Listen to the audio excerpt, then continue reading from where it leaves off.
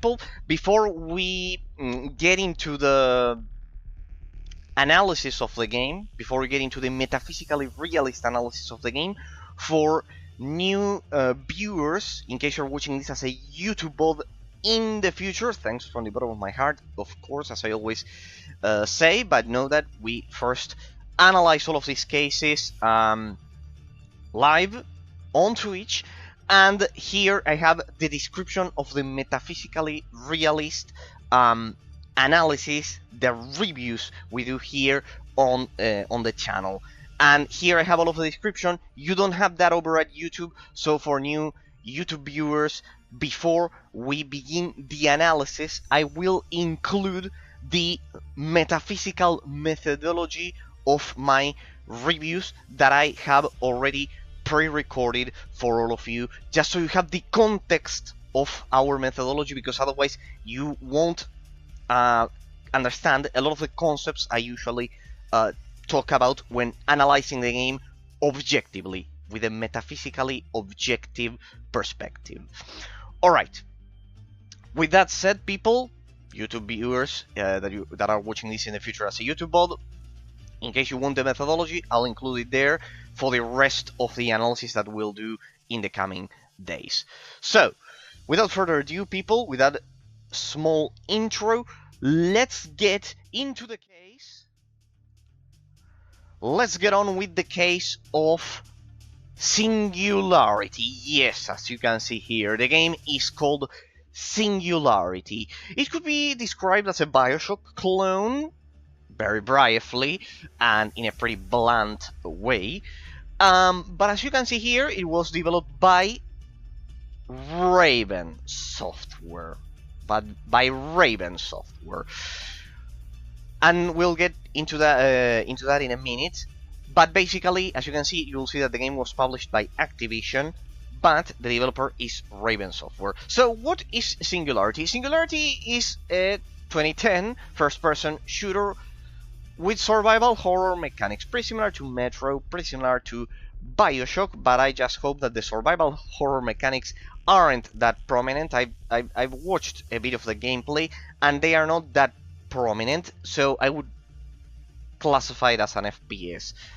To be precise, a Bioshock clone. I bet no one would describe Bioshock as or Dishonored as kind of like survival horror, right? So there may be a bit of ammunition scarcity, of ammo scarcity, but it's not something like Metro on the hardest difficulty. At least I presume it won't be. If it is, it will be quite tough, because I generally don't like survival horror games. But well, as you can see, it was developed for the PS3, for the Xbox 360, and for Windows. Generally, the bracket of years that I love analyzing, pretty much. It has a pretty good balance, that bracket of years, between gameplay and a classic style. But what we basically care about is that the plot involves something similar to Bioshock, getting being trapped in an isolated island, pretty much. I think it's a former Soviet Union territory or something like that, something along those lines. And pretty much you can see it like Atomic Heart, like pretty much a lot of FPS that follow that traditional isolated kind of like Soviet Union setting, in which pretty much everything goes to shit, and some weird scientific experiment is triggered, and pretty much that's where the science fiction element of it comes into play. Alright, so but what we are interested in is, for example, here some reviewers criticize the game for similarities to other games such as Bioshock. There you can see that there's the reference in Japan, blah blah blah blah, Famitsu, blah blah. Well, here you more or less have the scores, just so we have a brief summary as to why this is an underrated case. As you can see, a lot of the gaming magazines gave this game pretty solid reviews. Consider that back in the day, those 7s and those 8s were kind of like much more realistic than what we get nowadays in a lot of cases.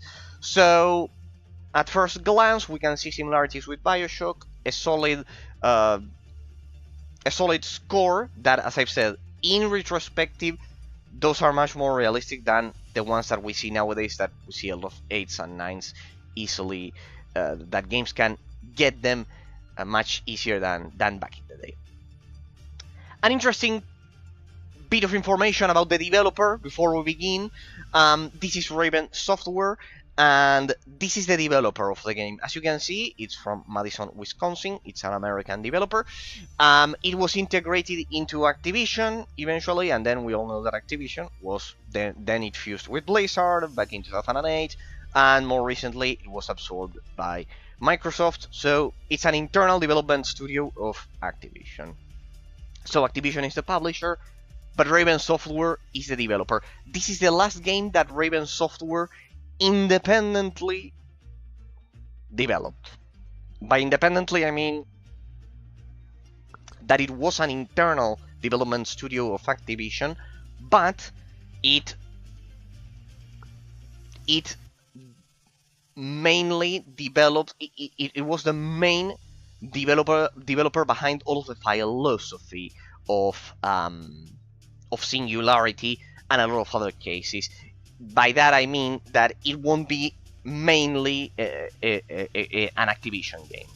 It won't be developed under the philosophy of Call of Duty directly, for example, like with Sledgehammer Games or Treyarch or Infinity Ward. It's not like them in the sense that while it contributed to, they still exist, it's still an internal development studio that contributes to the Call of Duty series, but here they had more creative independence. That's the key of the development philosophy that I wanted to highlight. They had more creative independence. So we'll see the purest expression of Raven Software's work. Which isn't the only case, as you have been probably reading by now. They developed the Star Wars Jedi Knight series, which is a hybrid FPS RPG according to which entry of the series you choose. For example, the one about Kyle Katarn, it's a bit more FPS. The second one, Jedi Outcast, and then Jedi Academy, since you get a lightsaber right from the beginning, it's more third-person action. But you can still play it as a shooter. So pretty much all of the Star Wars Dark Forces series and Jedi Knight series, pretty much. So they have a lot of experience, as you could see, 34 years developing games. They also developed this a bit more forgotten franchise called Soldier of Fortune, which follows a pretty similar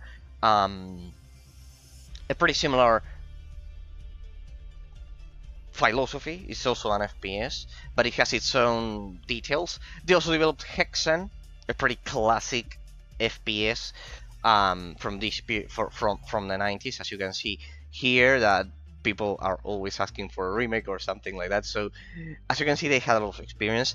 And then I don't know if Singularity, as you can see, it should be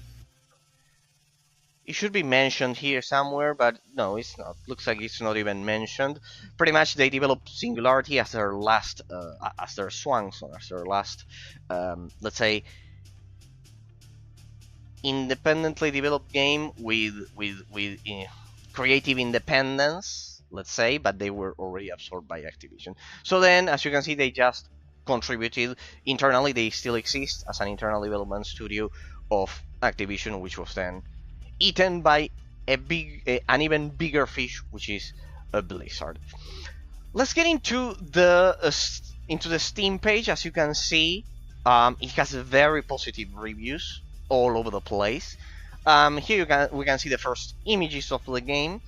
It has a time manipulation mechanic and horror elements. Also, the reason why I included the 18 plus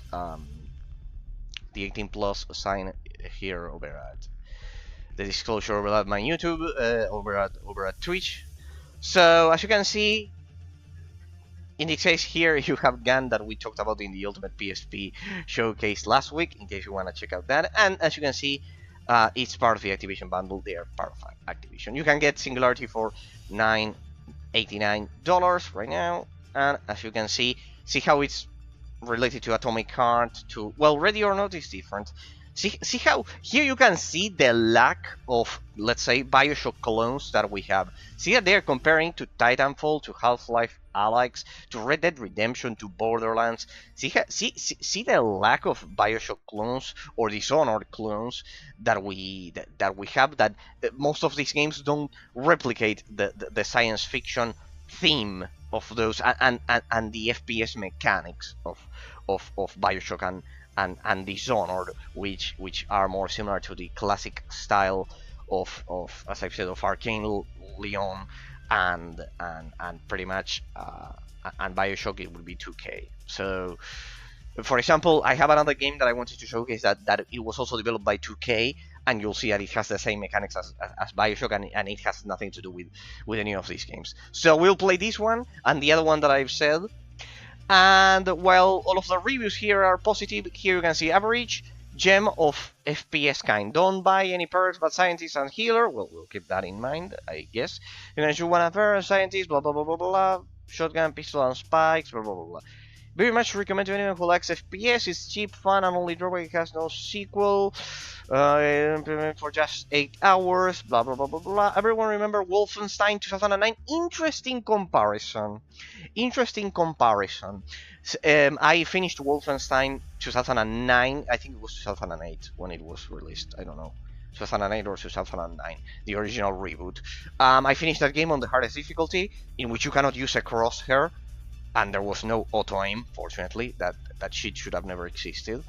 And as your opinions, people, mental perceptions dogs us. And pretty much, I love this game. But this game doesn't have ammo scarcity, huh? Wolfenstein 2008 doesn't have ammo scarcity on the hardest difficulty, which could be the only huge problem that this one could have, because as I've said, I deeply despise ammo scarcity in that sense, because it completely ruins the FPS mechanics. As you can see, I don't like the survival horror genre. But well, here this person compares it to Titanfall 2, hence the reason why probably the algorithm of Steam, Steam's algorithm probably suggests Titanfall 2 in its recommendations. Another great game from Raven Software, that's all you need to know.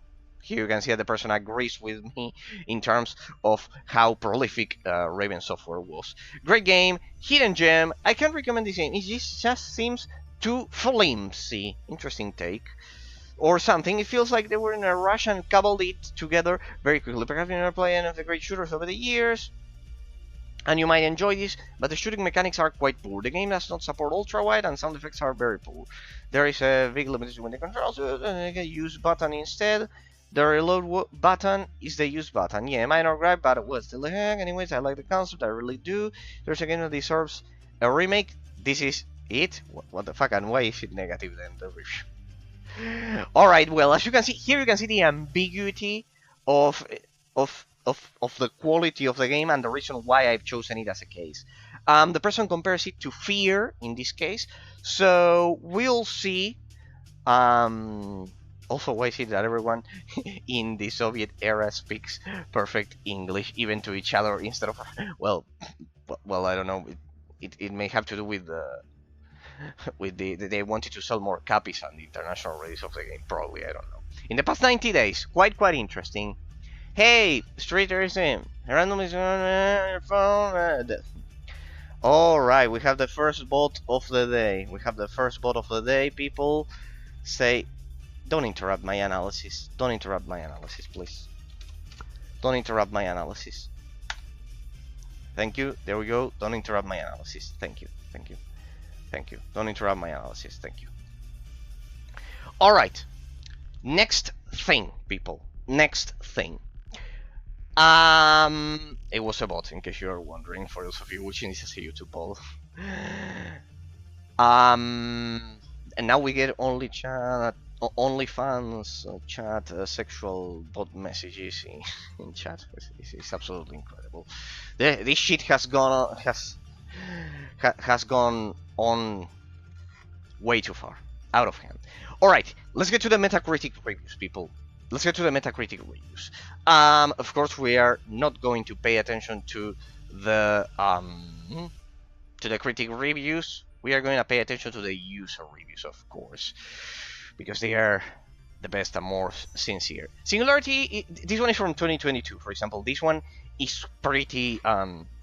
This one is quite recent. The game is from 2010. 2010? Yeah, pretty much. Singularity is an Xbox 360 PS3 generation game. No such games are no longer made. Now such games are no longer made. It can be called a AAA game, but it is a good 2 to 3 night shooter with a typical plot and Russian flavor. From the caricaturism of Russian culture, you can catch cringe. Yes, at the beginning, Singularity can deceive. Well, I don't know what he's saying. Whatever. You play my machine gun. You can in the beginning. You can science fiction. So science fiction and a little horror. We'll see. But as soon as the player is given a machine gun and 20 dumb bots, which simply run at the player, it becomes clear that the Raven had taken the bar lower for themselves. It's just a bullfighting shooter. Alright, here I bet this element indicates that it's not survival horror. As you can see, it's important to do this, people, because here we can have a general idea of what we can do for the metaphysical review of the capability of the gameplay mechanics, in terms of the capability of the gameplay mechanics. Singularity takes a lot of Call of Duty. It is true that the mechanics and the physics will feel like Call of Duty because it's the same engine. It's felt both in gameplay and design. It's just that there's a cheap science fiction entourage, and if you accept Singularity as it is, and pay attention to the chamber of what is happening, you can really enjoy this. Well, we won't get into those things. Of course, always that kind of discrimination is always wrong. Regardless of what leaders may do, the population is not responsible for what their leaders decide. If I know it in Argentina, if I know about that in Argentina, you should always separate people, the leader from the population. You should always separate that. It's true. It's true. I definitely know about that. Here where I live. Precisely, ARG, this person is probably from Argentina. It's in Spanish. It's in Spanish. He's basically saying that you have to read a lot of papers, that the story is interesting, and whatever. Let's see this one. A very underrated game that does borrow from the best in class, including Half-Life, Bioshock, and even Resident Evil and Prey. Quite interesting. Out of all of these games, I love... I like Half-Life 1 more than 2, which is pretty much the reason why I think I like this game, because notice that the person said Half-Life, not Half-Life 2. Bioshock, of course, and Resident Evil, it's survival horror, ammo scarcity. I generally cannot get into that. Dishonored was kind of like the limit of what I could do, and I enjoyed it, but it had a stealth element, which was different. Prey, I love it. Prey, I love it because it's more like Dishonored, since it was developed also by Arcane Leon. But that's so with some additions of its own, mainly time manipulation. This will be the interesting mechanic of it. The result is a really solid shooter. See that the person awarded it a 9 in 2016, so it's also a modern review. With a unique story, well done for 2010, sound excellent, blah, blah, blah. Voice well acted, and we know that the voice acting will be mostly perfect English, American English actors, so pretty much it won't have a kind of like realistic Soviet accents in that sense, but well, I bet they couldn't. Oh, what is this? A 0. Interesting. Razor, you're not going to read that crazy thing. No, we'll do it quickly. After hunting him for enjoying the video, I want to see the metaphysical reason why this person thought about qualifying it with a 0.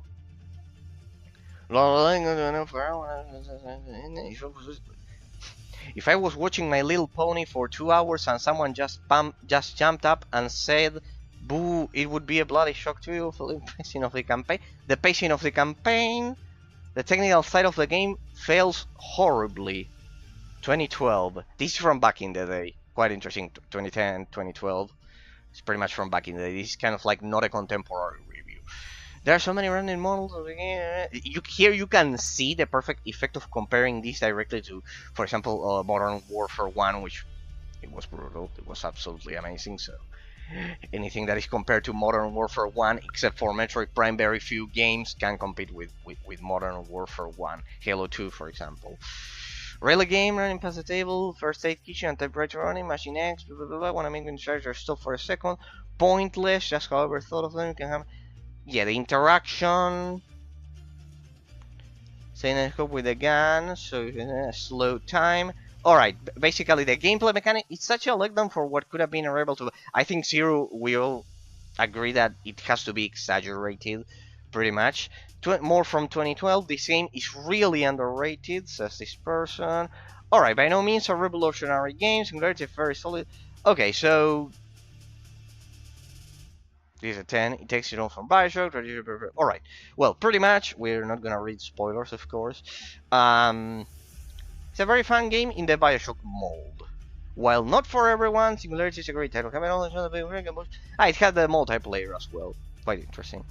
If you're a multiplayer, you will not be disappointed. Alright, so the qualifications vary from a 7, let's not, I don't know if you want to take into account the 0, from a 7 to a 10, pretty much, with some people saying it's absolutely underrated and others saying that it's basically a run-of-the-mill FPS that you could have back in the day. But consider, it's interesting always the contemporary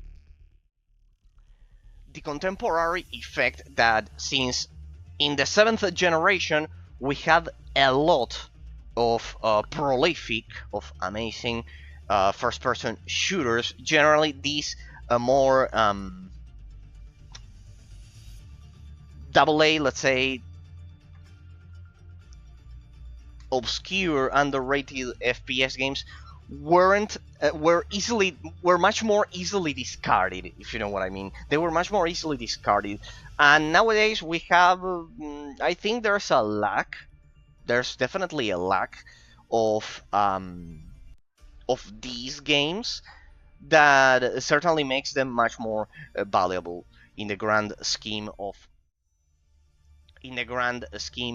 things. Because if you think about it, besides Shadow Warrior and some few others, we don't have a lot of FPS games with those mechanics. For example, We Happy Few was one some years ago, but it certainly doesn't have the quality of this one. I am pretty sure of it.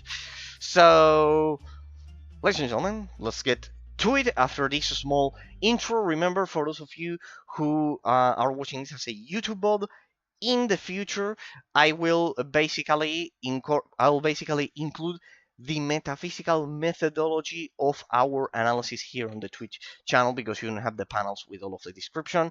So first, take a look at the analysis methodology in case you want to understand all of the concepts that I will analyze about the game, from the gameplay mechanics and level design and etc. So take a look at them. So let's begin with the definition of our method of analysis, because we have a long analysis ahead of us. Let us begin.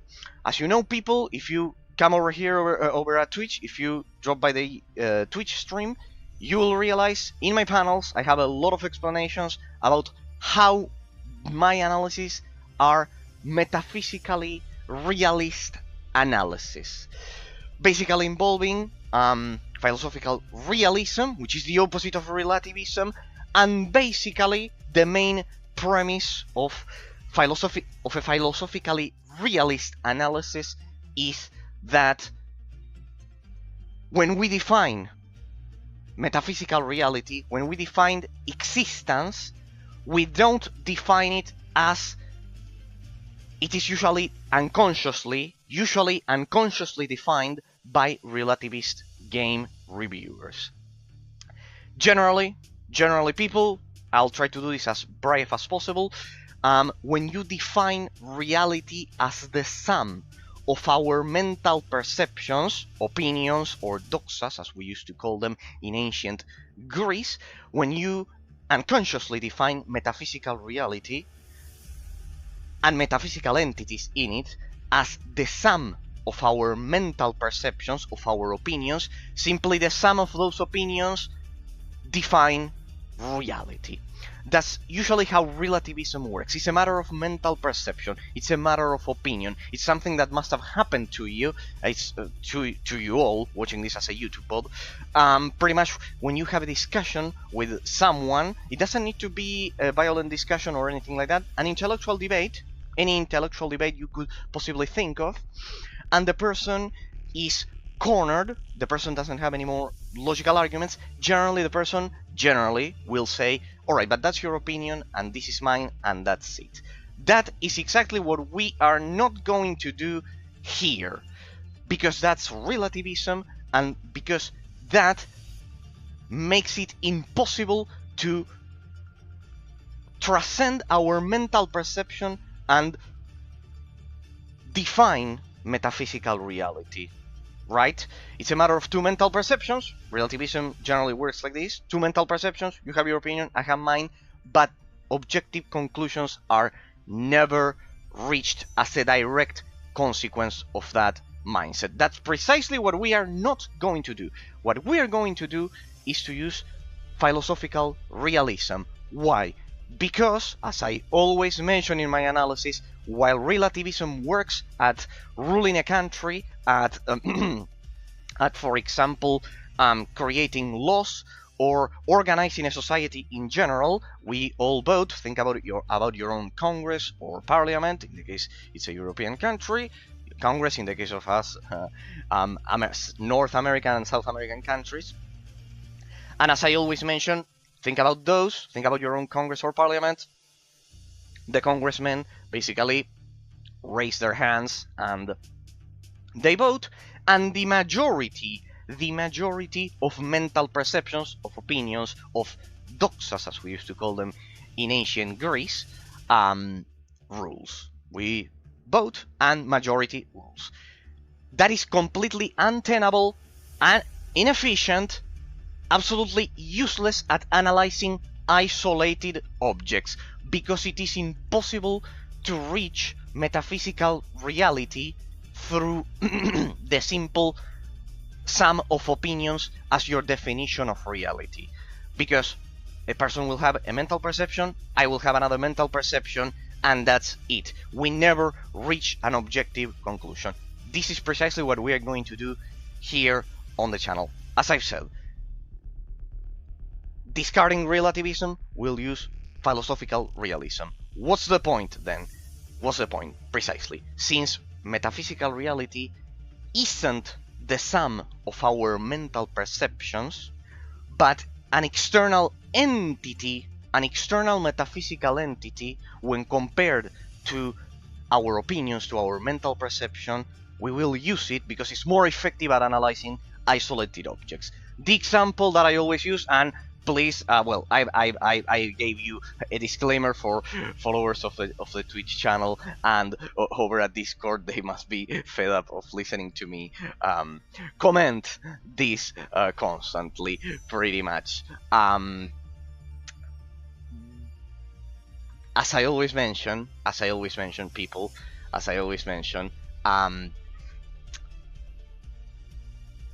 when we do this comparison between two mental perceptions, there will always be one out of two opinions. There will always be one that is closer in its description, in its accuracy of its description of metaphysical reality. The description of metaphysical reality will be more accurate out of two mental perceptions, out of two opinions. Of course, we cannot rule a society or organize it with that, but when it comes to analyzing isolated objects, it's more effective, as I constantly say on stream. Right, people. So I have already given you the theory, the methodology of the theory, the theory of the methodology, that we are going to employ when analyzing games. But I'll give you also a down-to-earth example that I always do on stream. That's why I say Discord members and followers of the channel, old followers of the channel, they already know about this. But for those of you watching this as a YouTube pod, Pretty much, so I leave it attached to the analysis. Let's get to a down-to-earth example. People, this is a gaming mouse, right? It's a gaming mouse. But what if I asked you, what if I pose the question, why is it a gaming mouse? Is it a gaming mouse? Why is it that your mind defines it as a gaming mouse? Why? Why is it a gaming mouse?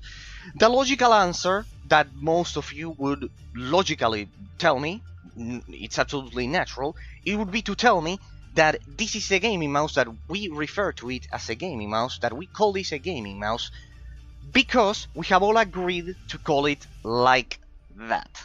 Because we have all agreed to call it like that. There you can see the perfect fallacy and inefficiency of relativism at analyzing isolated objects, right? Because if I say that it is correct to call it a gaming mouse, because we have all agreed collectively, the sum of our mental perceptions have agreed to call it like that, and its metaphysical entity has to be referred to as a gaming mouse because we decided collectively to call it like that, there isn't any logical background behind it. It's just the sum of our mental perceptions. Let's get to the realist analysis. This, and you will see the perfect difference if you're watching this as a YouTuber, but you'll appreciate it. This is a gaming mouse, because it's the methodology of our analysis. This is a gaming mouse, not because of our sum of mental perceptions. It is a gaming mouse because it's a specific combination of molecules and particles that is so specific, so precisely specific, that could never be, for example, a chair. So, out of two mental perceptions, calling this a chair or calling this a gaming mouse, out of two mental perceptions, there will always be one that is closer in its description to metaphysical reality. Even by 0.0000001%, even by 1%, even by a slight detail, it is objectively more accurate to call this a gaming mouse and not a chair. Why? Because it's a specific combination of molecules and particles that simply is completely different when compared to a chair. The description of calling this a gaming mouse is objective. The existence of this metaphysical entity, it's external when compared to my mental perception. It doesn't matter if my mind decides to call this a chair. It is still a gaming mouse. Even if we all agree to call it a chair, and humanity has been brainwashed to call this a chair for whatever reason, it will still be metaphysically a gaming mouse. Because its metaphysical entity and essence, they are both external when compared to my mind. We can use even a closer example, and I'll prove it to you. Between calling this, we'll use an even more subtle example that I always use. Between calling this a gaming mouse and calling this an electronic device, they are pretty close. It is still more objectively accurate. My mental perception is closer in its description to metaphysical reality, to describing metaphysical reality, if I call this a gaming mouse instead of an electronic device. Why? Even by 1%, even if it is also an electronic device, calling this a gaming mouse also incorporates the idea of shape. This object, this metaphysical entity, it's a specific combination of molecules and particles which has the shape of an animal with which the human race has been in contact with for millions and millions of years, and subconsciously our brain associates the abstract concept of gaming mouse with the shape of an animal that we have been in contact with for millions of years. It has the very same shape, this metaphysical entity. So it is more objectively accurate to describe this as a gaming mouse when compared to describing this as an electronic device. See, even by 1%, even by 0.001%, out of two mental perceptions, calling this an electronic device or calling this a gaming mouse, out of those two mental perceptions, it is much more accurate to describe this as a gaming mouse.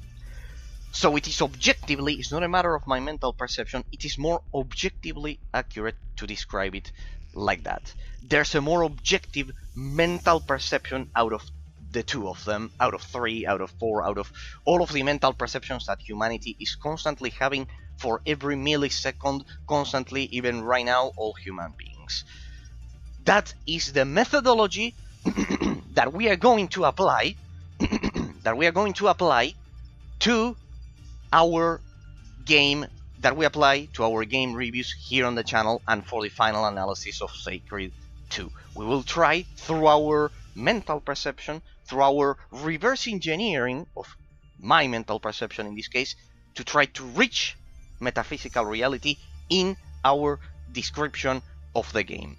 Direct consequence that philosophical realism has in games is that and it must have happened to you people, is that most game reviewers, most professional gaming press will tell you that the fact that you like or dislike a game, it's a matter of mere subjective mental perception. The second you do that, the second I tell you that a game is good or bad, according to your own opinion, according to your own mental perception, and this is the very reason why relativism is ineffective at analyzing isolated objects like movies, books, video games, or a very gaming mouse, or a simple gaming mouse.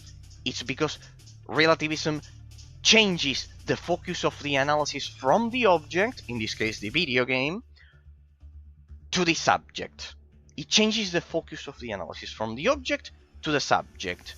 In the case of the chair and the gaming mouse, you can call this a chair or a gaming mouse according to your mental perception, without any logical reasons. So, pretty much, in the case of video games, the game will be good or bad depending on my own opinion, on my own mental perception of metaphysical reality. There's no dissociation between metaphysical reality and my mental perception, and the sum of our opinions defines metaphysical reality. And as I've said, that's completely untenable and useless at analyzing isolated objects. It works for organizing a society, it doesn't work for analyzing isolated objects. Or, in this case, it doesn't matter if the object it's material, it's composed of matter, or if it's composed of bits in a screen and it's more abstract. Doesn't matter, it's the same concept.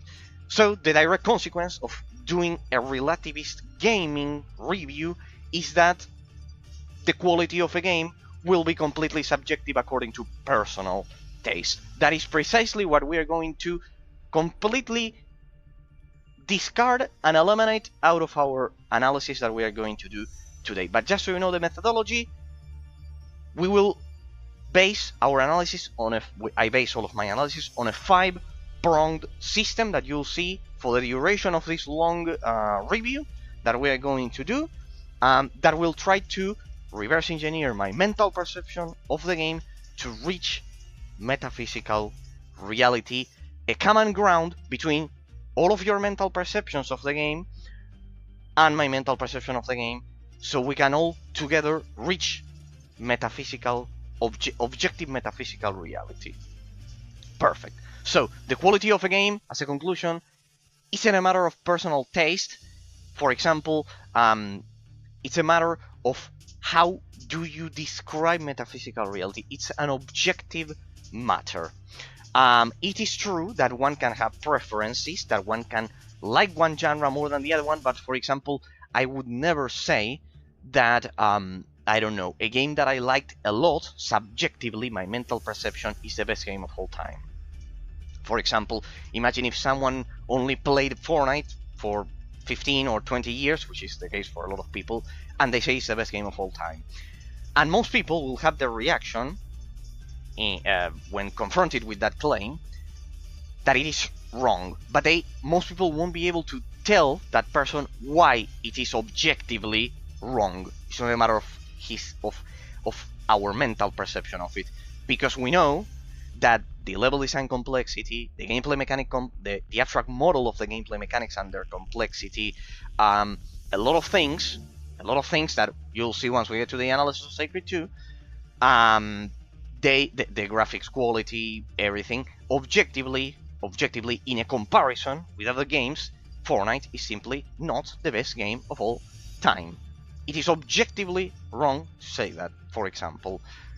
Even if it's your favorite game, that's perfectly acceptable. It's your mental perception.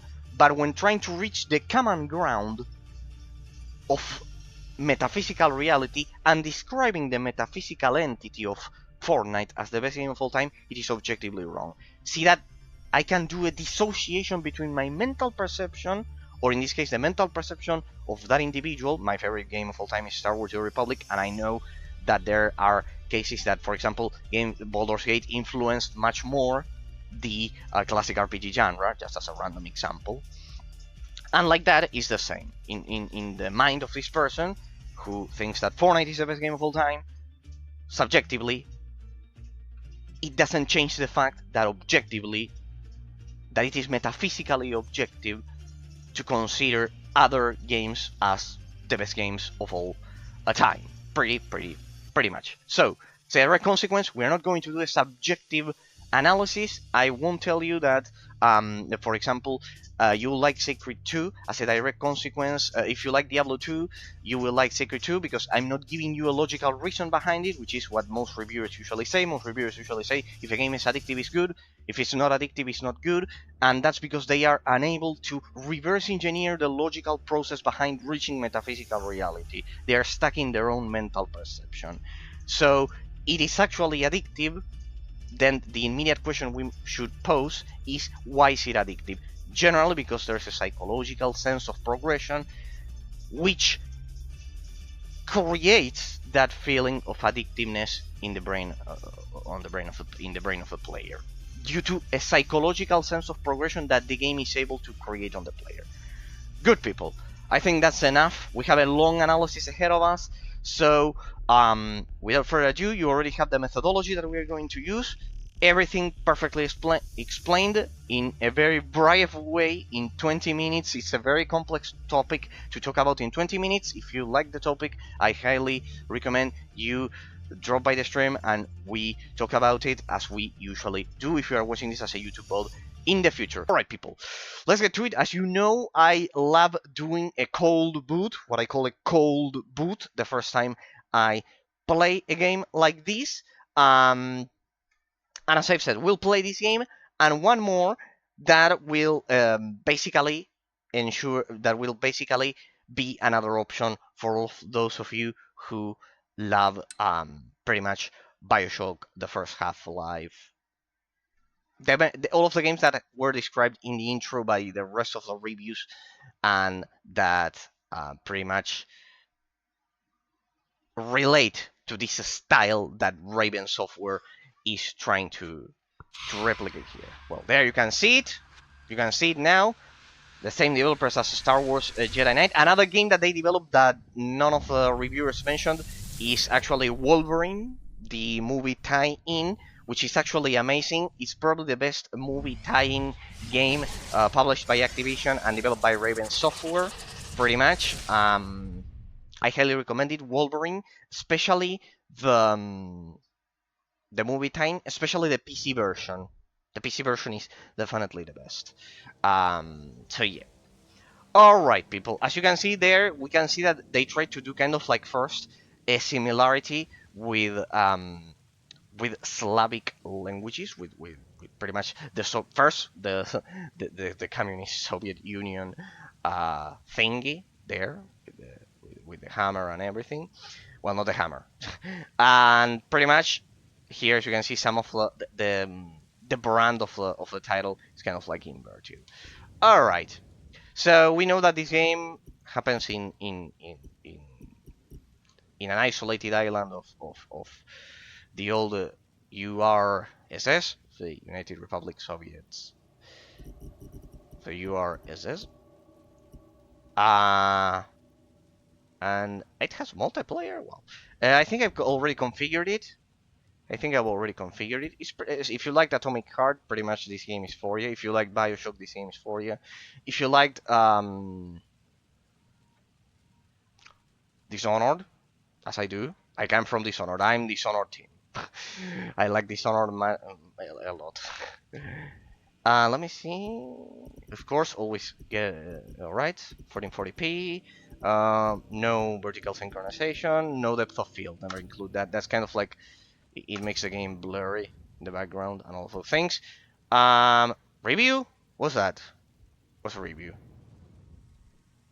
Ah, it has a statistics. Right. No, it's okay.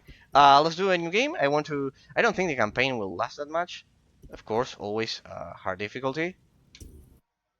Let's just hope that hard difficulty is not tied to the ammo scarcity. The Soviet Union continues to expand in both military might and political influence. Soviet Russia holds a commanding position in the future destiny of the world. But it was the United States that held the secret to atomic power. Mr. Truman declares we must have atomic control. The flags of freedom fly all over the world. This superiority would be short-lived, however, as Stalin was already at work on a plan of his own. While searching for uranium on a tiny island off the southeast coast of the Soviet Union, Russian engineers discovered E-99, a powerful and unprecedented source of energy. Seeing an opportunity for further world domination, Stalin authorizes unlimited development funds to explore the capacities of the substance. Project Director Viktor Borisov establishes an island research station, Katorga 12. For his groundbreaking research, he receives the Order of Lenin. When Nikita Khrushchev succeeds Stalin, he accelerates the program, pressuring Borisov to begin field experiments. However, not only is E-99 capable of delivering unimagined power, it is also incredibly volatile. Yet Borisov is pressured to begin tests. The disaster has no known survivors. Moscow buries the installation, effectively wiping it from the map. 2010. A U.S. spy satellite flying over the area is blinded by a radiation surge. Fearing another Chernobyl, and suspicious of Moscow's secrecy, a reconnaissance mission over Katorga 12 is ordered by the Pentagon.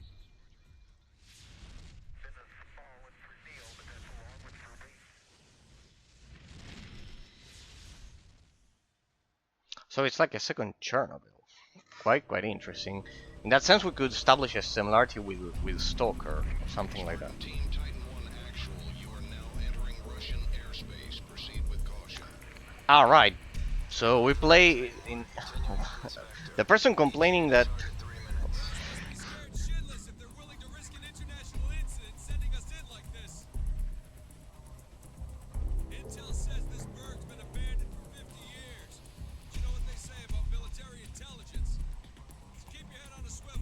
Spartan team, maintain present speed and heading. Copy that, Titan 1. the person complaining about the accent being kind of like typical American. Well, the troopers seem to be American, like in Call of Duty. Maybe the rest of the characters.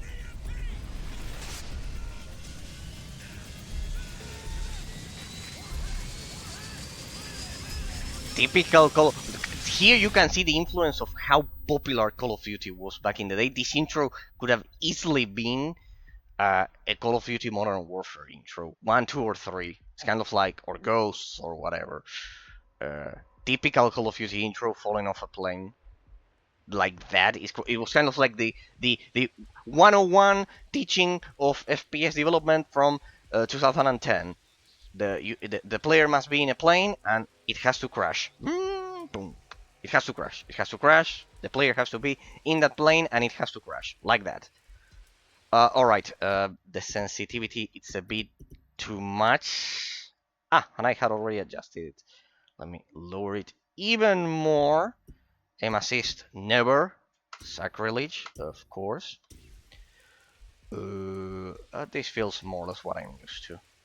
Roughly 400 DPI, something like that. Alright, there you can see the Soviet Union symbol from the intro. Pretty good fire effects from 2010, for 2010, sorry, 2010. And as we can see, it's also very similar to Bioshock, the intro. Pretty similar to Bioshock. The interface is similar to Bioshock, pretty much. Just by the way, people, Please don't be scared. This is just like Metro. There will be creatures that will have jump scares. It has already happened to me. So please, viewer discretion is advised in case you're watching this as a YouTube bot. Then I don't want people saying, "Well, I got a heart attack. I got a heart attack because of you." No, don't make me feel bad like that. Um, because you didn't warn me. I'm warning it now. Viewer discretion is advised. The death of Dr. Demichev in the fire had far worse. Besides, it's in first person, so I know that for some people it's terrible.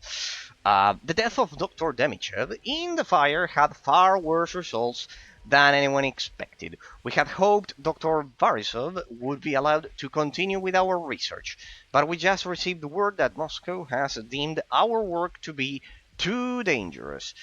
Our any further study into E99 is being, remember the pretty much the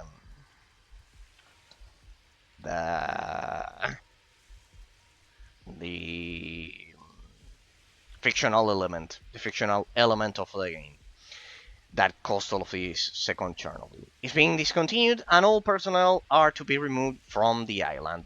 Katorga 12, the installation, fictional installation, will be completely shut down. All of our work will be lost. Enter OK. Can I press anything else? No.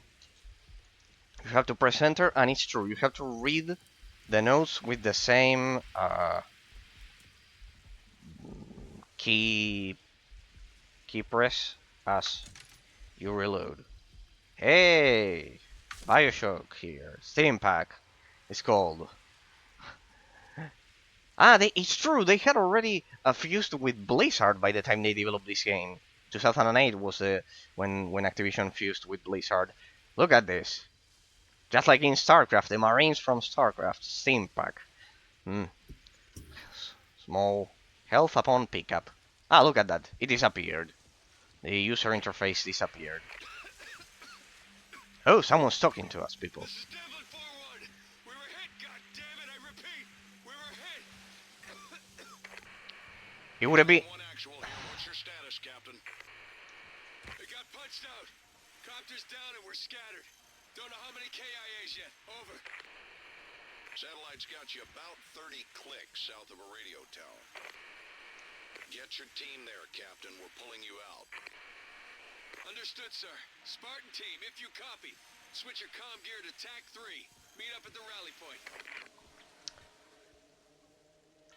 Rendezvous with Devlin. Alright. Interesting how they could display the letters, so we could at least read them. One thing that I wanted to highlight, people, the textures of the rope here, is true, they are pretty low quality for 2010. There were much better textures. The water quality is amazing. It's amazing. It's absolutely amazing. On the contrary, and please look at the sky. Pay attention to the 2D textures in the background. There, it was a typical trick from the 7th generation to combine 2D backgrounds with 3D models in the foreground. Kind of like if you pay attention, the sky, the moon, and everything, the sky is pretty well done because it's also animated, as you can see. A lot of games go for static 2D backgrounds. In this case, you can see there that the smoke is animated, or the clouds, sorry, or a combination of cloud and smokes. Pretty good, the flying leaves in that sense, except for the textures which generally suffer from, that's, you know what, that's inherited from the Call of Duty Modern Warfare engine, huh? Because they are kind of like the exact same textures. Katorga 12, I cannot read the Russian text, but I can read development, community of science, industry, and technological studies. Good, at least they put some good textures there. And I bet you were wondering why it would come over here. Health pack. So what's the difference between the health pack and the steam pack? Press H to use health packs you find in the world. There you can upgrade the number of health packs as you can carry, as well as how much health you receive from them. Alright. Let's remember what the user over at Steam said. Science and health, I guess. Well, then we'll see. I want to have an original experience. There are tracks of a vehicle here. I'm playing it on Ultra, in case you're wondering. I have everything on the highest settings. It doesn't have a lot of settings. And look at this. Oh, poor fella. He didn't have a good experience here. Health pack 2. Well, as you can see, the scarcity is not like in it's not like in Metro, it's not like in at least for now. Maybe then I have to eat my words. But for now it's a pretty standard Bioshock. All right. Here comes communism. I guess. Joseph Stalin here. Leader of the I think I can read it. Leader of the Red Army, commander of the Soviet industrial strength, blah blah blah blah. Georgian folk of the a Georgian folk hero, I think it says. The rest is in Russian. I love how they had to write all of the texts twice. All right, typewriter. What's this? Like in Resident Evil. Look at the textures. Those are some shitty textures, even for 2010. This is the Call of Duty engine. 100%. Microphone.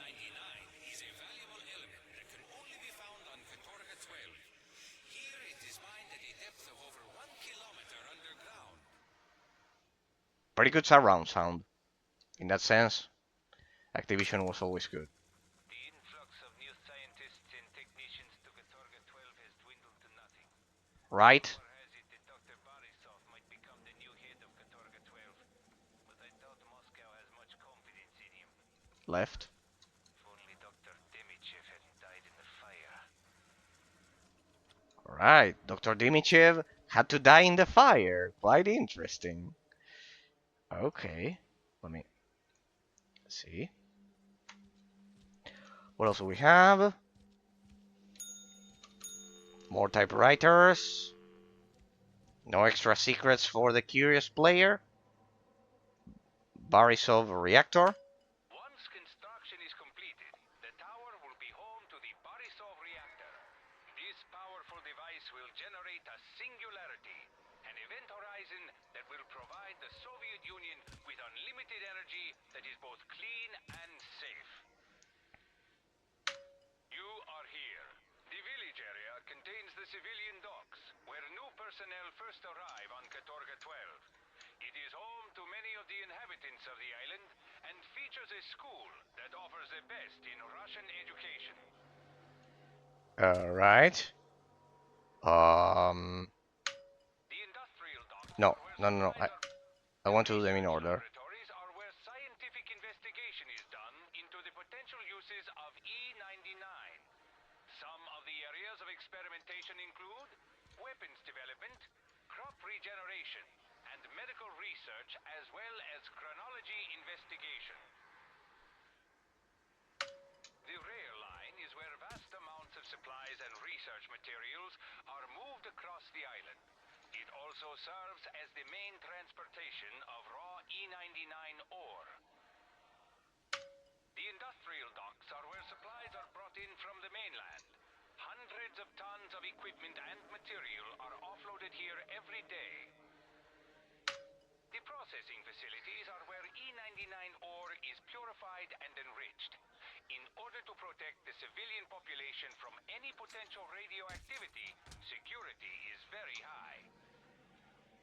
Alright, that was pretty well done in terms of the lore, but the textures are horrible, people.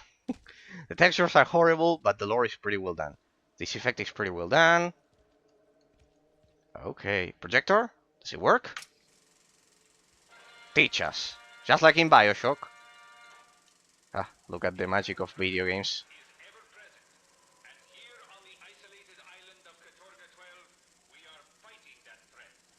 The glorious work we are doing. So a lot of Soviet propaganda, for example. Life safe from those who And seek to do us harm. Soviet scientists have discovered the there it is, people. hopes and Like the dreams drag in Bioshock. element E99. E99 is a rare element only found on Katorga 12. There are many different ways Hmm? to help the efforts of Mother Russia here on Katorga 12. Your families will live well on the island.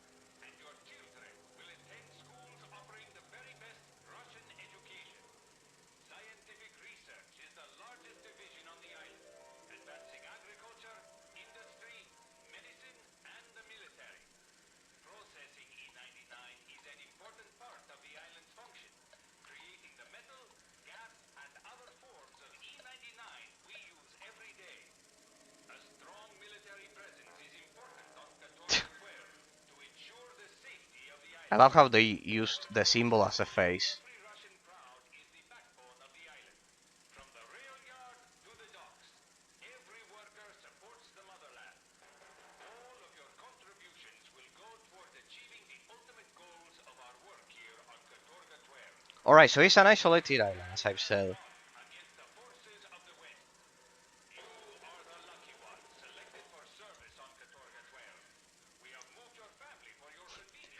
Lucky ones. Together for Mother Russia. Lucky ones to be trapped in an island with crazy scientists. Oh. As people arrive from the boat, they are doing experiments. They no doubt have a great many questions, but you must explain that there is no time to waste. Move quickly and without hesitation. Through the list of prepared questions, once you have filled out the form fully, move the newcomer on to the next station. There are always a great many people to process, and the faster you work, the faster everyone will finish their job. Alrighty. What about this? By some miracle, you're alive and hearing this. Rally at the base of the radio tower we passed over before we got bounced. SNR's running carpool from there. Double time it. Move! Here you cannot interact anymore with this. So here we move. There's only one way to go. It does have a creepy ambience, huh?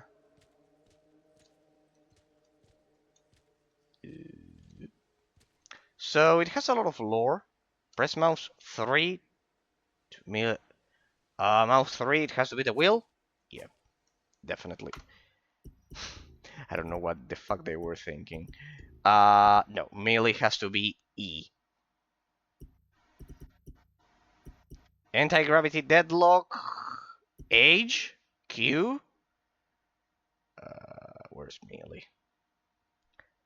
Fire, mouse 3, where's mouse 3? Impulse, mouse 3. They do have a problem with the controls, that's for sure. Press any key. This, right, this Q and H will be.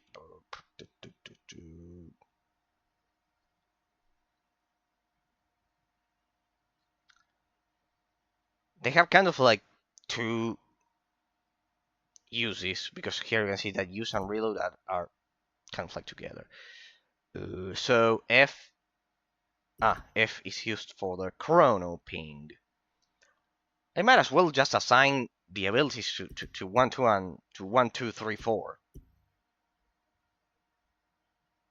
They are 4, right? Age, impulse, anti-gravity, use health pack. H, no, H for the health pack, no. Health pack has to be quick and easy to use here. Q. Impulse and melee with E, and health pack with Q. R, it's use and reload. Then the other ones, the crazy powers. Well, I have mid mouse button for the other one that I destroyed. Grenades. Do we have grenades in here? I usually use the mouse wheel for grenades. It's a Call of Duty clone. It has to have grenades. No, no grenades. Well, we'll see. Then anti-gravity deadlock will be mouse 3. And for this one, so we have Q, F, and well, G. H, and G for H. Let's get. There we go. Thank you. Sorry for taking some time. There we go. Now I feel at home. And the health packs with Q. I'm at full health, so that's not a problem. And yeah, only one way to go. I might have to adjust sensitivity one more time. Huh?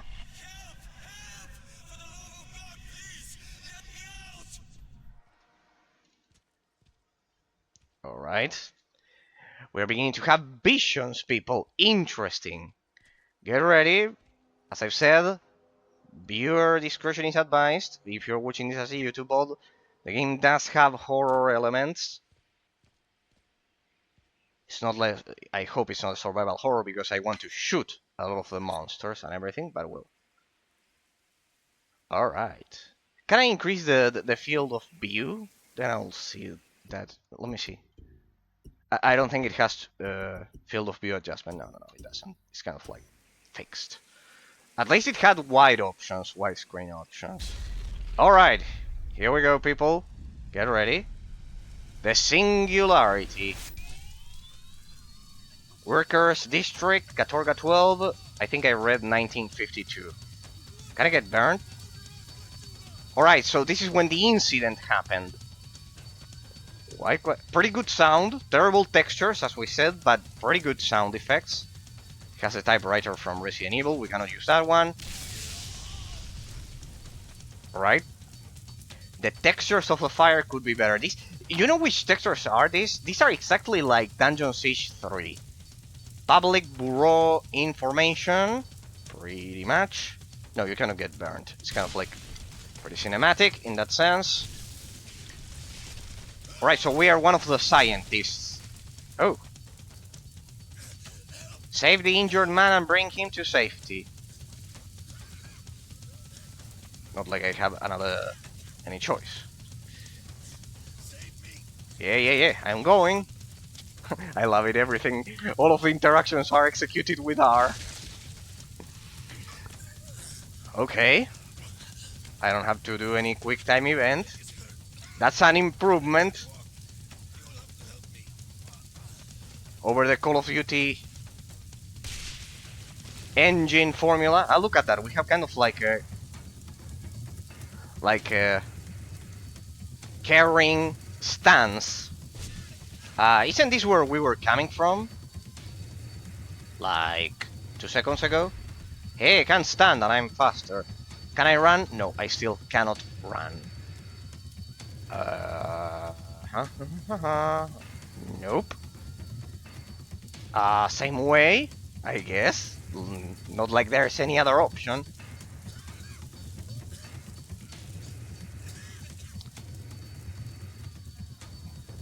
Well, we can see that it's a bit more action-oriented than the Bioshock formula, at least at the beginning.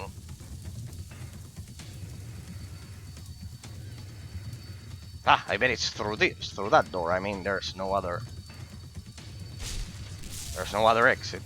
Yeah, there we go. Oh. I'm already carrying one guy. I cannot carry two. Sorry. It's kind of like impossible. I don't know if someone can do that. That would be interesting to see. A Guinness World Record in which someone carries kind of like 3-4 people. I bet there must be. Proceed to stand. Alright, the textures of the fire are pretty bad. It's part of the inherited Call of Duty Modern Warfare engine. Alright. Good. Left. Not an option. Right. They had the time manipulation device already, huh? Okay. Pretty good particle effects for 2010. That's true. Hey, this is where we were in real time. Yeah, the same place, the Stalin Lake. Stalin Black. Yeah, we were here in...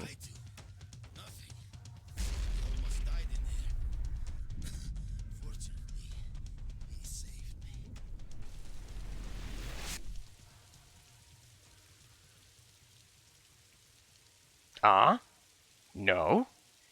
Wasn't it fucking Stalin here? Nikola Demichev. Oh, this is the scientist that created the Singularity. 6 stars. Hey, we're at the same place. No, we're not at the same place, huh? The sky was blue. Careful, people. The sky was blue in, let's say, we'll call it real timeline or normal timeline from now on. Demichev reactor? No, these are the same. Weren't they different? Hey, I think they changed them. Completed in 1955, the tower serves as home to the Demichev reactor. This powerful device I generates think it's a different. electricity. No, this is the same story. No, no, no, no, no. It's the same. With It's the unlimited same. It's the same. Let's see. both clean and safe. So we last time we went through here. Here. All right. This was inaccessible previously. In a... Oh, whoa, whoa, whoa, whoa. Here we go, people. E99 technology. Remember, this is the element. It's like the dragging Bioshock. Pretty much, is a time manipulation. Many experiments on Katorga 12 use the power of E99, and this leftover technology can be used to create upgrades. You can purchase upgrades once you've found someone that understands the... No, that understands E99 technology. The article there, I don't think it's needed, but well. The secrets of E99 technology could have been an alternative phrase. Yes, people, that's what I usually correct all day. Those kinds of things. The articles and those things. Punctuation and grammar. All right, get ready, people. I think the first jump scare is around the corner. I don't know how much time I have, so I'll make this quick. All right, so we are ready. Singularity exploded about 2 hours ago, killing 2 hours ago. people. But spreading radiation is also having effects. Radiation. It's mutating humans into violent monsters, and they feed on human flesh. I have to get out of here before they find me. Cannibalism. So the E99 technology spread radiation, which Titan 1 actual. Copy. For fuck's sake, someone copy back! it spread radiation, Tell me things look a little south of normal, because I'm officially freaking out! which instead of Section 8 here. I know it, damn it. killing people, it turned them into... Okay, eyes forward. Keep to the original directive. Continue to the radio tower. So it's the E99 technology. This is 2 hours after the explosion. It's 2 hours after the explosion went off. I don't know why I'm collecting this, but it has to serve a purpose. So we were transported. Pay attention to that. The orange sky. Um. So we are right now, in terms of a timeline, in an altered timeline after the singularity affected us, in which the rain is pretty terrible, huh? The rain effect is pretty terrible. Even from 2010, I've seen better. Kind of like, well, no, yeah, in Bioshock there was an element of being an underwater city, after all. But hey, that one is pretty good. For example, there you're gonna see the water kind of like down there. But for example, in Hellgate London, the rain was a bit better. Or when you use the Direct X 11 engine, I remember. Right. So 2 hours after the explosion, 2 hours after the explosion of the energy, I was going to say, of E99, 2 hours after the explosion, this kind of like an alternative timeline. So the E99 technology, instead of spreading radiation that killed people like real life Chernobyl, it caused a mutation. It caused a mutation in which turned the human race, the humans here, into cannibalistic ghouls, I guess, like in Warcraft 3. I don't know why we're getting so many health packs, but no weapons. Oh well. And more of this shit. Oh!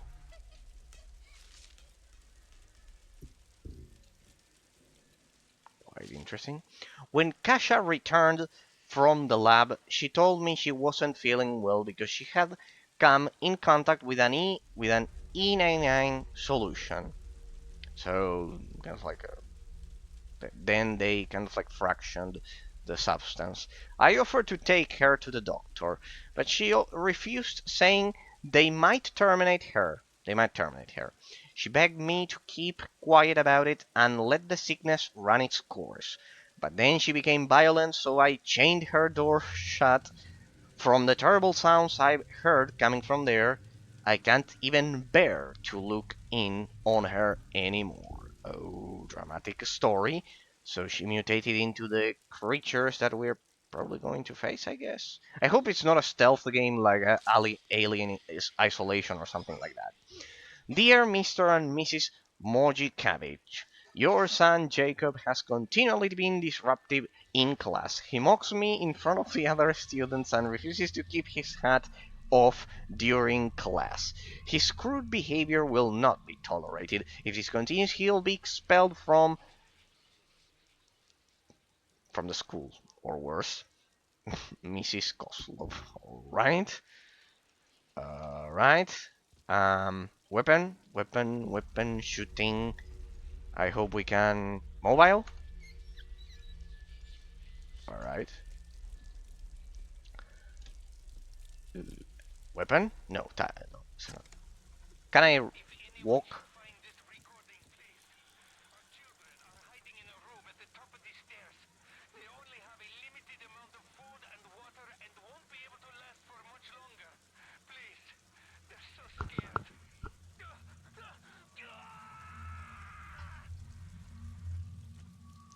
Alright. Exit. Physics? No.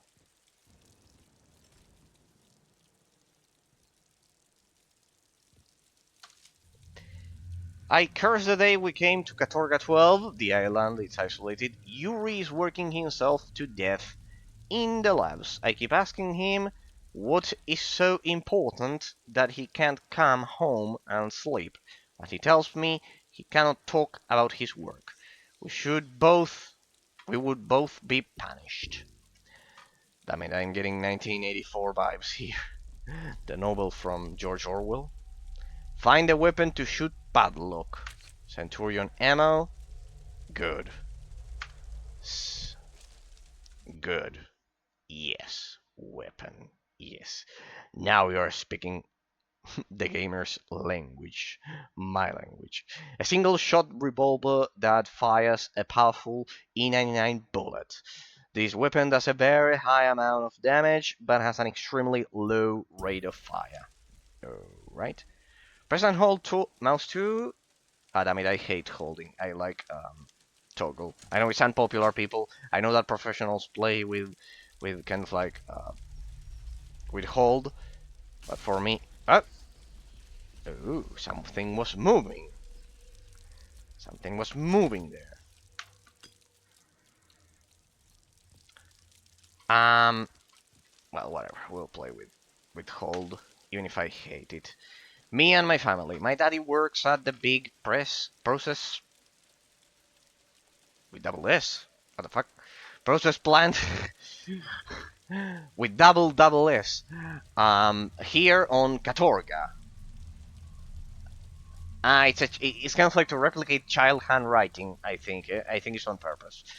He came home yesterday. Yeah, it's on purpose. Yesterday, and said his back hurt. When he woke up, he had something on his back. Mommy screamed by Max. Well, I think that was pretty well done because they replicated kind of like the normal grammar errors that a child could potentially make. See, that's a pretty good quota of realism. Alright, now we have a weapon. Right, did I read this one? Yeah, we read that one. So if you don't go up there, you don't get a weapon. You can kind of like begin without a weapon altogether. That would be a quite crazy level design choice. No, looks like it was that way. No. 24 ammo, so we had 25. Good. No physics applied to the ball there. So no physics applied at all. In that sense, we could see that Hang on a second. Alright. Pretty good. Good smoke effect, just like in Bioshock and Borderlands, and Dishonored, pretty much. I have to get through here. Ah, you have to shoot the lock. Okay, okay. Good. Press R to reload. There we go. Oh. Yeah, this game is a weird combination.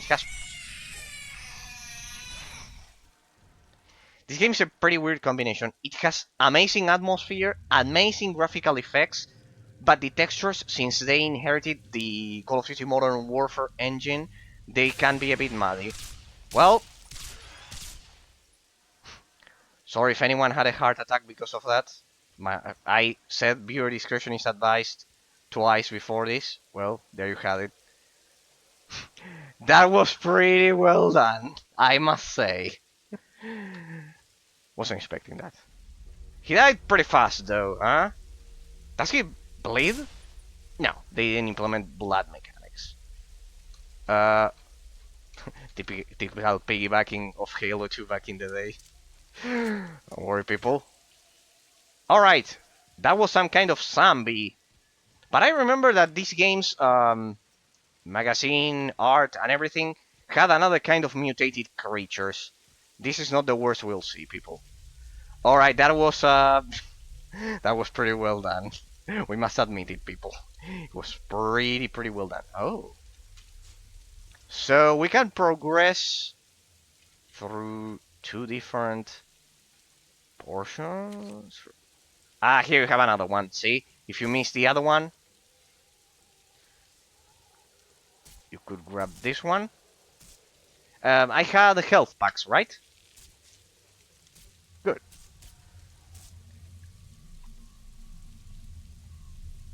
I hope we have a checkpoint, huh? Ah, yeah, it saved previously. So we know what to do. It saved previously. Come to me. Pretty well done. Oh.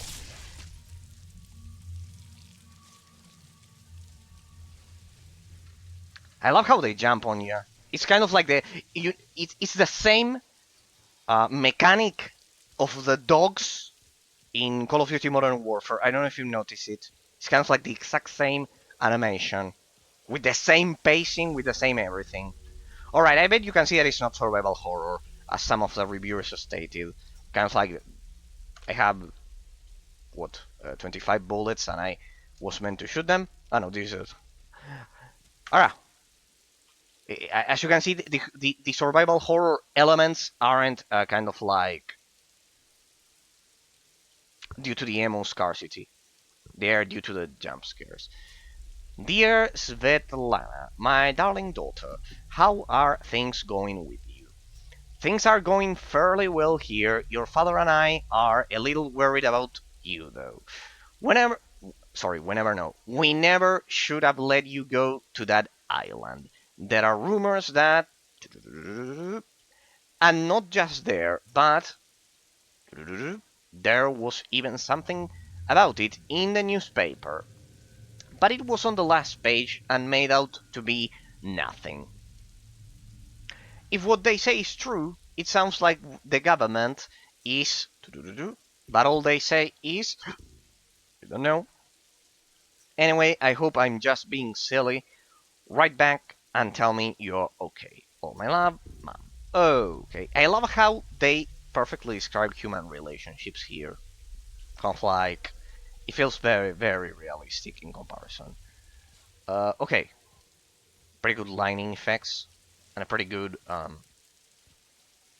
Yeah, the textures are the only bad part of it. I love how the creatures, since of course they are not from Call of Duty, you can see that they have better textures than the rest of the ambience. It's absolutely amazing. Pretty amazing airy music, by the way.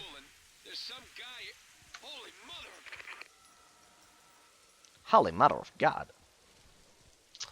I love how the jump mechanic of the zombies, creatures, whatever, as I said, it's just like the dogs in Call of Duty Modern Warfare 1, if you played it. Kind of like the assault dogs. The assault dogs are kind of like with the same mechanics as I've said. Anything else? No ammo scarcity, so it leans. Thank you. It leans heavily towards FPS for now. And as I said, the Bioshock, the theory of it being just like Bioshock seems pretty accurate. Can I lower the sensitivity even more, please? A bit like that, so we don't have those. So we don't have those brutal camera. It's already way too fast. Ah, by the way, I forgot to say the game has 120 FPS limit and unlocked resolutions, so you're good to go straight up. So far, we'll see if it crashes, but so far no technical problems at all. Another dead zombie. I wonder if there's an element of stealth to it. I love it. You cannot destroy the logs with that. Thank you. Health pack. Oh, good. Let's use one then. Pretty straightforward. Pretty good animation. In Bioshock, you have to kind of like inject the thingy, the syringe. I love it. Only one model for the four of them. I wonder if it registers. If it register. If it registers kind of like headshots. Doesn't seem to.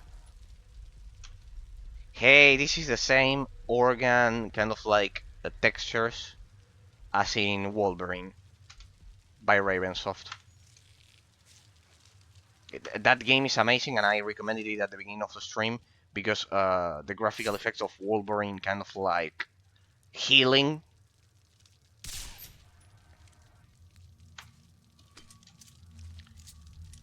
It's the same as those. There you can see it. Well, they're just wasting a bullet, I guess. But well.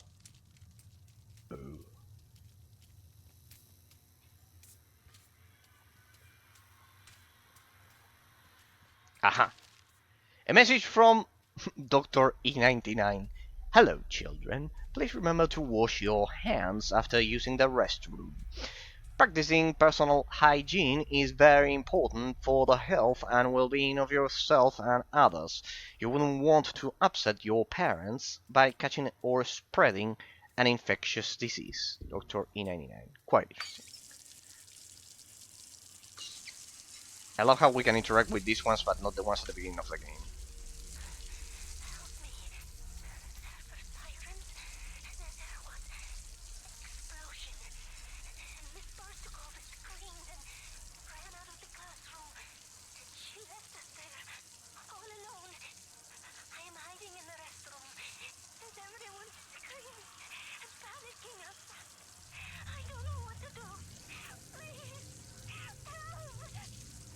Right, we got the message.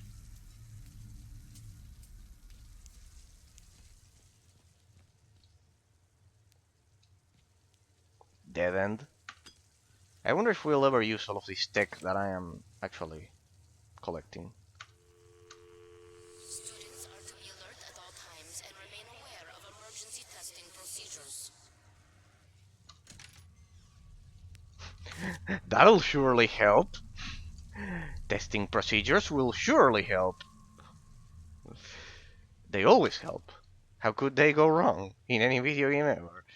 Under Dr. Demichev's orders, the creator of the Singularity, we have begun using assigned seating in the cafeteria as well as assigned meals. I've had several teachers and students complain about this, but I've been told by Demichev to say nothing, and that is exactly what I'll do. Okay. And can I save with this? Doesn't seem like it. Terrible textures, as I've said. The Call of Duty engine. Call of Duty Modern Warfare 1 engine, probably. Not even the third one, because the third one had better textures. Any extra ammo? No, we've already covered everything. Uh-huh. Huh. I love how all of the paths of the game are ambiguous, kind of like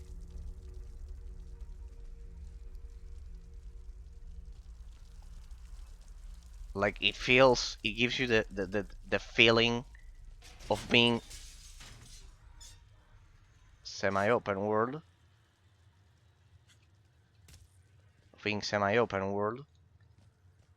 with several routes.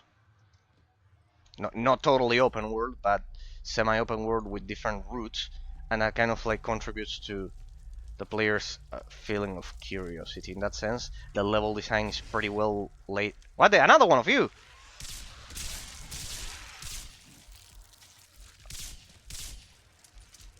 Stupid bullet. Haha, I have a table with me. Let's see the pathfinding. No, the pathfinding has abandoned us. Hey, look at that, a headshot. 13 bullets. Still, I don't feel the ammo scarcity at all. Like 13 bullets. So headshots do work. I can feel it. I can hear a heart there. There we go. Fixed. Note. All of these to find a note. Kitchen staff.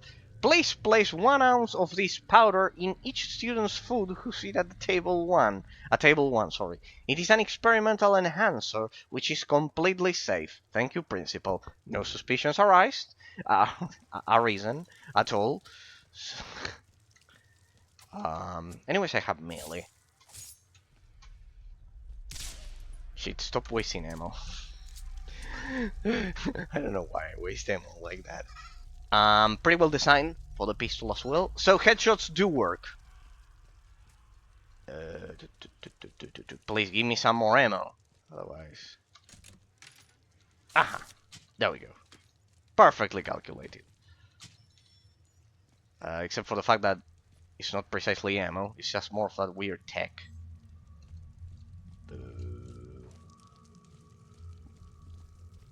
Did we check upstairs? I think we did.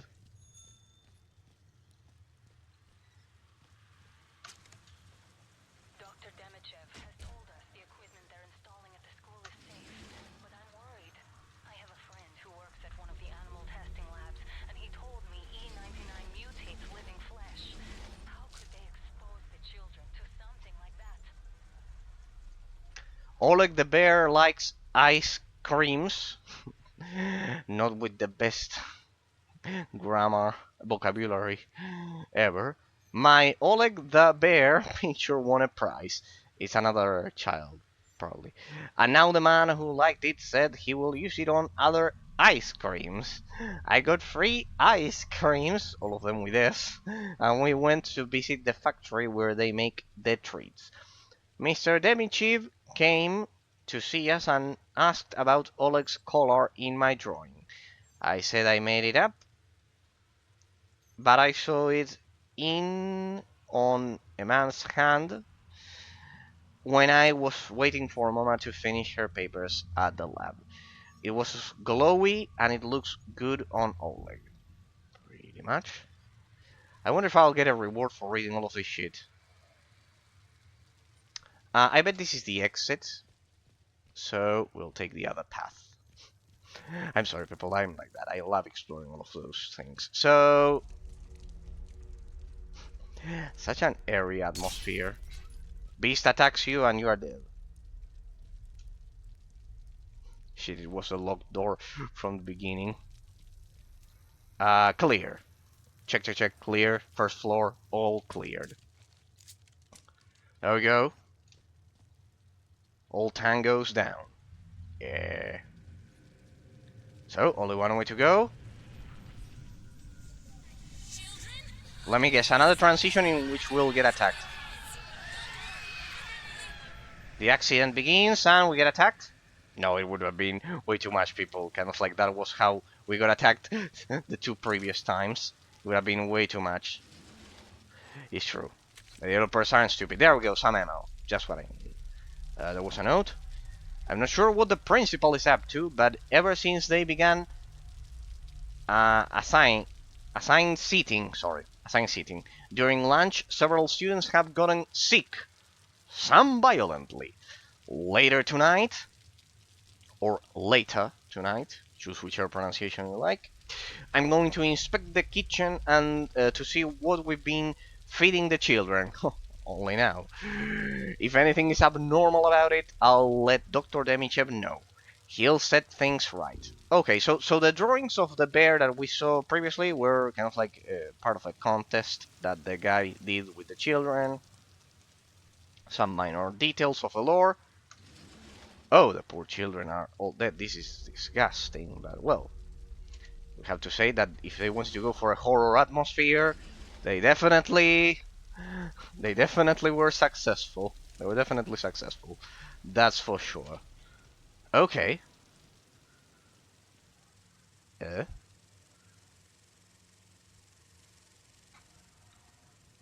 I think they are not going to attack us while we are playing the movie, right? That would be anticlimactic.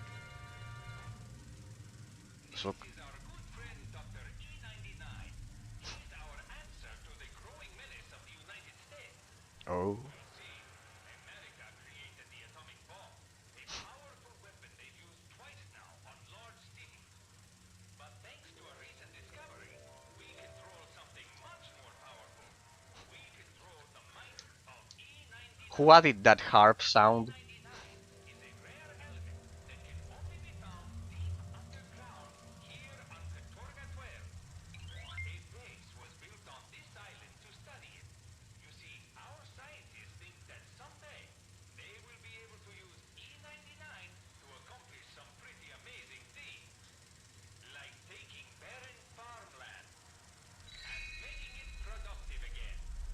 Or taking a sick man and making him a super soldier. They even hope to be able to turn back the clock on old citizens and make them young again. The might of E99 means we no longer need to fear America's atomic power. The possibilities for E99 seem endless. Who knows? With its help, we may soon be able to travel through time itself. But whatever its uses, we can sleep soundly, knowing that E99 will protect us from the evils of the West and make the Soviet Union a safe and dominant superpower.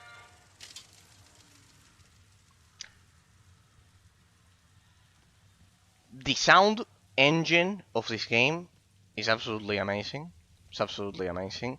It has perfectly designed positional 3D sound. Kind of like if you saw that it was just working. I don't know if you could perceive it over if you're watching this as a YouTube VOD, but you could see that while I was positioned here, the sound, the source of the sound was from my right, of your right headset. In case you are using headsets, and if I did when I did this previously, it was from the left one. So in my case, it's quite noticeable. It has a pretty advanced 3D sound engine, so in that sense, it's perfect. So the textures could have been better, but the 3D positional sound, it's absolutely amazing. The sensorial experience is absolutely amazing, especially for 2012, for 2010. Sorry. So the sound design is absolutely amazing. By the way, I have kind of like more a predominance of the music instead of sound effects, so to hear those eerie ambience sounds, so it's even more creepy. Here you'll see it. Understand why I can't be with my friends during lunch. See? They make Right? us sit at assigned tables and force us to eat the food they put in front of us. Left. We can't trade with anyone. Not that I feel like eating much. My stomach has been hurting a lot lately. What a depressing game. What a depressing game, people. Bioshock at least had that portion of craziness. This one is kind of like a more obscure version of it. Like Bioshock, at least I didn't finish it, but I played a bit. I originally didn't like it, but then I played it a bit. I like Dishonored more because it was kind of like more artistic, but in that sense, this one is kind of like more eerie, more creepy. Let me guess. We jump and we get attacked? Not like there's any other way.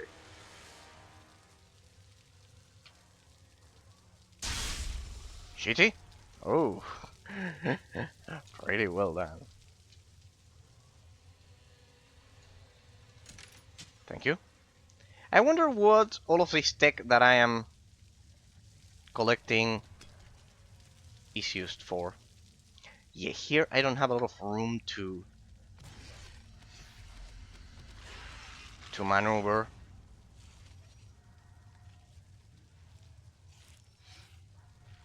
The shadows. The way they handle the shadows here is absolutely amazing. Can I run? Oh yeah, I can run. I don't have a lot of room to escape. Hello? Anyone here? FBI? Open up.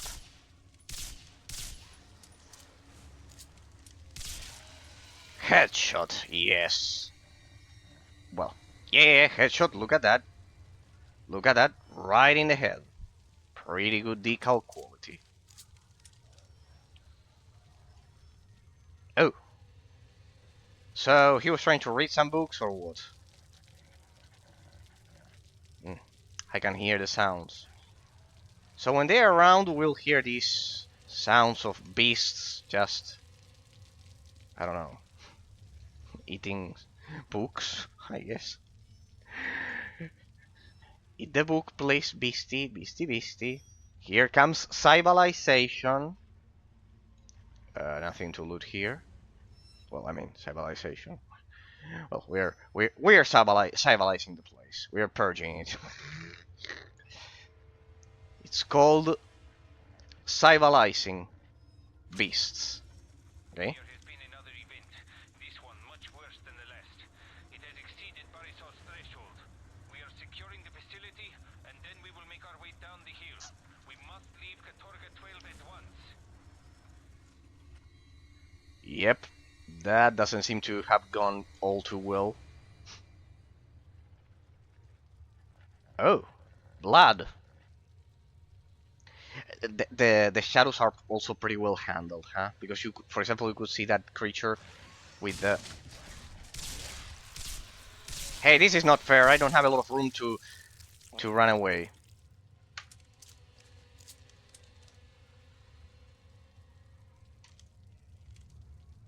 All right. I think we came from here, from this position, and I love how the knife wouldn't save you because they would get on top of you, just like the dogs in Call of Duty. The shadows, the way they handle the shadows is also pretty good, huh? It kind of like harkens back to a lot of old school movies in which you could see the shadow of the beast or the creature killing everyone. I love it.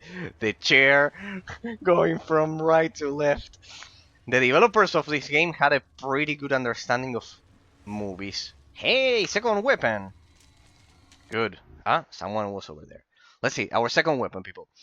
AR-9 Valkyrie. The primary assault rifle of the Soviet Union. The name means chooser of the slain. And the weapon is a lethal combination of firepower, range, and accuracy. Alright. Huh? This is a dead end. Hey, 144. Well, I think here you can see... Here you can see, by the amount of bullets that we have, that, as I've said at the beginning, as we read at the beginning from the other reviews, the gameplay mechanics can pretty much are much more similar to Bioshock and FPS games than survival horror like Resident Evil. So it has horror elements because of how it handles a lot of the encounters, but the metaphysically objective essence of the gameplay mechanics is definitely FPS. because it doesn't have ammo scarcity even on the highest difficulty, for example. So, and the level design is pretty much similar to Call of Duty, and it uses the same engine as Call of Duty Modern Warfare. And even if it has horror elements, it does have horror elements artistically.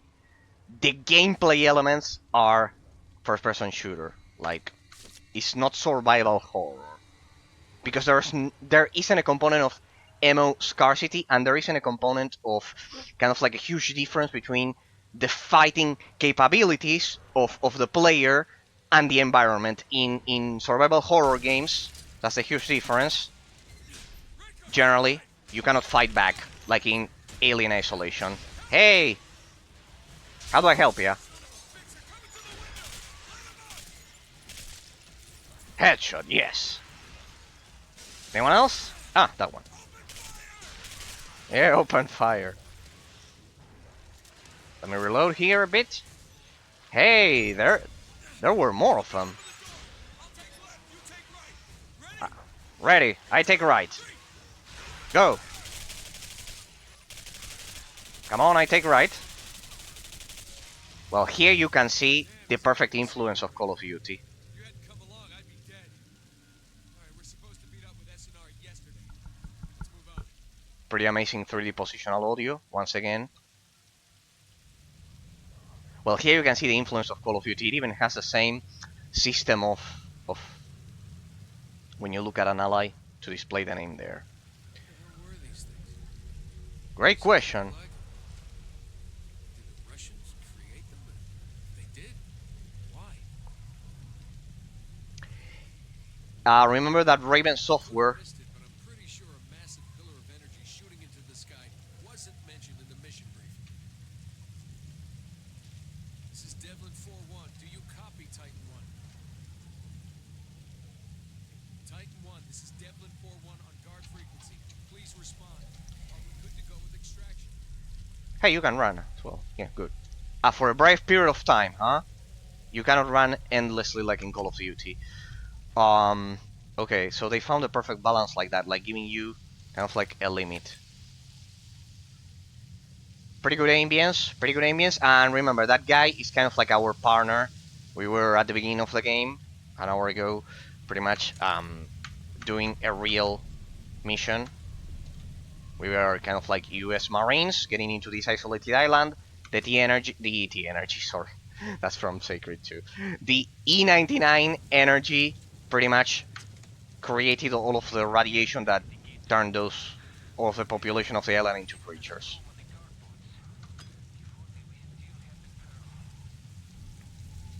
I still don't know what that energy that we're collecting is for yet. I don't know. And yeah, but you can see here that the influence is that of an FPS game. Centurion, AR-9 Valkyrie, pretty good. The 3D positional audio is amazing, that's for sure. Let's stick to the plan. Get to the radio tower. Maybe we can salvage equipment there if we need it. Get to the radio tower, So wrong. contact This place base. is anything but abandoned. Alright, at least we are not alone. Something's not right. We should Yeah. at least be able to hear the Titan. Let's go. Yeah, something's not right. A bunch of mutated creatures attacking us out of nowhere. And having crazy... It's a little different from what I've seen, but this is definitely a Russian soldier. No question. Grab that shotgun. Let's go. Hey, we're already having a bit of weapon variety there. Safety is everyone's responsibility on Katorga 12. Important work is being done on Katorga 12, and there are those who would very much like to stop it. And it's our job to make sure we What are stay you waiting safe. for? Take that shotgun. We'll move out. Dr. E99 will be helping us today as we talk about safety. Katorga 12 is a great place to live. There are plenty of fun places for you and all your friends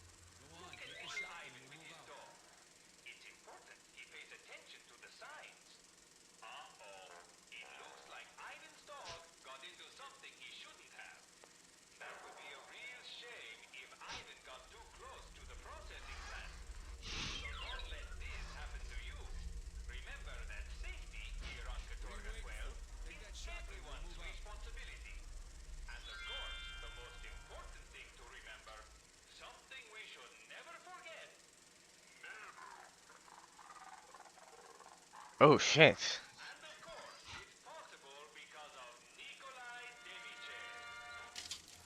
Well, I love how they combined Soviet Union propaganda with the style, with the let's say the dystopian tone of Bioshock. Pretty well rain textures there, pretty good lining for the weapon. As you can see, the weapon of the lining is pretty well done. It's a Call of Duty engine after all. Would you shut up, man? Here I am interacting with the environment. Shotgun. Bulk S4. Hey, I'm getting all of the weapons pretty fast. This auto-loading shotgun is built to deliver massive damage for a close-range tactical combat. Alright. Hey, now I feel like playing black. Ah. Hey, it kills in one blow. Good.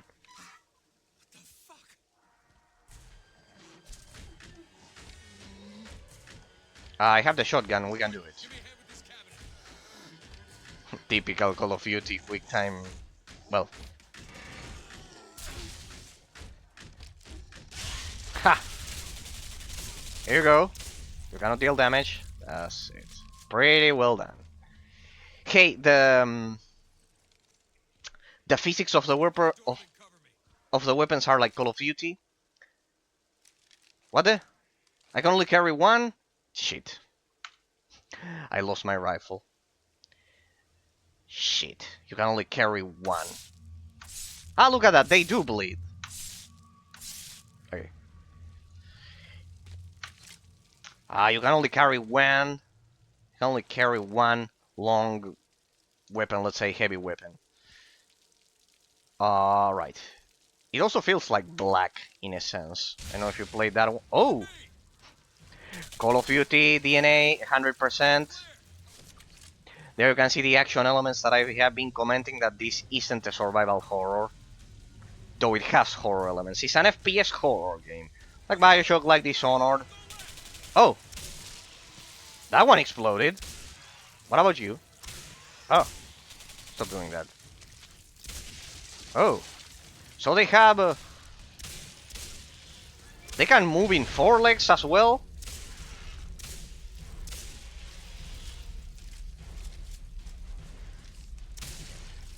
What the? I love how the... I love how the shotgun doesn't kill them in one blow sometimes. To add...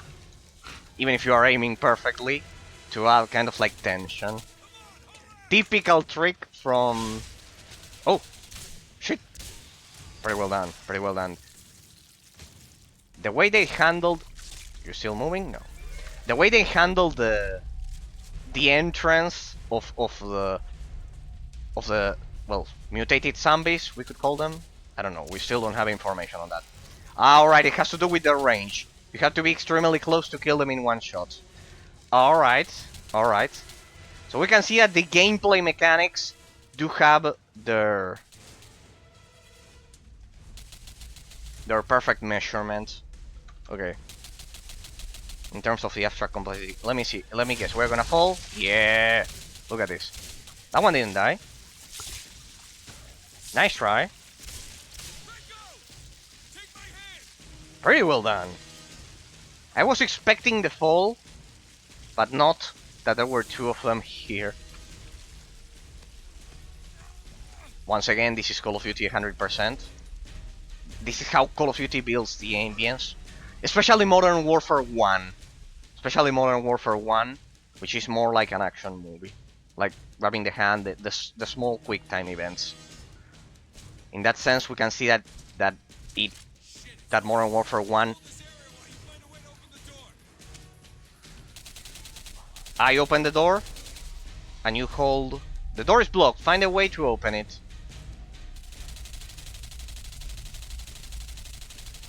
Pretty much the beginning of Black, it's like this.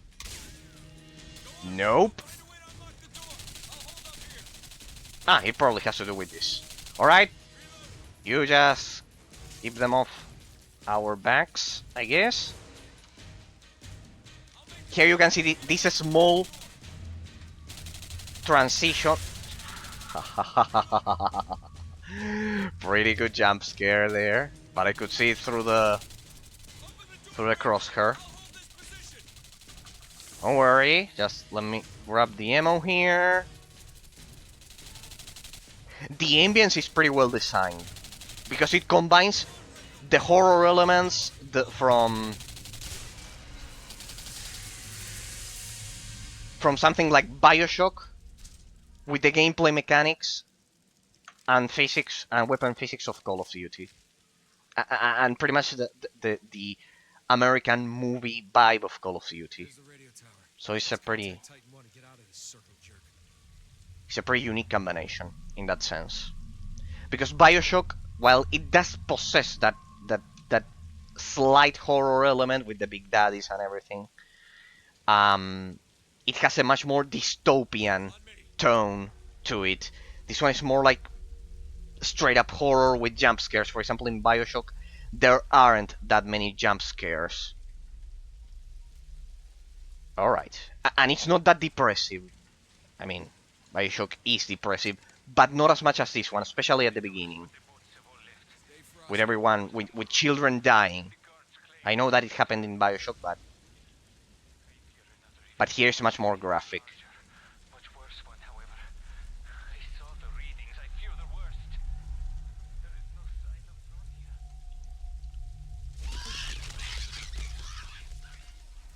nausea. It manages sound perfectly. By the way, the textures of the zombies when we kill them, I'll tell you in a minute. Get to the guard tower to open the gates. Okay, and you stay here. Typical NPC from any game ever. Sitting while I do all of the work.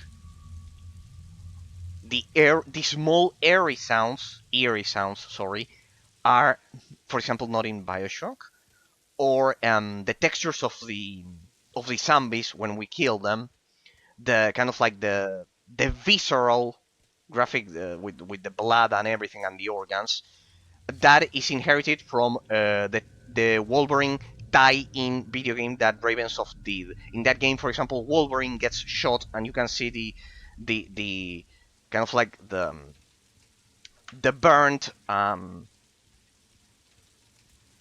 skin or the organs and the blood. It has pretty good effects. Only the PC version of the Wolverine movie tie-in, that is a pretty amazing game, that is like God of War. I highly recommend it.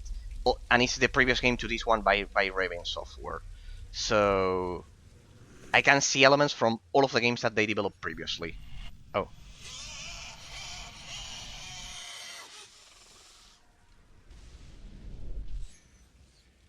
Then we need to see what's the purpose of this technology. It will have to do with the time manipulation mechanics that the game has as well. Pretty much. See those small eerie sounds? There you can see the difference in ambience with Bioshock, for example. I'm not saying that Bioshock doesn't have pretty amazing moments. It's an amazing game. But here, they accentuate that even more. Deliberately. It's an artistic design choice. That's the idea. Max health packs. I had to go to the radio tower. No, not for here. And as I've said, the dismemberment of the zombies is that of Wolverine's movie tie-in. There's a game. It's like God of War. I highly recommend it to you people. It has pretty amazing gameplay mechanics. It has, for example, a lot of. You can see that it's clearly. It's not like your typical movie tie-in. And you can see it in the fact that, for example, they have a replica of Frostmourne of World of Warcraft. Just as a small reference. Here it is the same, as a small reference. So I highly recommend the Wolverine movie tie-in. You'll see that it uses the same physics as this, though it's a hack and slash game. Where are we? No, you're still there. No, it's not through here. Alright, that over there. Sorry, I'm stupid. Okay. I get it. It's over there. Yeah, it also has, in terms of a level design, it's that semi-open world design that the game has with some paths. I love how they copied Bioshock and Dishonored, in the sense that that semi-open world always causes a psychological sense of doubt on the player as to where to go. All right, here we go. All right, radio tower. Here we are. It could be through there or through here. See, for example, this is what I've been talking about. Uh-huh. Looks like that's the only way to go. The fact that you cannot run endlessly is also pretty good. So I presume it's through here. Pretty much. Objective complete. We're Oscar Mike. There we Back go. to my position. Door open.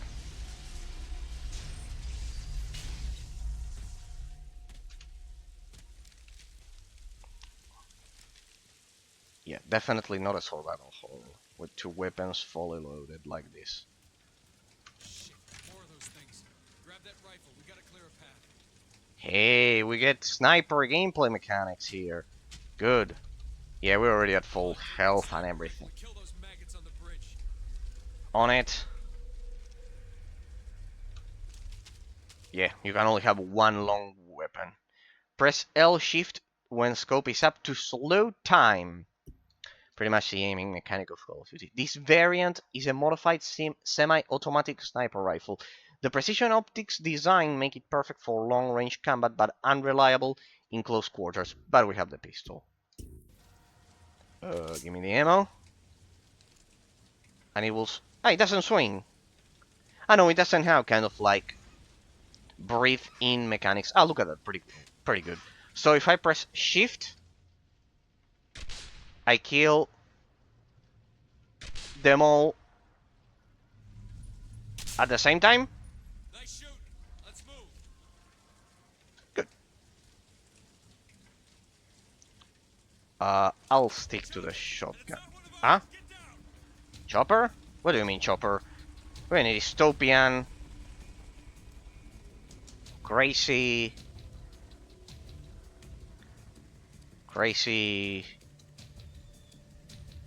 mutated environment with science fiction elements. Chopper would indicate human life. And it has been wiped? Oh well, we'll see.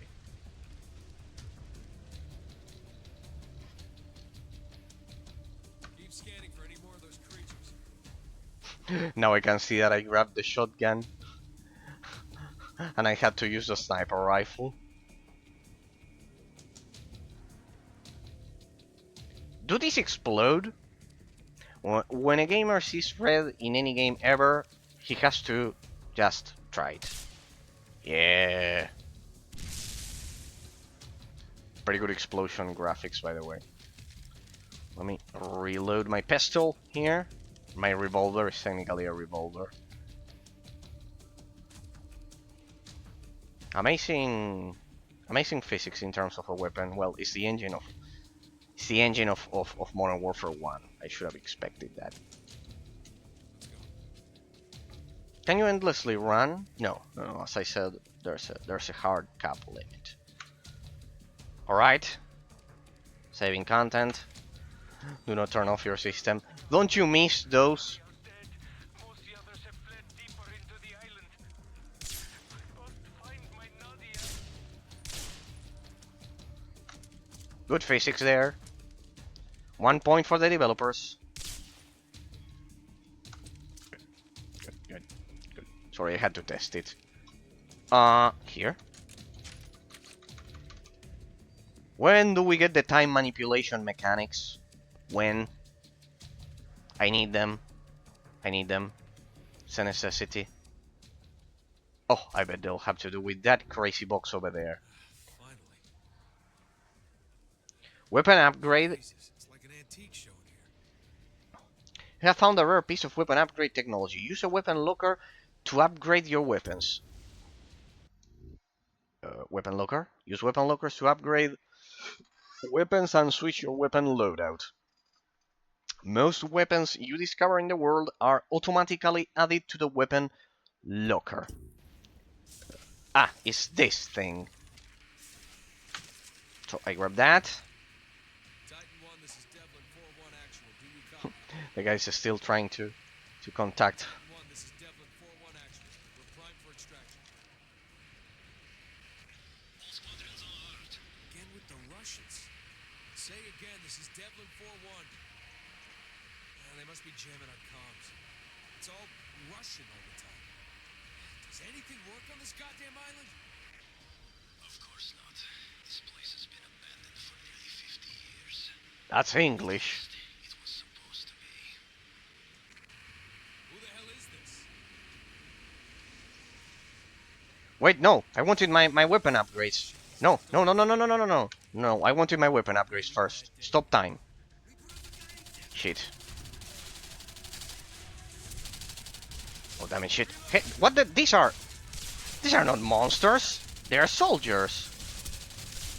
Yeah, I shouldn't be using these probably. Yeah. Yeah, I feel a bit stupid now. Yeah. Please. Weapon upgrades. Well, whatever. Fuck off. I can do it with a pistol.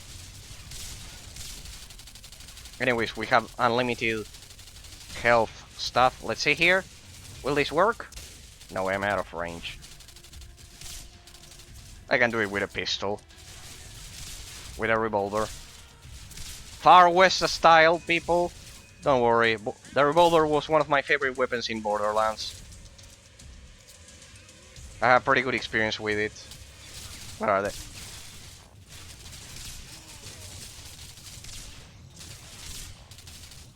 Well, I mean, you should have given me a bit more of time to choose my weapons.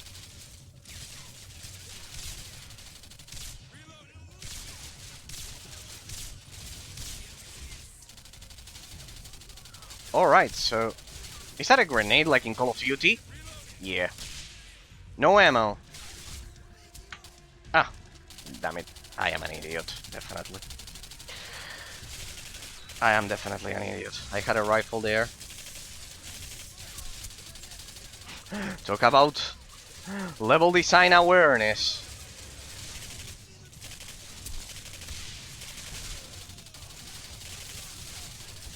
Damn it, this is Call of Duty 100%. Good. Good.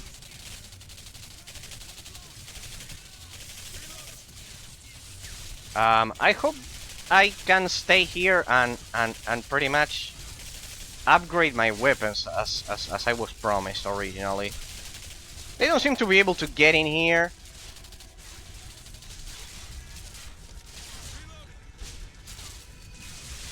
They don't seem to be able to get in here, so I'll just chill and change my weapon and upgrade my weapons if the crazy soldiers don't mind. I'll buy ammo first with Q. No, I want to upgrade it with E. Clip upgrade. Quick reload. Thank you. High damage. I only had one. Well, quick reload will do, I guess. Alright, whatever.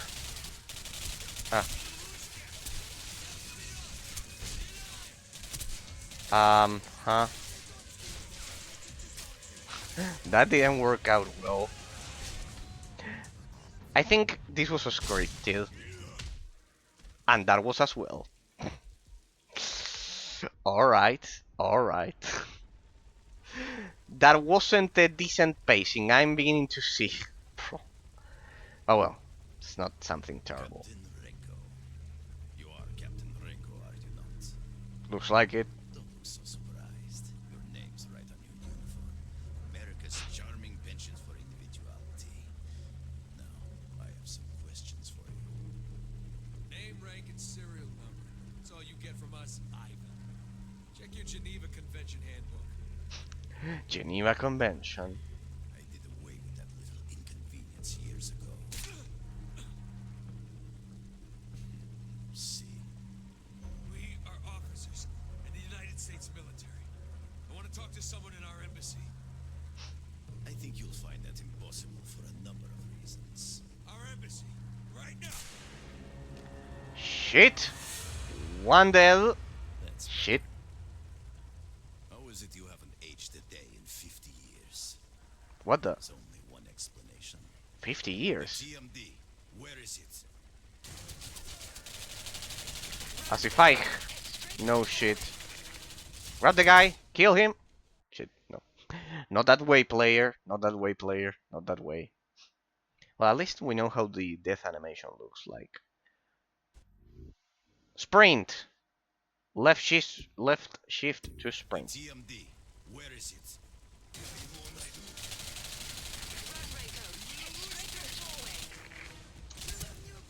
Run for it. Hey, I lost my weapons. Run, run. Okay. Hey, there's a steam pack there.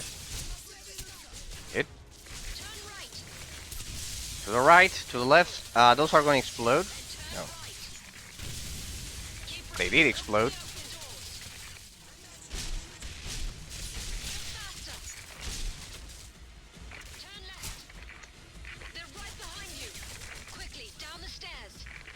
Ah.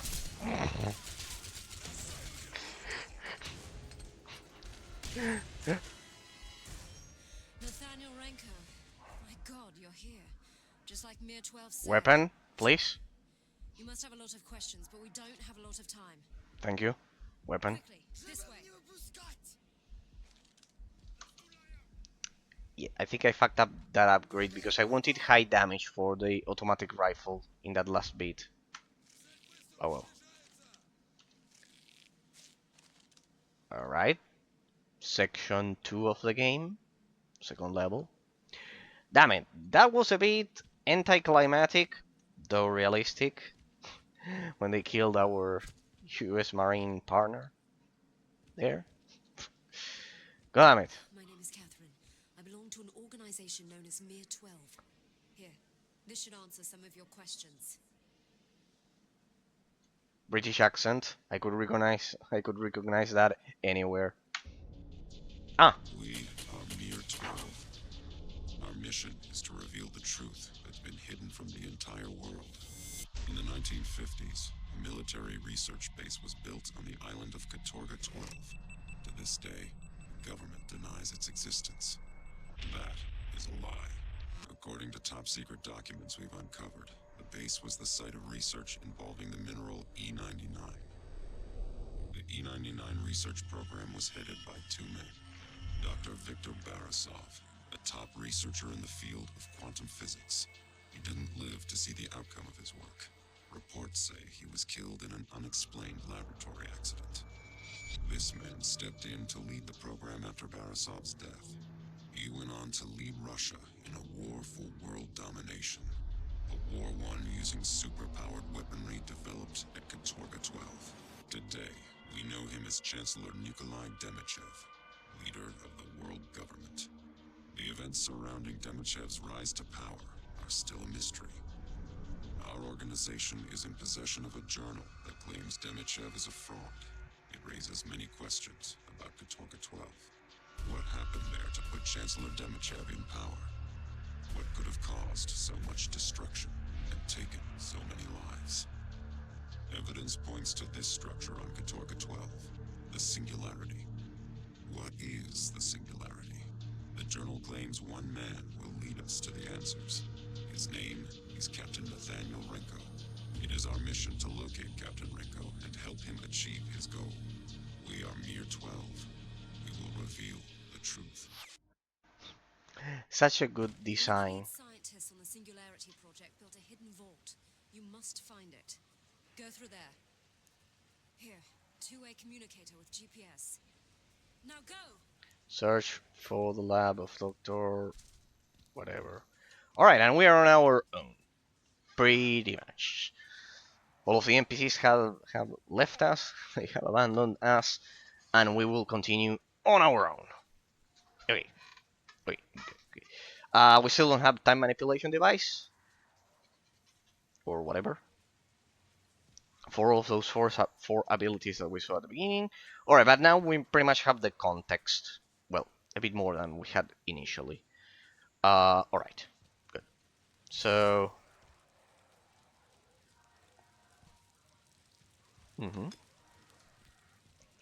E99 tech. That's not used for the upgrades, though. No water sounds. Why? Let me see water physics. Yeah, they have water physics, but not water sounds. I shouldn't have wasted that bullet to test it. Dumpster? Good. Good. Yeah. So you can see I played Dishonored a lot. I actually finished Dishonored. Kind of like a complete stealth. Oh, pretty good. A 100% perfect complete stealth run back in the day without ever being noticed. How you can run faster with shift. O12, press left shift for a burst of speed while swimming. Okay, pretty realistic if you ask me. Oh!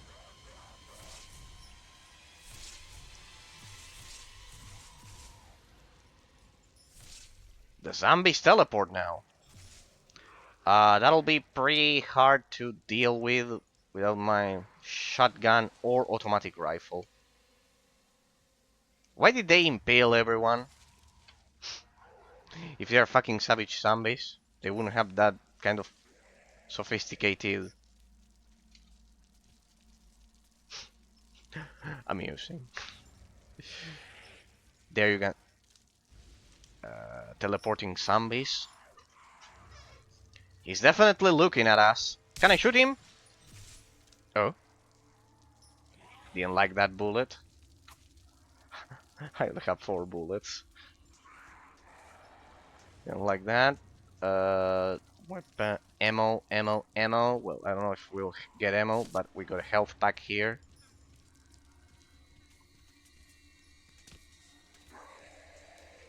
Damn it, this game really makes a pretty good effort at being the most graphically, visually disturbing of all time. I can praise them on that if that's what they were going for. Good. Full health?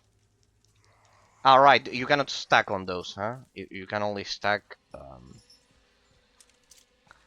the med kits. There's a difference between the steam pack and the med kit. Okay, so the kind of like the steam pack is kind of like one use, and the other one it's kind of like you can stack. Ah, sorry, didn't see ya, my boy.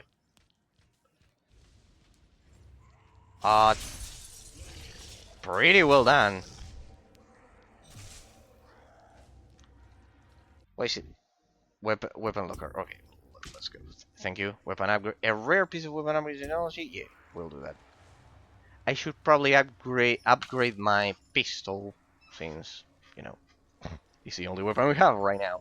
Attention to all paper and supply personnel. We will be converting over to ore storage and shipment as of next week. Positions and pay will remain the same. September 1st, 1953, Supply Warden Smirnov. Alright. Yeah, here. Thank you. Let's do that. Shit. There we go. So, buy ammo. Look at that. I can buy ammo with this. Look at that. But I can only have 24 ammo. Clip upgrade. The damage. Okay, okay. Let's go for the damage. Thank you. This weapon desperately needs that. Extra damage. Yeah, in the case of the other one, I just increased the... Yeah, in this one I increased the capacity. Look at that. Ammo. 35 out of... you can equip them from here. And swap the Centurion then. And I shouldn't have spent my points on this one. How was I supposed to know? And then give me the shotgun. Empty. There we go. Good. So so you can resupply over here. Right. Good. So my bad there for not paying attention to the weapon upgrade system. But well, at least you know what you have to do if you play the game, people. Alright, I no longer fear teleporting zombies anymore. Let me close this. We're getting into the spring here at the end of the world. The southern hemisphere, people. So it's getting hot, pretty much. So we're getting into the spring, and because of that, we're at kind of like 24 Celsius already, pretty much. So, teleporting zombies, send them this way. Radiation unleashed by the Singularity has mutated the people who used to live here. Keep your eyes open for them. Alright, the teleporting zombies are definitely angry. Okay, we'll keep that one for close range combat. But the health packs, I don't have a lot of health packs. That's pretty much the problem. Right? There we go. I'm sorry. Well, at least the ammo that I bought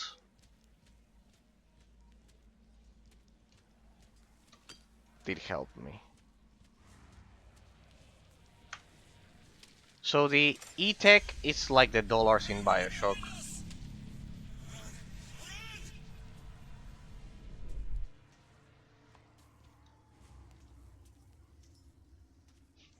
I love how the tree has kind of like pikes.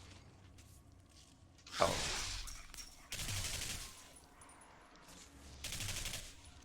Don't run away.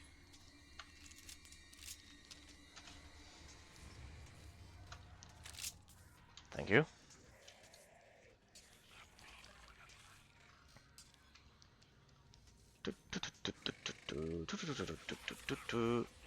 Oh.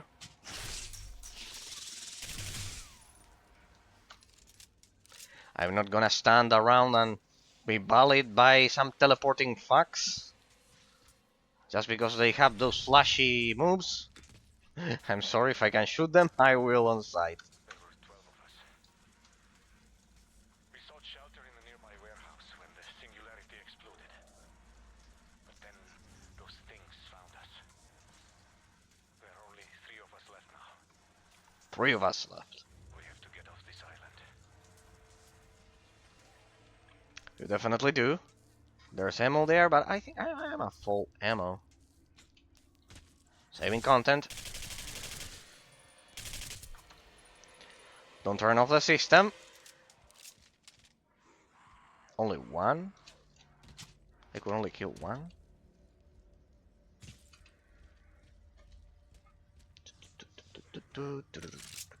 Thank you. That's what I needed.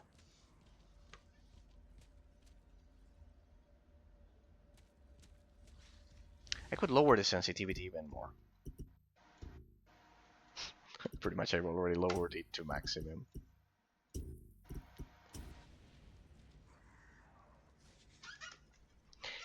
Yeah, at maximum.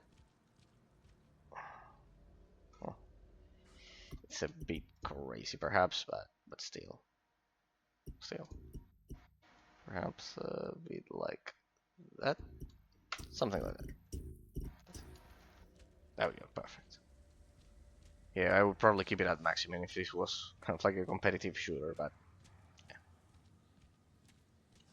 Is the slowest I can do for the camera panning movements for people, so they are not abrupt.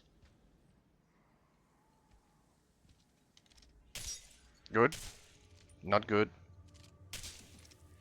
Not good. Good. Not good.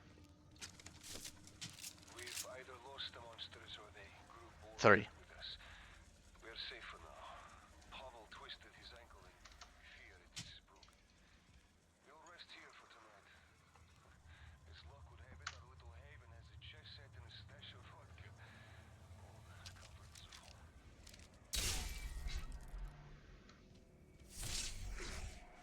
Perfect for my shotgun. Huh? That one had 2 heads. 1.5. Technically. 1.5. 1.5. Not 2. 1.5. Good. Pretty good design. Ranged. Long range. Close range. Long range. Close range. Long range. Always measure those. I hear a lot of growling back.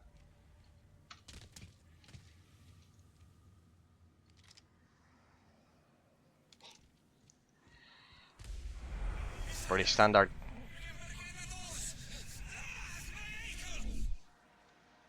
Communist quality of life, I guess.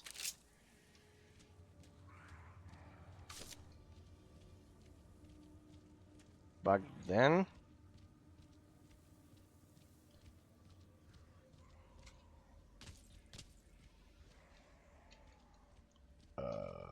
Right. Only way.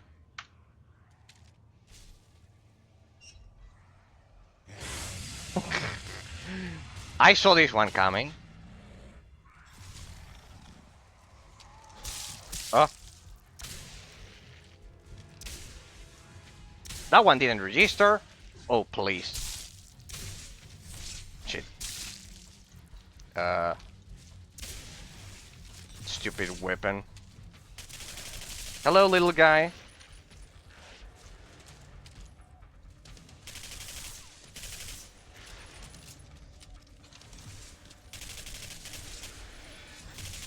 Damn it, stop teleporting. Yep, that. Good. The first difficulty spike of the game came in effect. And definitely the fact that oh shit, that's a pretty terrible checkpoint system. Damn it. I mean, how back it sent me. Damn it, that's a long checkpoint. I need to be more careful. So the checkpoints are long.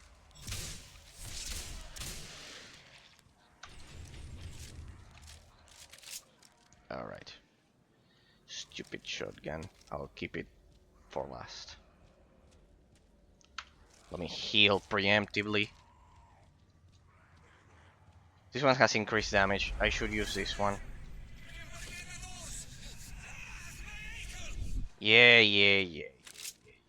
lots of growling, lots of monsters. Grab my arm so I can kill you all.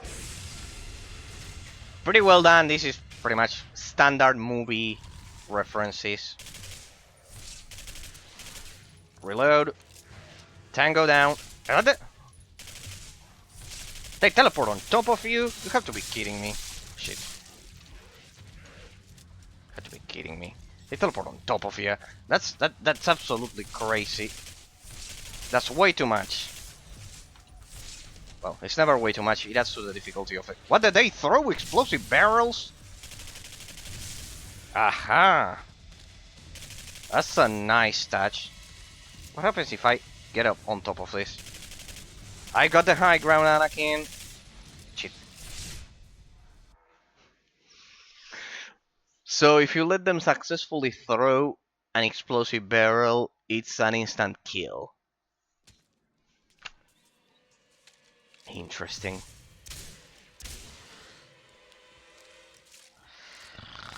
I'm beginning to miss the zombies from the beginning of the game. At least they couldn't teleport like this. God damn it.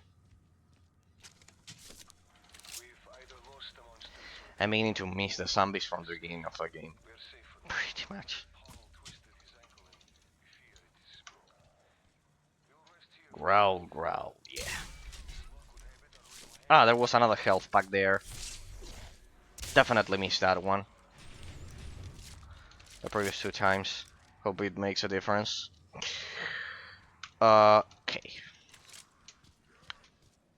Give me the other health pack. 5. I don't think that'll...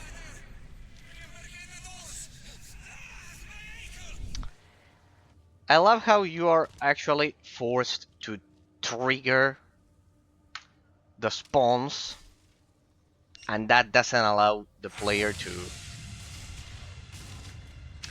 And that doesn't allow the player to take up a more strategic position. Alright, they become invisible, but they don't... Okay. They become invisible, but they can still take damage.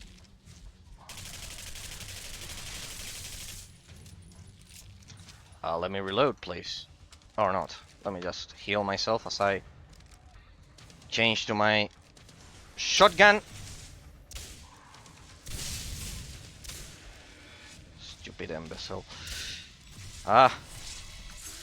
You have to be kidding me. Now reload the other one. Ah, it already reloaded. Nice try. Still alive? I don't think so. More! Definitely the hard difficulties are starting to show. You're dead. Let me stack up damage on your little friends here. Oh, please. Oh, please don't. That was exactly calculated.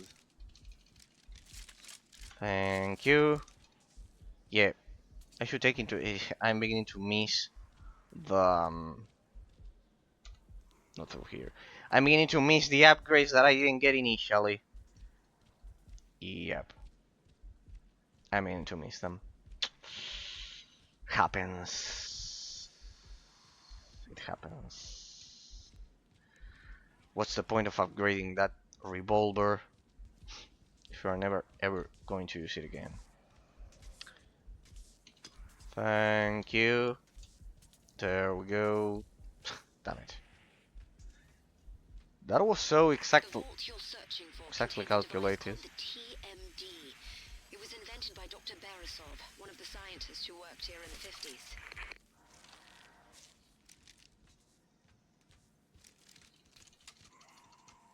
What the?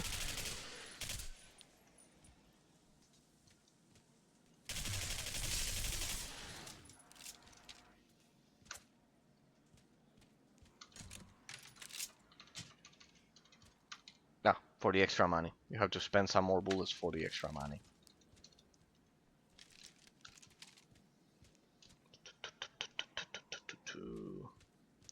So, first, we just had the first real encounter. The physics of the weapons are amazing because they are the same as Call of Duty Modern Warfare 1, one of the best shooting games of all time, pretty much.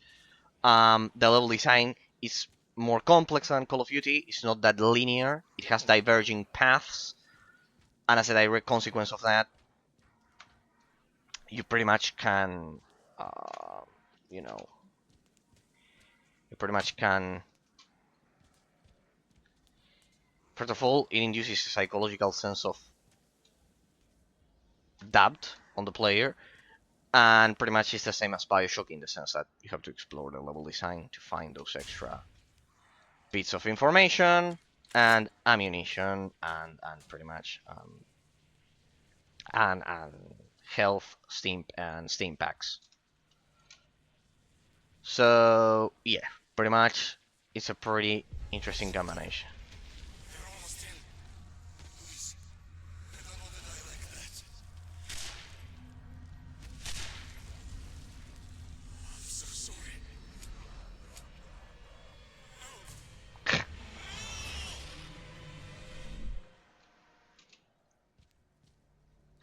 Dying of everything except of being eaten by those beasts or turning into those beasts.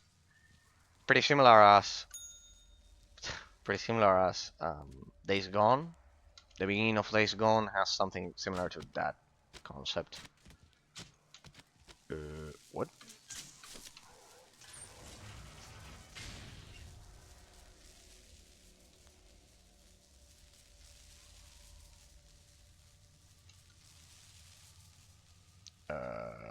have two. Ah, no, no, no. This is a dead end. Ah, ammo for the sniper rifle and a note. And a note. There has been an influx of personnel, soldiers and scientists. They must be onto something big. And a friend who works in administration says they have been working double time to keep up with data input and file storage. I guess that's a good thing, right? August 2nd, 1953. Alea Kozlov Research Laboratory Secretary. Pretty much good. Only way to go. I will need more steam packs to deal with all of those teleporting zombies. Well, if there's only 3 of them,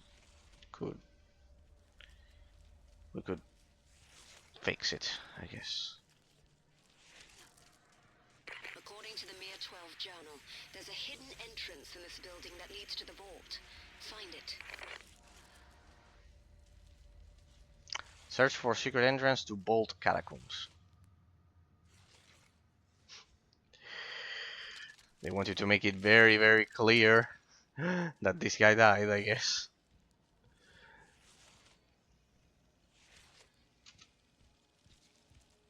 Weapon upgrade? No, it's offline. Blah, blah, blah, blah, blah, blah, blah, blah. Good. Cryo tanks. Cryo tanks will freeze anyone nearby. Damage frozen enemies to shatter them before they thaw out. Okay. Good. Alright.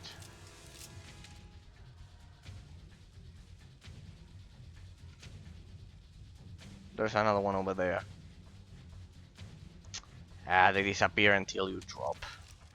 Close range combat. Let's do it. Bet you didn't like that one. Come closer. It doesn't. They don't take damage when they are invisible, huh? I believe. Could be that they don't take damage.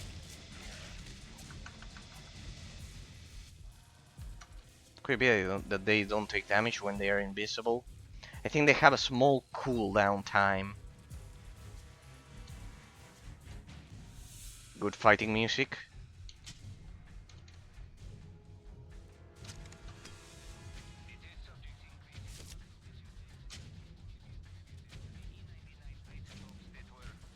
This facility is under lockdown. What? Are you crazy? What is the meaning of this? There has been a security breach. Come with me. Who gave you the authority to do this? I did. Is Dr. Dimichev? You know that Dr. Borisov will not stand for it. I will take care of Dr. Borisov. He's a traitor to Mother Russia. You two, round them up and find the device. You know where it is? Tell me. Dimichev will rot in hell before I tell you anything! If you want to stay alive, you will do as you are told. Dimichev is wasting his time. He thinks thugs like you can cover up the truth. So, the crazy guy that shot our partner and is responsible for this mess was taking the facility. Was taking this facility.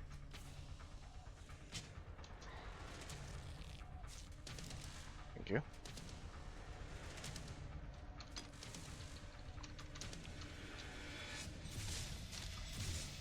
Oh boy. Ha! In midair.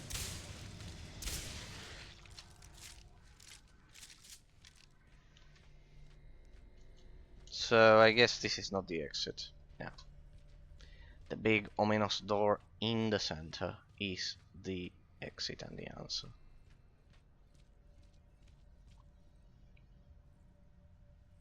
I love shooting that one in midair.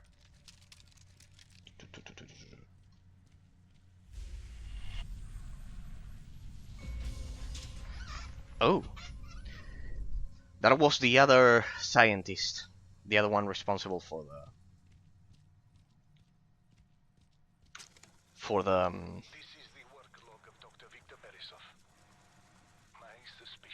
the creation of E99.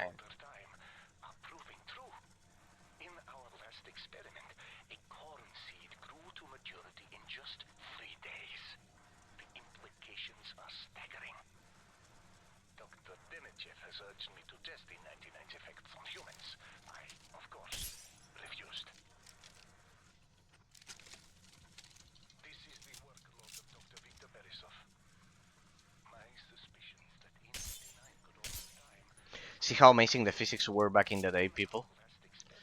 In terms of level design and the gameplay, as the first impressions, they are extremely smooth. The game works at 120 FPS and unlocked resolutions. This is where the other guy entered. Oh, we have to do the same.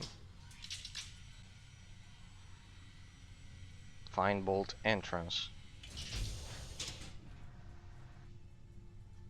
Oh, right. I wonder if I had to interact with that shit.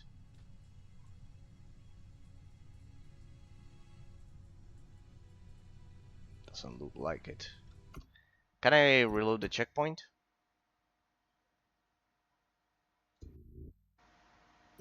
No, that's not. Whatever. If we missed it, it's because of the level design. Perhaps I had to interact with that time anomaly shit. Whatever. Whatever. To hell with it.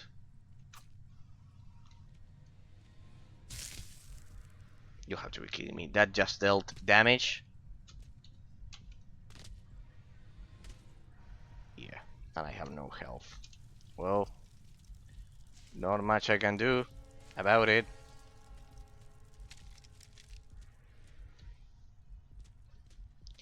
Definitely not much I can do.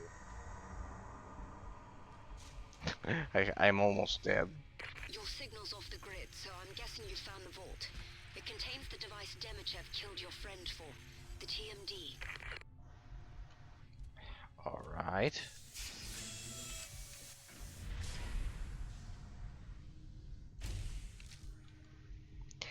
Yeah, I don't think they designed the game so we can skip a vital part of the plot and potentially the gameplay mechanics as well. So yeah. Success! I have managed to create a time manipulation device in a form smaller than my original prototype. Now to lock it away where Dr. Demichev cannot find it. Barisov, the original developer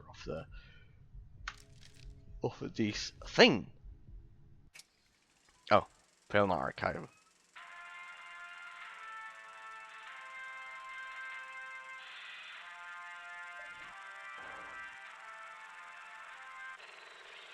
Greetings, esteemed colleagues and members of the Politburo.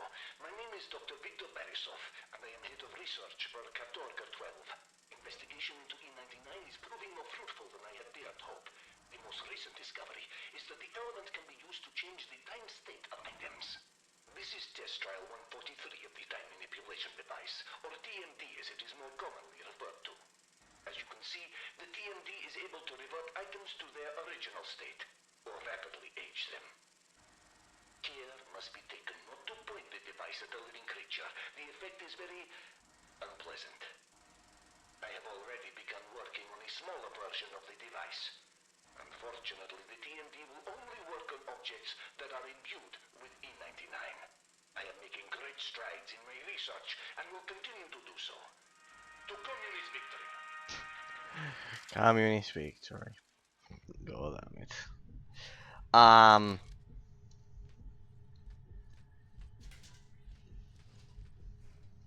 Oh, so here's the lab. This prototype is completed. A quite clunky, large beast it is. I need a more elegant solution. But for now, this is fine. Barisov, okay. Barisov is the predecessor of the crazy communist dictator that was, well, trying to kill our partner and everything. So We'll take a look at the time manipulation mechanics next, I presume. The guy over at the reviews who said that they don't have a realistic Russian accent, they do. They do. The scientists, of course, not the US Marines, but the scientists do. Alright. Hello, I am Dr. Beresov, and this is Moscow Initiative Research Project, Film Log 19, relating to potential applications of the time manipulation device. Now, the device, or TMD as I've come to refer to it, uses... I wanted the explanation.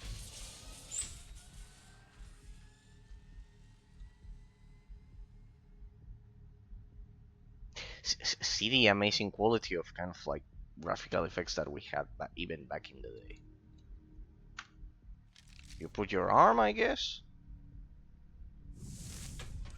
Oh.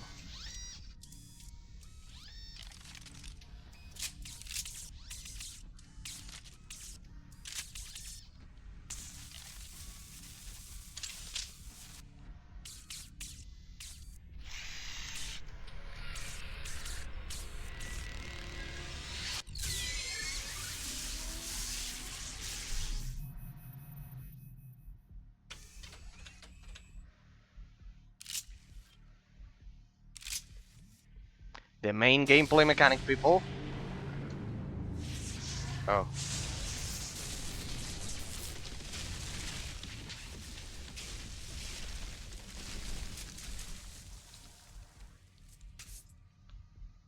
Wow. TMD. You've acquired the time manipulation device. This is the main gameplay mechanic, similar to Bioshock and Dishonored. Dream Fauna is riding with a party of 3. Thank you from the bottom of my heart, Dream Fauna. Thank you. In case you are another streamer, thank you from the bottom of my heart. You probably are because you rated me. Thank you. I deeply appreciate it. Thank you. Thank you, man. It's a pretty interesting game. An FPS game forgotten from the 7th generation, Singularity. Pretty similar to Bioshock, pretty similar to Dishonored, pretty similar to all of those. So, hope it's enjoyable to watch. This is my first impressions. I analyze games here on my channel.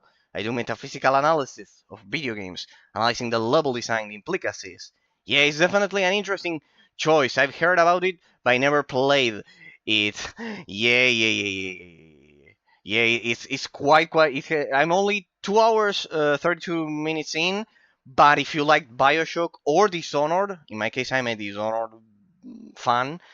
This is definitely an amazing choice. Definitely for Dishonored fans and Bioshock fans, this one is absolutely.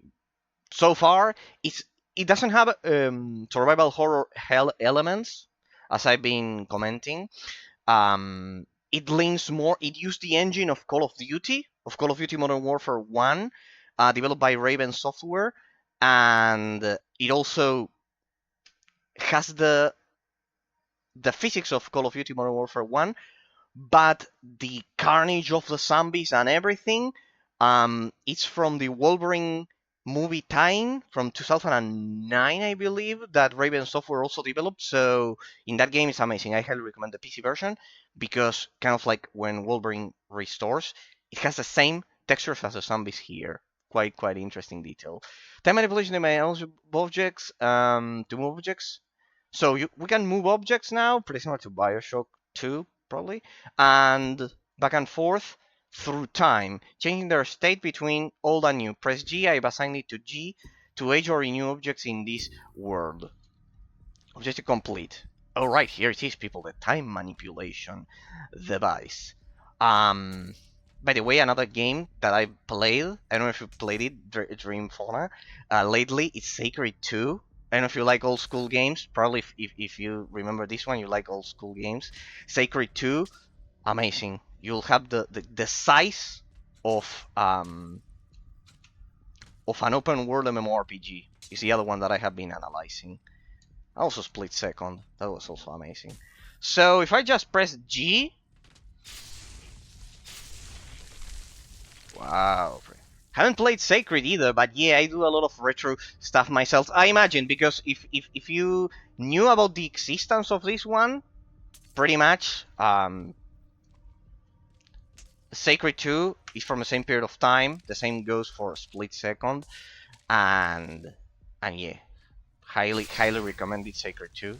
Well, I review games. I don't do I do the gameplay, but I review them as I play them. So pretty much, well, I think this is it. We are trapped here. Ah, quite interesting level design mechanic and interact influence of the gameplay mechanics on the level design here. Quite a unique impulse. Impulse replaces your melee attack with a more powerful burst of E99 energy. Press E to fire the impulse. In the case of Sacred 2, it's absolutely massive. It's absolutely massive. I have been showcasing it. I finished the analysis recently, and it's absolutely brutal. Massive. Massive like no other game. I can highly recommend it as a recent experience. And it's also from the same period of time. So, can I use it on the previously broken weapon? No. We have to go back using this, huh? Pretty much. But it can only interact with things that have come in contact with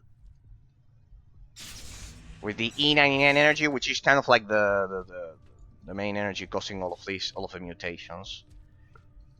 I'm getting some Bioshock vibes here. For now, the energy is endless, but I bet it's a resource that we have to take into account. Let me guess, this one? Yeah! TMD energy regenerates slowly, naturally. Aging most objects uses a minimal amount of energy. Aging organisms, such as soldiers or creatures, has a larger E99 energy cost. Another one that I played that is the lost predecessor of Mass Effect. It's Renko, I've got you on the GPS. For all our sakes, I hope you got the TMD. You must use it to go back to 1955 and stop Demichev from killing Borisov. He is the only one who knows how to restore history to the way it's supposed to be. There we go. Damn it, I don't remember the name now. It was written by the author of Ender's Game that I played some 4 years ago. It's also pretty good. It's the actual predecessor of Mass Effect. I don't remember the name. This? I wonder how this integrates with fighting the zombies that we were doing some minutes ago.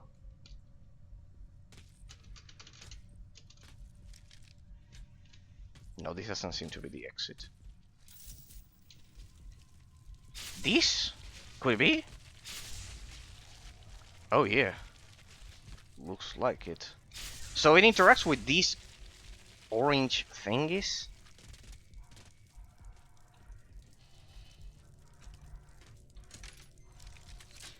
Ammo, but nothing else. No, pretty much. How do we get out of here?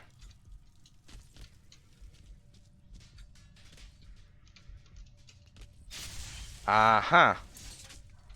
Yeah, it was obvious. Now I feel stupid. No. Advent Rising. That was a name. Advent Rising, people. I highly recommend it. I played it some 4 years ago. It's the predecessor of Mass Effect, believe it or not. So if I use it on the station here. Advent Rising. It's third-person shooter. It combines kind of like Gears of War with Mass Effect. And it's the actual predecessor. Few people know about that one, for example. Very retro stuff. It's from the 6th generation in that case. Sacred 2 would be... Well, you mentioned the original Sacred 1, perhaps. Sacred 2 is kind of like it makes a jump from 2D to 3D. so it's a huge difference. It has an amazing... I can also destroy them. So I do that, and I interact with it, or what? Ah, yeah, there we go. So it wasn't that difficult before. They formed when the Singularity exploded, and the island is dotted with them.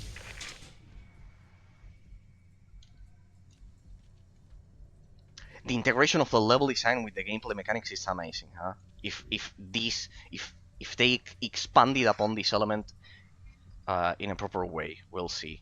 Time rifts combined with the TMD allow you to travel back in time. Rifts are small openings in this time-space continuum, created using large quantities of E99. All right. So first the obvious, the stairs there, and let's try it. I think that's the actual exit. So maybe here I have some more ammo, something. Yeah. Typical gamer moment. Typical Bioshock gamer moment. Trying to disblock now. This is it. So I still have my weapons. Good. Here we go, people. Chrono ping. Press F to send out a chrono ping with your TMD, revealing nearby chrono footsteps that help you on your way. Sure thing.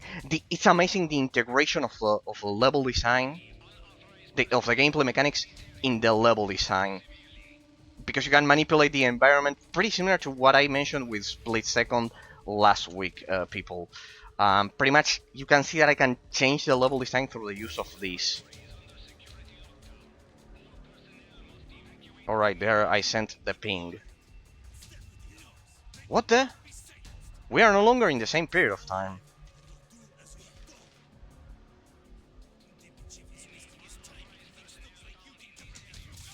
This is the past.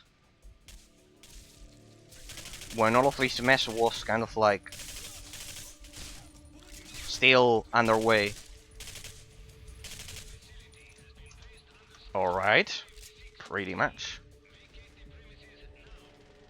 It's incredible. Absolutely incredible. Pretty well done. Huh? Oh.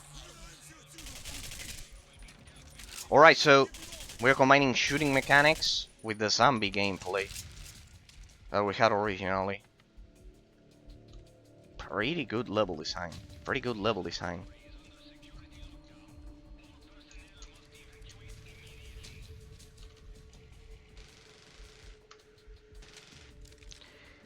Good integration of the gameplay mechanics within it, to be precise. Nice one. No. Oh well. Oh well, people. Oh well. Let's see where it sends us back. Alright, but you recover health. So, the ping... it's used to guide us, mostly. It's pretty much used to guide us.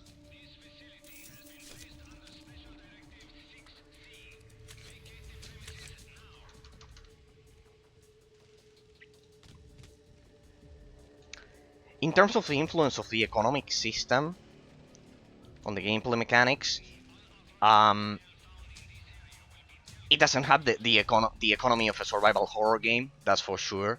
It's more FPS. But the other thing is that since the Singularity element is kind of like automatically recovered, there's kind of like a two-pronged economic system of the game. Pretty similar to Bioshock and Dishonored, in which you can have kind of like the magic separated from the ammo, and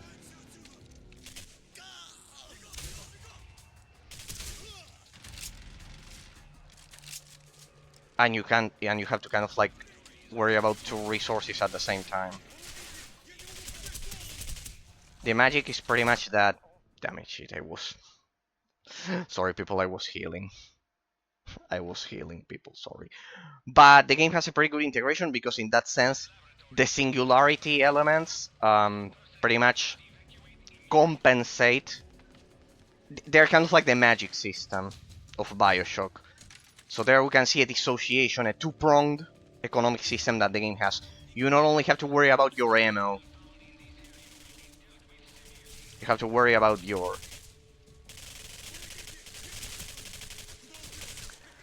magic. In this case, the Singularity.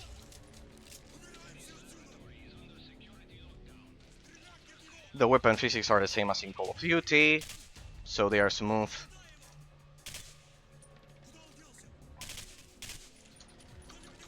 And I love the integration of the gameplay mechanics with the level design.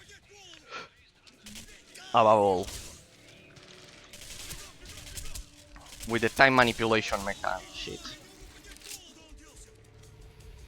Damn it.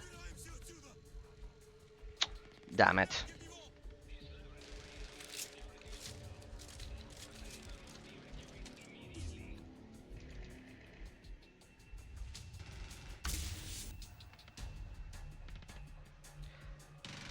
Alright, so I have a melee attack here. Shit. Yeah, that melee attack won't solve the fact that I have no health packs. There we go.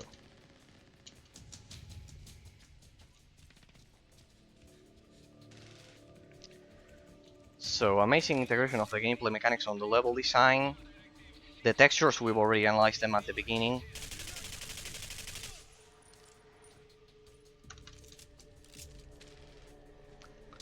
And the weapon physics are just like in Call of Duty.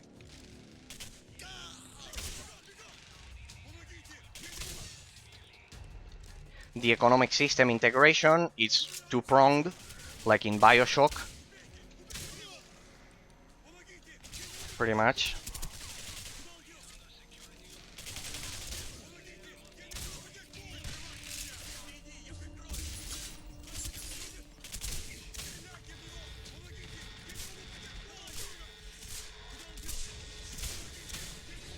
That guy had a shield?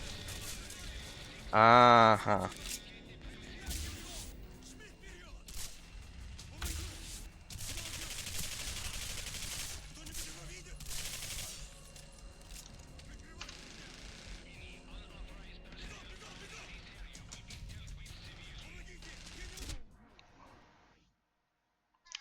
It's definitely on hard difficulty.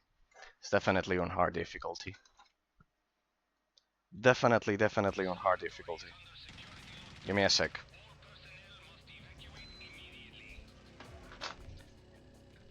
It's definitely on hard difficulty, and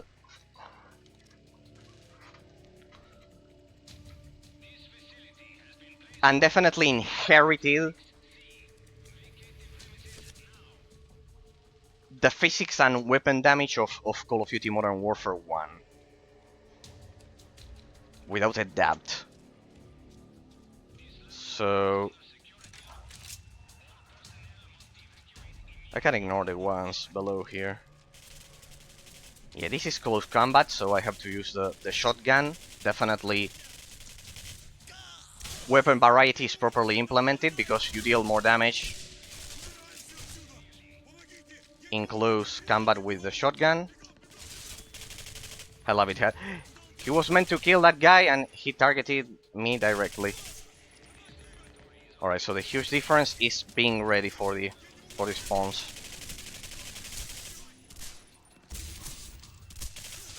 Damn it.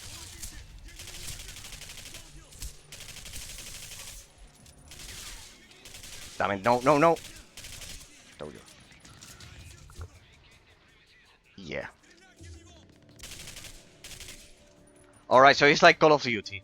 There you can see it. This isn't the survival horror element, people, for example, in terms of the genre classification. It's not a survival horror because generally you don't have to worry about spawns in survival horror games. Generally there is ammo scarcity in survival horror games. It has a lot of elements that make it way too different.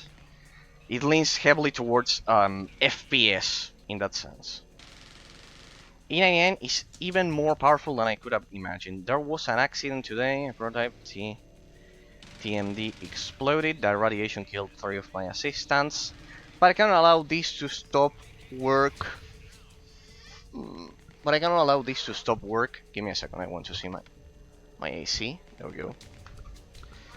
But I cannot allow this to stop my work. It is too important. All of mankind will benefit if I'm successful. Dr. Barisov.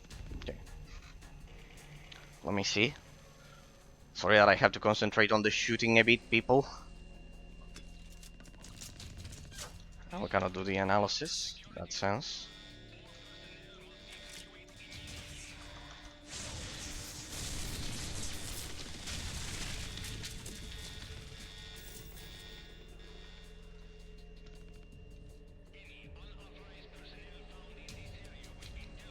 Pretty good effects.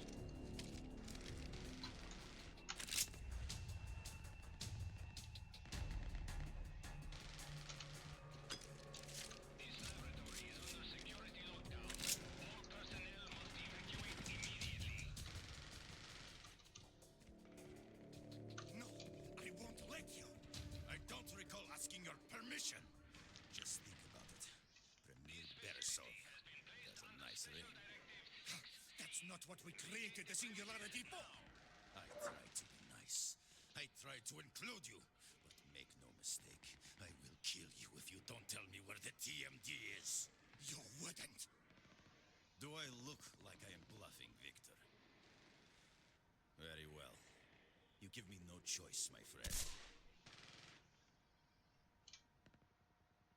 Ah, we had to save him and kind of like change the flow of time. No shit.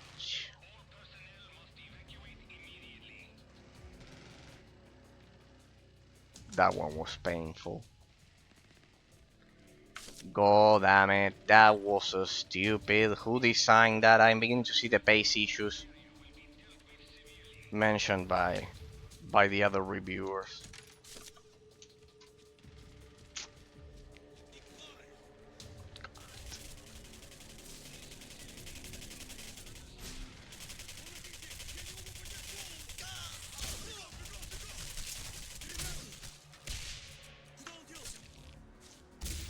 What the?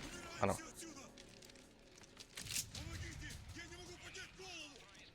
It feels like Call of Duty Black Ops now in terms of the gameplay mechanics.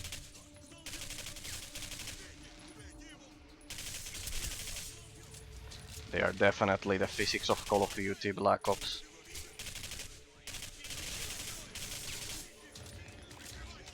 Perfect. Clean. No damage.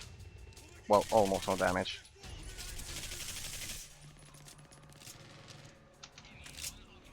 Definitely Call of Duty. 100%. Good.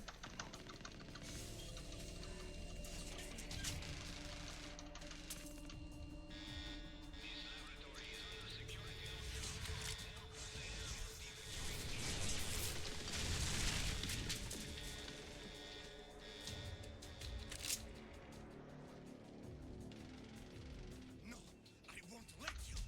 I don't.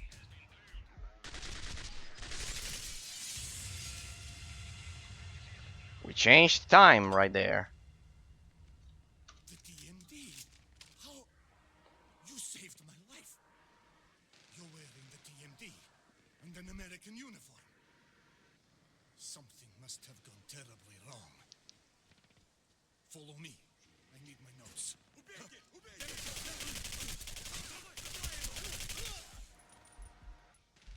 We're gonna risk our lives for the notes now, people. Good.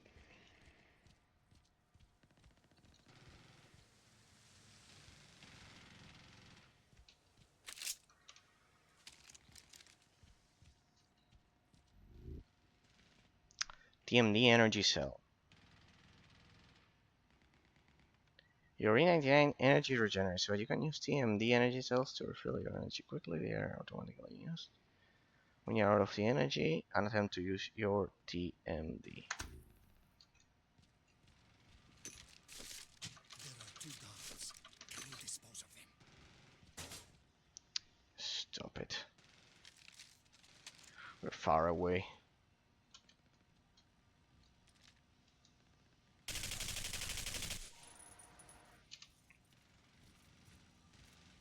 Ah, this is the same original. Jeff would be angry when we refused to work on the Singularity, but I never imagined he would resort to this.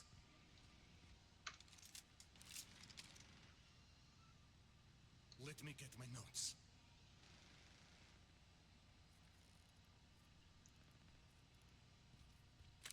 Damn it! It won't open. The TMD manipulates the aging process of objects, making them, for lack of a better word, older or younger. Even a safe can decay over enough time.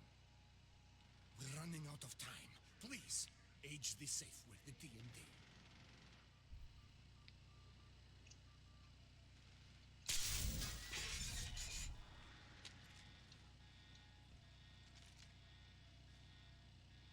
Here, take this. It is a prototype E99 weapon. It can be unstable, but should help tip the odds in our favor. Seeker. Press and hold mouse 2 to steer the E99 charged shell. This rifle fires E99 charged shells to alter time. Shit. What the?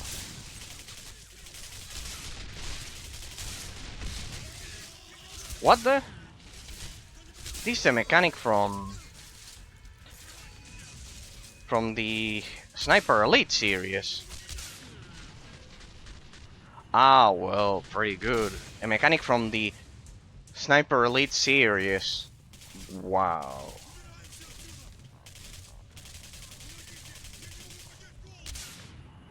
Like this? Like the Zombie Army series as well. Like the Zombie Army trilogy is the same developer. Yeah, I remember this mechanic. Alright, so this is a very powerful weapon. In which you can do that. Very, very OP as well. You can control the bullet. This must also be the reason why the sensitivity was a bit higher for this part of the gameplay mechanics.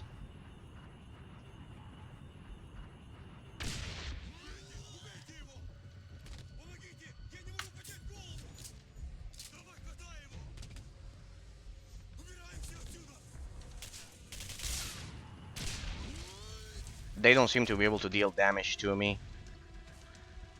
when time is stopped like that. Pretty amazing, huh? And now we get the Valkyrie. Alright. Pretty good gameplay variety, people. Pretty good gameplay variety in that sense. It's like the modified version of Call of Duty. Here you have to advance and it doesn't stop until you do so. Eat that grenade, please. Yeah, it's like a modified version of Call of Duty, huh? Pretty well executed, huh?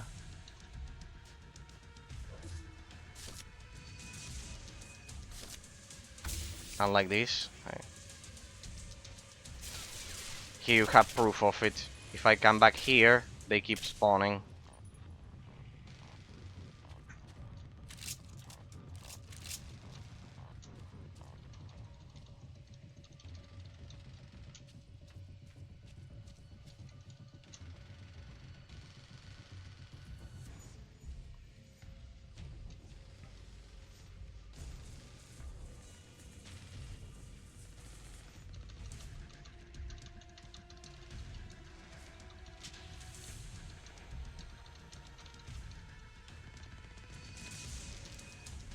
It just disappears, the weapon just disappears.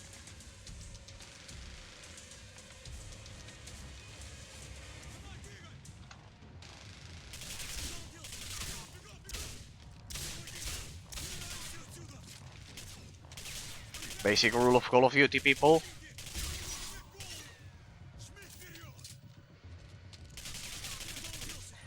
It's faster to change weapons than reload, to swap weapons and reload. This even feels like a level in Black Ops.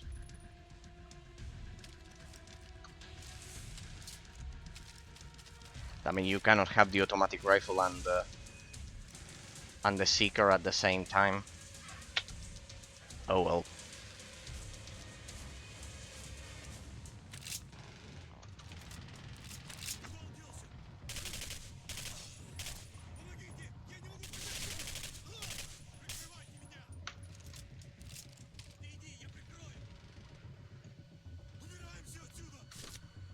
Amazing integration of gameplay mechanics and the level design, as I've said. When compared directly with Call of Duty, it has a much more complex interaction because of the time manipulation mechanics, because of the fact that you actually have a health bar, something that in Call of Duty Modern Warfare 1 you don't. So this one follows the old school formula of Bioshock in that sense. Restoring the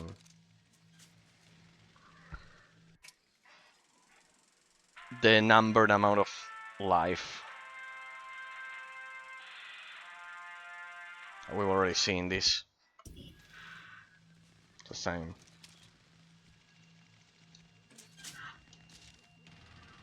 Amazing.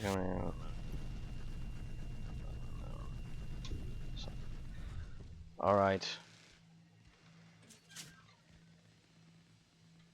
Let me lower the sensitivity to the maximum again.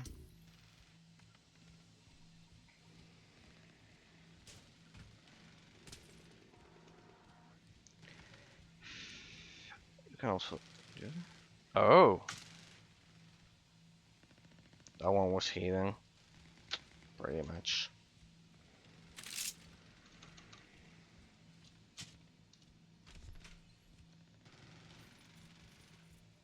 Just a little further.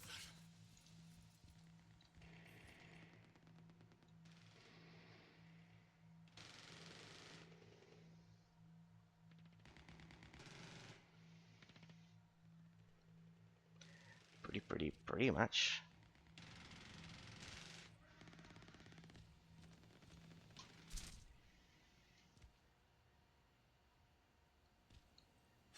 This is where our paths must part.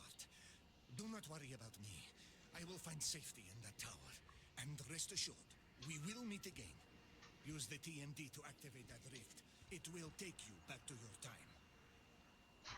Take Rift back to 2010. Good luck to us both. So he survives in this timeline. Quite interesting. He survives. Pretty interesting.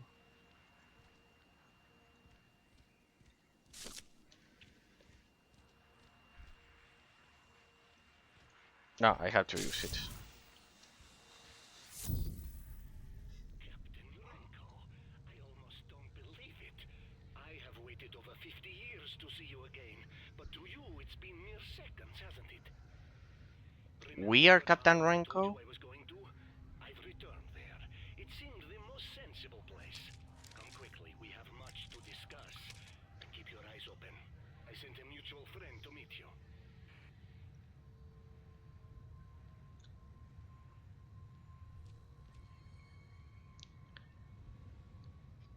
Look at that, people.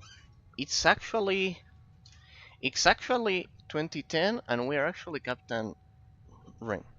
Sorry, I had to test if my AC was working. It's actually we are actually Renko. Remember the guy that we were meant to help originally. All right, let's do a quick stop. Give me a second, people. Give me a second. We'll return in a minute. I need to drink a bit of water. Give me a sec. Just one. Go to the bathroom. Give me a sec.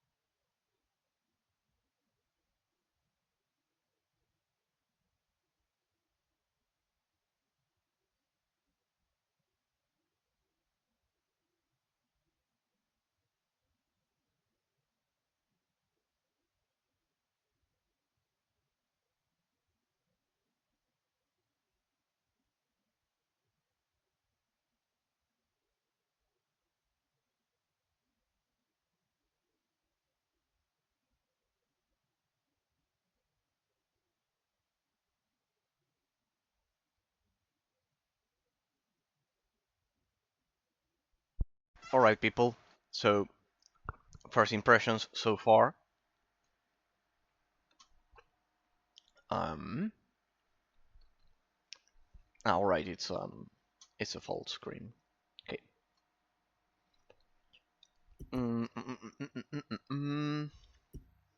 Good. I mean, it's getting really hot in the southern hemisphere right now. Like, I can definitely feel that we're getting into the spring. We're definitely getting into the spring. Uh, so we're back in 2010, which would be of like the modern day when this game was released, pretty much. So blueprints. Bioshock to create new upgrades for you. Finding a blueprint or formula, the upgrade will automatically become available at the Augmentor. Alright. Hero upgrade plans. You have discovered Heartiness. Increases your maximum health. Use in any tech to upgrade at any Augmentor. Right.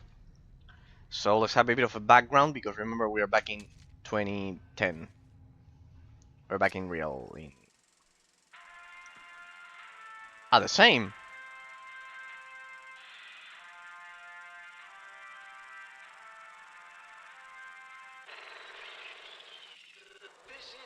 I know it's different. It's different. Of a human being moving into a rift. I am going to record my observations as I move through. I expect I will exit at Rift 6, which seems connected to this one, and has appeared near the docks. I am walking in now. A slight tingling feeling, even through the suit. I am not perceiving anything visual out of the ordinary. And as you see, no noticeable... Turn it off! Got the transmission, please. Alright, so we are back in our modern time. And we notice this slight part of the plot, people. We're actually that Kesnov or whatever, the hero that we were originally trying to find before getting back to the past. Dr. Bioshock uses... Okay.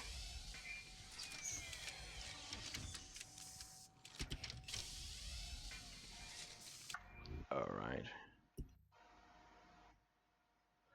Using 99 Tech to make TMD equipment. After purchasing the TMD equipment, you must equip it to gain its benefits. You start only a single slot. Sharpshooter. Weapon accuracy. TMD perks. Hero perk. So this is what the reviewer over at Steam commented. Heartiness, increasing your overall health. Pretty much. Alright, I get the point. So you can use the currencies used to improve the stat system of the game and the weapon upgrades, those scarce weapon upgrades that we found, those suitcases would improve the weaponry. Would improve the weaponry. The damage, the magazine clip and everything of your weapons. Okay.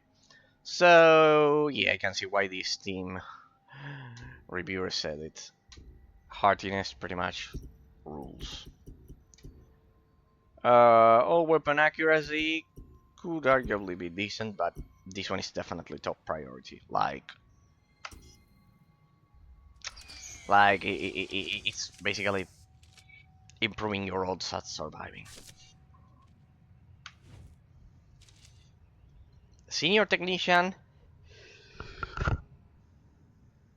Dimitrev. Fortunately, I can do that. Like this, you hear me? Don't. Senior Technician Dmitriev, something's wrong with my Bunsen burner. It doesn't work even with the bulb turned all the way up. Could you take a look at it? Even, sorry. Yep, sorry people. Sorry people. But it's just that.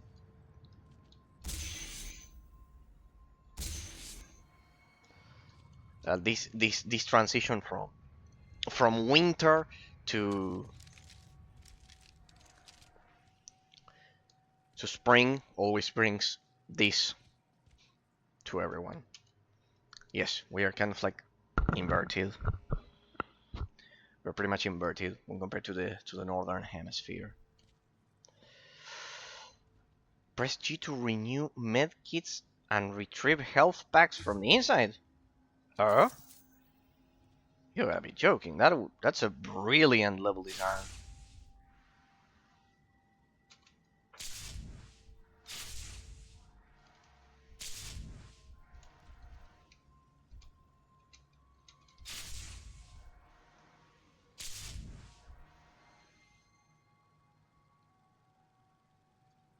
If only it would work.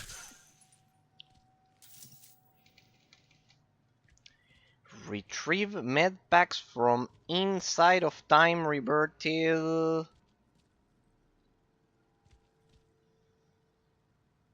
hell with it. To hell with it. I already have 5.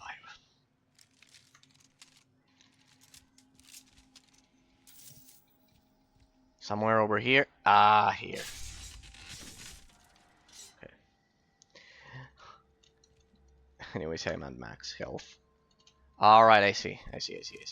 So I have 5 med packs and I've increased my health, so we should be good to go. May 8th, 1953. We tested the anti-gravity module again, and again it failed. This time the test object broke through the reinforced floor. Ivan barely escaped being crushed, which is unfortunate. I do not like him. Senior Technician Dmitry.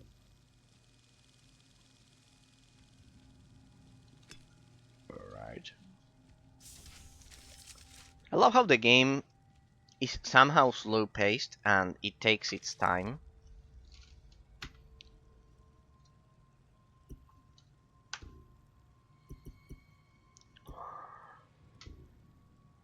There we go. Let's correct our shitty choice from before. Let's buy a bit of ammo. Not completely though, because the game does have...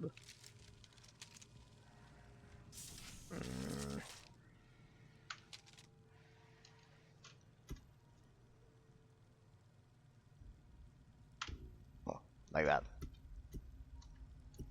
Aha! How interesting.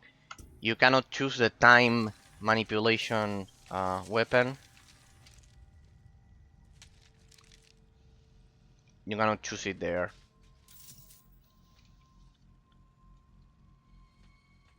The time manipulation rifle thingy. TMD upgrade. Press R. Press R for awesomeness.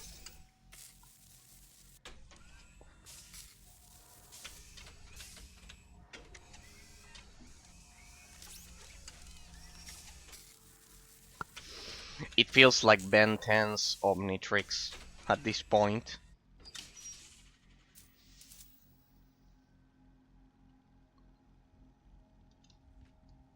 Doesn't it, people? It feels like Ben 10's Omnitrix. Oh, gravity. Press mouse 3 to pick up objects, press mouse 1 to throw them. Oh, typical Half-Life mechanic. Bad, though. Not bad, though that's hardly a throw. Let me check the stream for a sec, people. I haven't checked the stream single time how it's working. Hey, that's pretty smooth. It's pretty smooth. Pretty good. Quite smooth. For people, I didn't check it Look at that. You can alt tab and the game doesn't crash. If only Sacred 2 could do the same. Ah, by the way, I think I fixed the problem with Sacred 2. I posted it over at Discord. Basically the purist fix pack.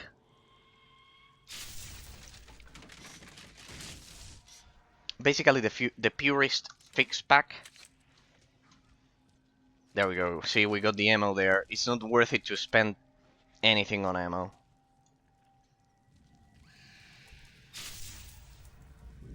Change the past. Change the present. Ah, you can kind of like decipher them. Which one was it? The Conduit HD is also pretty similar to this one, as another alternative besides Bioshock, Half-Life, and the ones that we've been commenting. Bioformula. Here, upgrade plans. Sorry. You have discovered Iron Lung. Increases the length of time you can hold your breath. Using an upgrade at any moment. Alright.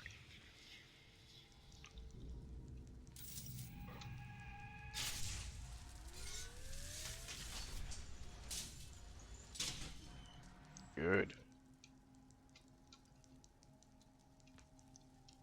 And this one I can grab it.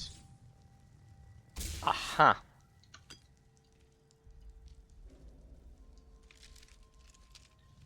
Pretty amazing interaction. Pretty amazing.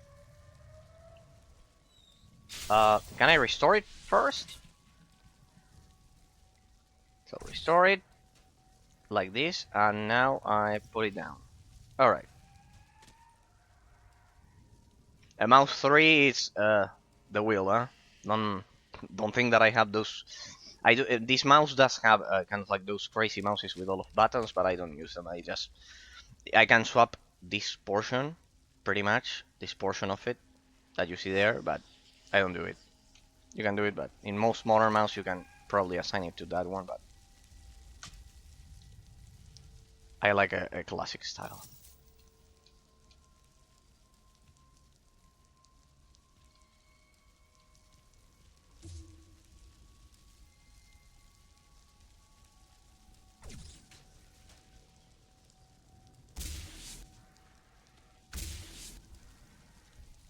I wonder if the melee impulse attack affects this as well. No, it does. See how interesting. It doesn't affect the same objects that you can grab.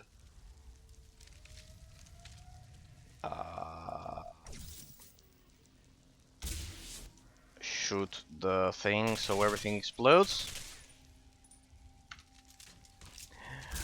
Waste your ammo stupidly. Ah, no. We are meant to go up. Alright. I'm learning, people. I'm learning.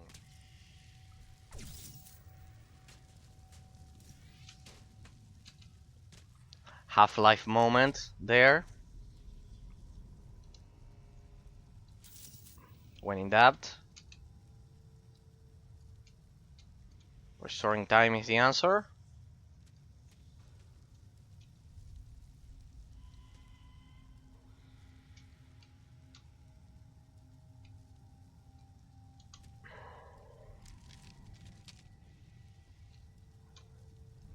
Can we go to prone?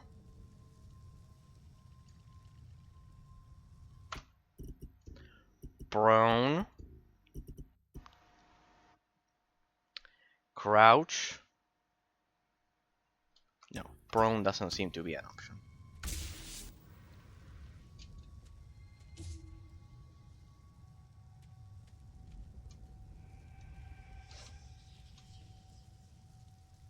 Hey, what's that? Ha! You have discovered field. Fortunately, it didn't proceed. See? TMD equipment plans. You have discovered Field Doctor. Regenerate 25% of health when not in combat. I mean, that's pretty good. I was able to miss it.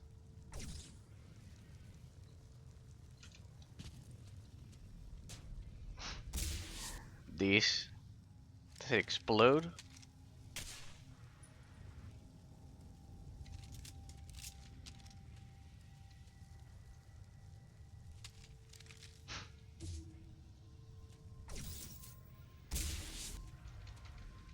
I'm pressing G constantly to see if I can interact with something, but doesn't seem to be the case.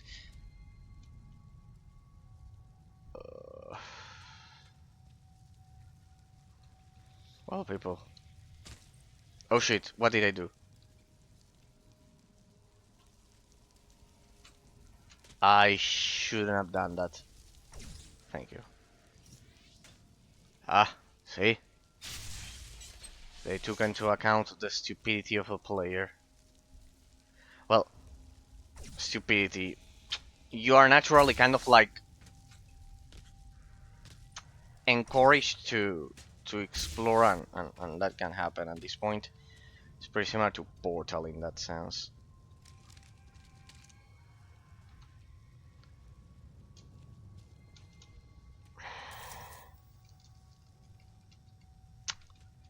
Is this a joke? I love how there's an arrow telling us, yeah, idiot, go over there. Yeah, easier said than done.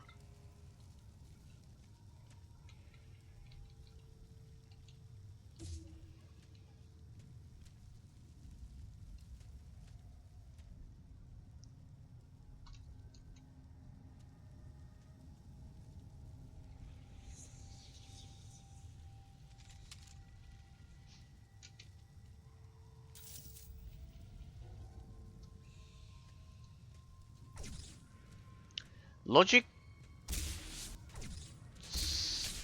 tells me that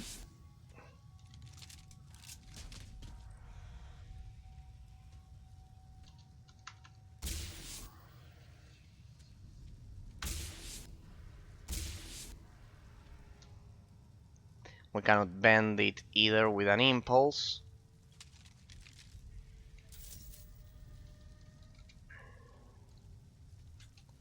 Another element of the environment we may have to interact with. Uh-huh. Ah,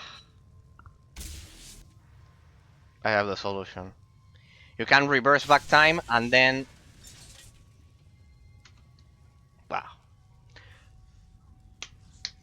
Let's give a round of applause to the developers.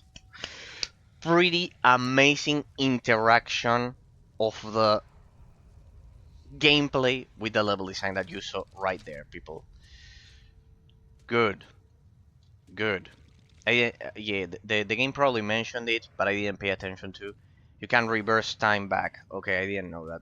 So if I point at it, I can reverse it and then restore it. Alright, I can interact with it. Sorry, my bad. I haven't been paying attention to that. My bad. My bad. I know they mentioned it. Sex back into face. Ah! See, I was right. They were immune to my damage when they are invisible. So the impulse actually is required. Good. So they are called Zeks besides. I know. Why did I do that? Now I can grab them and drop them on them. Good, we are learning, people.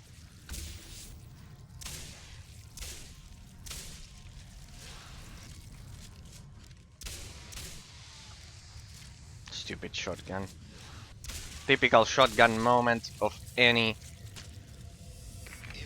movie. You will have to find an elevator that will take you to the upper floor of the administration building. All other ways are dead. Sorry for that.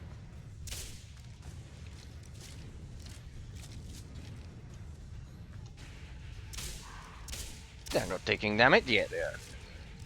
Very good.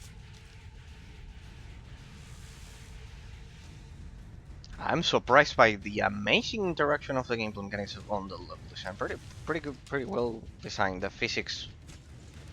Aha! You guys again. But now I'm ready for you.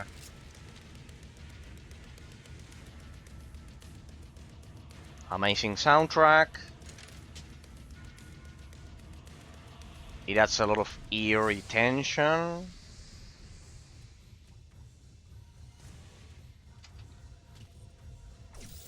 Give me one of those. Anyone wants to come this way? I need to remember not to kill myself. Ah, they can also throw them. They said, well, you throw them, we do so as well, player. Ah, they need to be in range for that to work.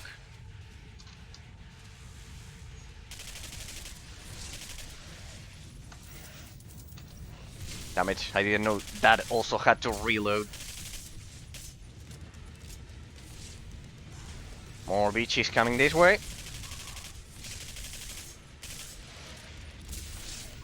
Not so fast. I still have this one.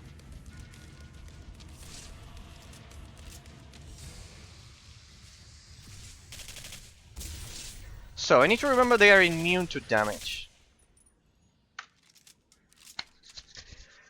Look at that. They could barely scratch me. Yeah, that is not... I think I was only scratched once.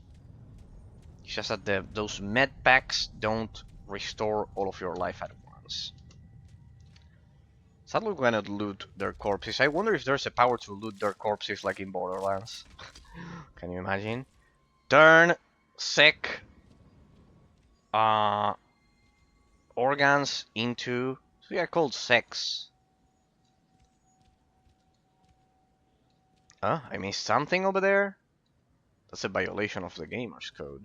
Missing something.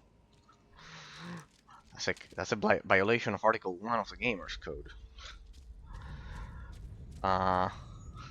Missing loot. I had another barrel there. Alright, I love how they solved the problem of ammo. Thank you.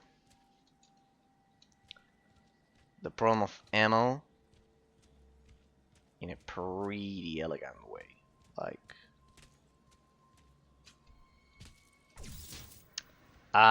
this could definitely go wrong, but... Maybe if I just gently drop it here?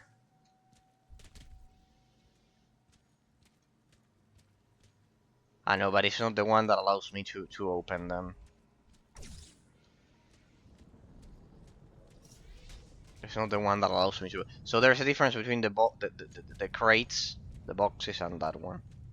Those ones can go back in time, as the instructive said. Alright, that was convenient.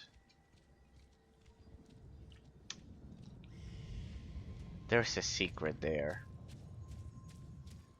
And I don't know how to get access to it. You need a box. I cannot believe that I was meant to keep the box with me up until here. There I can see a secret.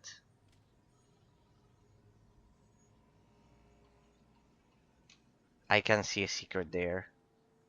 Ah, maybe it's that one. I can manipulate it.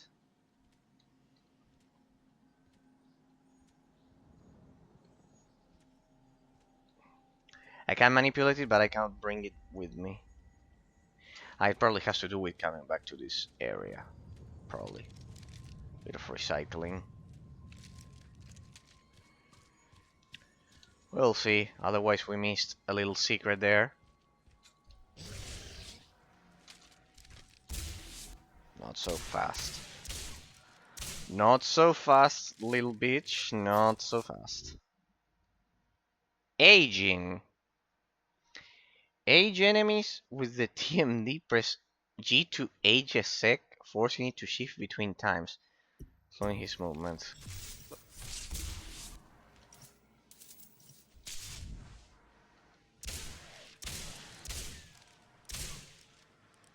I'm beginning to feel bad for the poor things.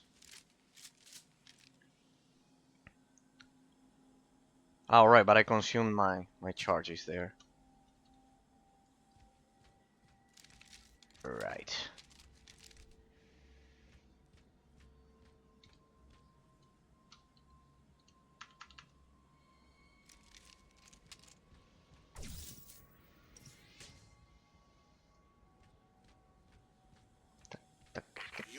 take the elevator to the upper floor.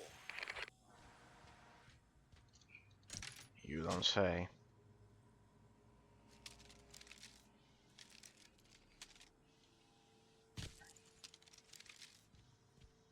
Alright, yes, I suspected. We're on the other side. We are on the other side. I'm getting Hellgate London vibes with all of these warehouses. Invoice: 4 Bunsen burners, 1 anti-gravity test object, 3 typewriters, 50 boxes of cookies, 12 gallons of E99 infused milk.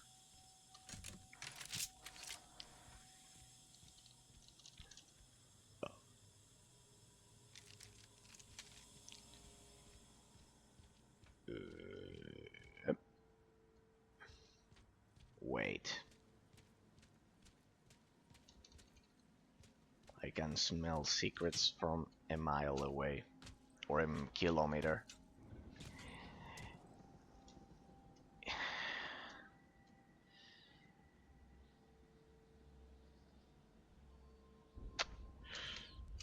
Alright, we're missing something. Hang on a second, people, because that warehouse that we just saw had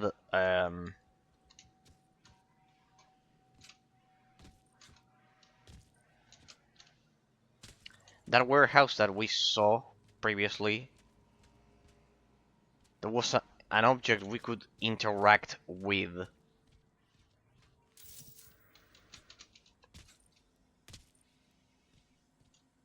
Well, looks like I don't have many options. Alright, we might have missed some little upgrade there or some shit like that. We'll see. If I go back to it. Oh, that one's bigger. That one's bigger. Not bleeding. Hey! You can climb. They have 4 fingers though. Years of War influence right there, people. And we were so calmly exploring the place. Oh. He's angry, people. He's very, very angry. No, so far, people, for the first impressions of the first day of review, so far, we get the weapon physics of Call of Duty Modern Warfare 1 with the environment interaction, the influence of the gameplay on the level design of Half-Life, Bioshock, in a pretty smooth and amazing combination. As for the grandeur category of the analysis, it leans a bit more towards terror than Bioshock or Half-Life, even if it has the same vibes, but because of the jump scares that we've seen so far, it leans a bit more towards a terror. Like, the atmosphere is much more depressive, for example, in that sense. And in terms of how they tell the story, it pretty much follows the formula of Bioshock and Metroid through audios and the notes. So, a pretty unique combination so far. A pretty unique combination. In terms of the influence of the economic system on the gameplay mechanics, we can see that it's not called magic, it's actually time manipulation, but you can see that it's the same as Bioshock's magic.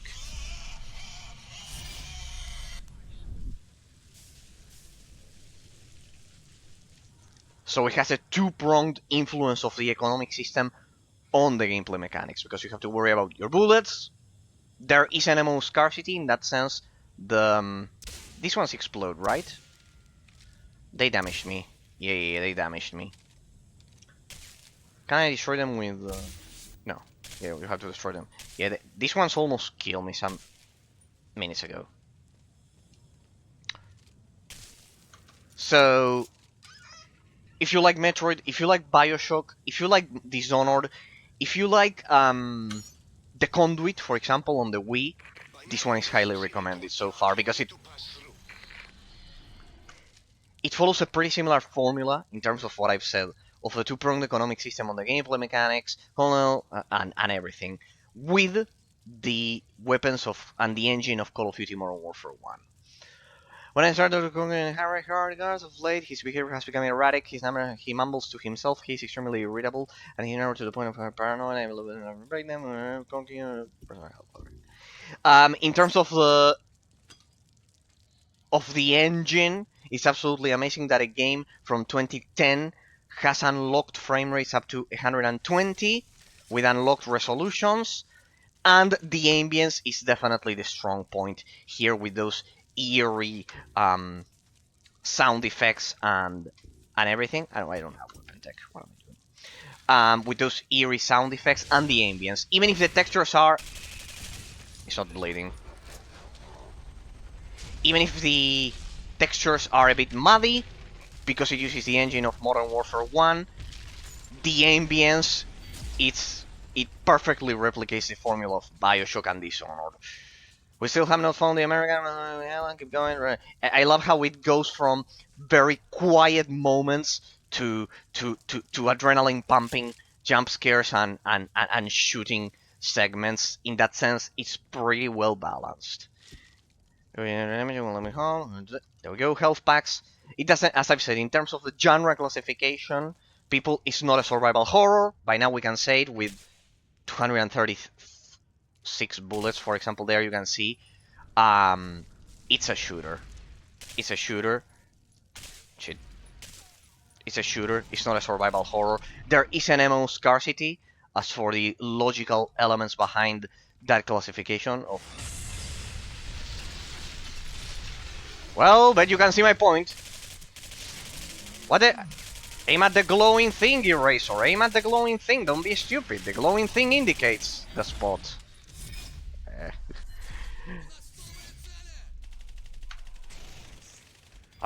It dealt damage to me, eh?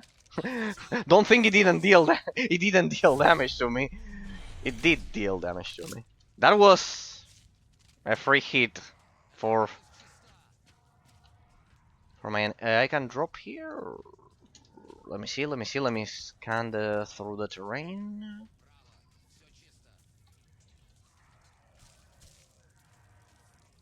This is amazing. The level design in this sense is amazing because it's never 100% linear. It's not open world. It's not open world, as you can see.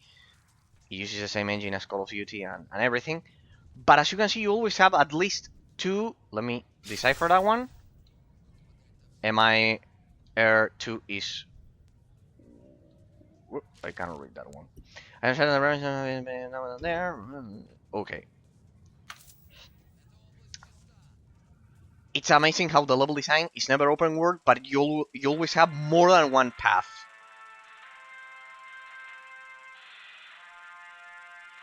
Come on, give us the update. My teleportation experiments have progressed as planned.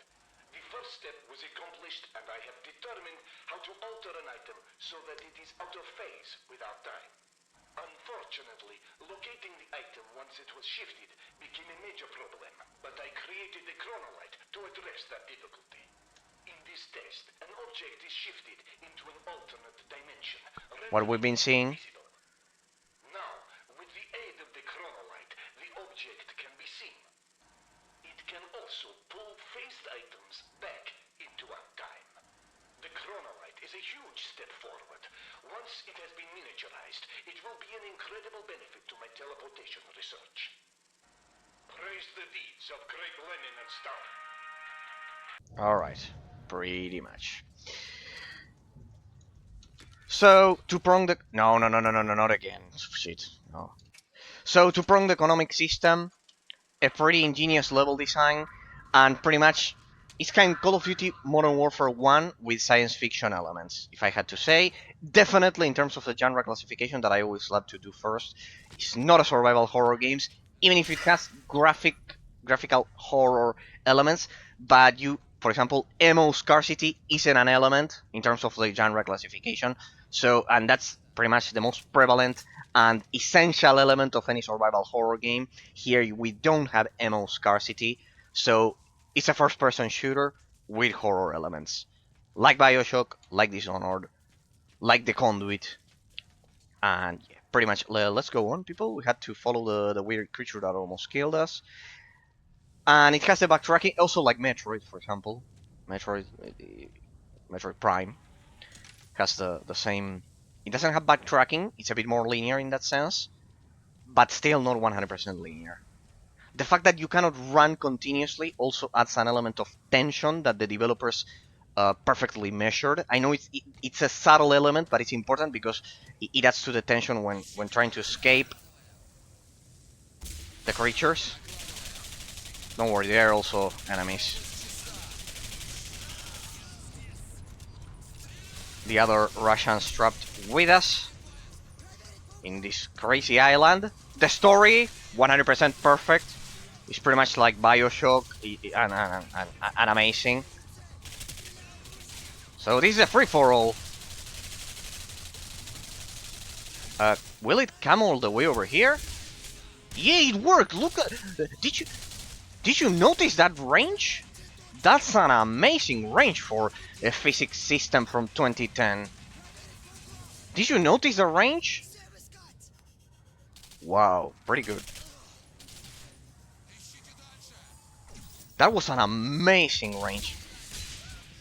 Well, I fell there. That was an amazing range. Could you see that it registered the pool? I don't know if you knew it. Let me show you. Maybe if you couldn't see it, the explosive barrel was. Let me test it again. I have to test it again, people. It was over here, and I could grab it all the way from there. Amazing range for the physics system, people. That's absolutely brutal. Incredible. Let me test it again. Just one small little test of the physics engine. Here is not. Wow, yeah, this is the range. Like here I lose range. Wow.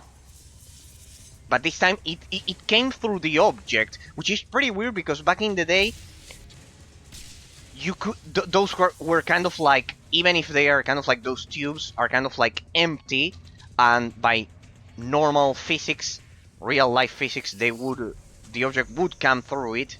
In game development, especially back in the day, those were kind of like hard barriers that the developers would develop like that. Bioformula, good. You have discovered energetic, increases your maximum TMD energy. Use E99 tech to upgrade at any augmentor. Pretty amazing range of a physics system. Good. Good.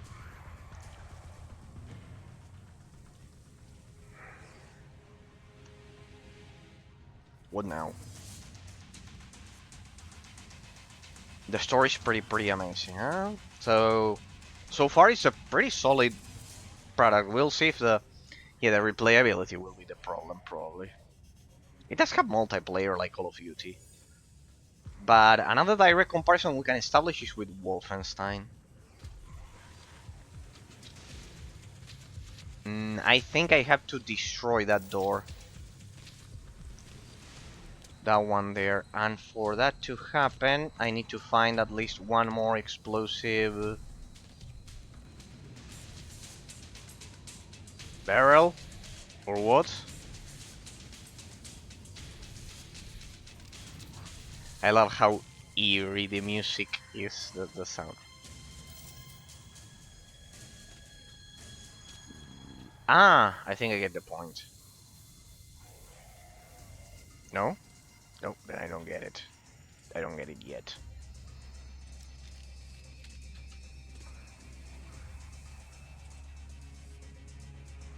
Pretty amazing influence of the economic system on the gameplay mechanics as well, people. Ah, that one. Ah, it indicates when it works. What now? Ah, you can destroy the cover of enemies like this. And now I can restore it. Oh, so you can destroy the cover enemies have.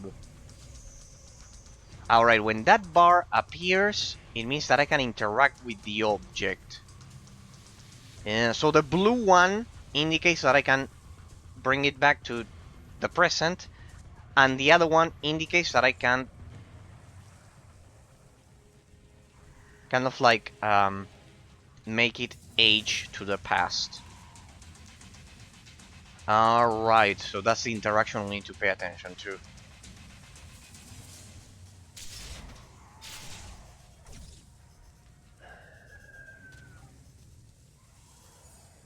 Let me test my last theory. Nope, definitely that wasn't the answer.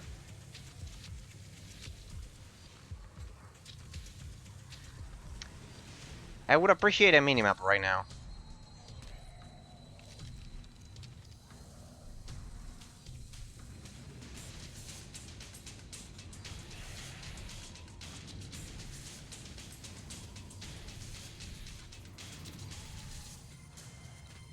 There, dead end. How about here? Hmm. Ah. You had to look up Eraser.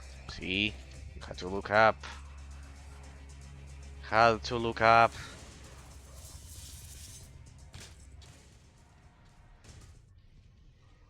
Pretty much. Alright, that was...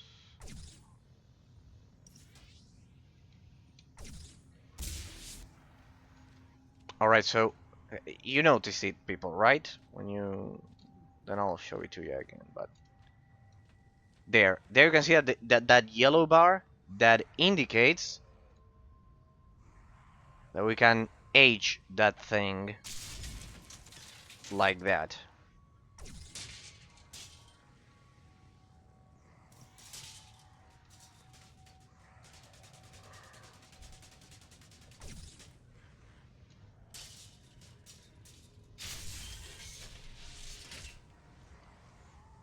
And the blue one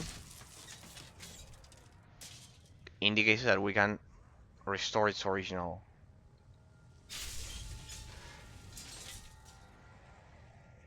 Yeah, we definitely missed a secret back there. Oh well.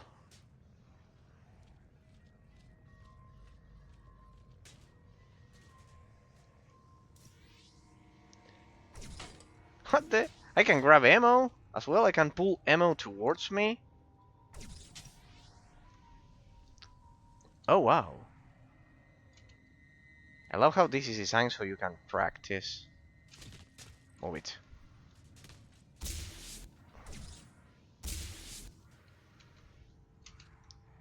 For example, that ammo there.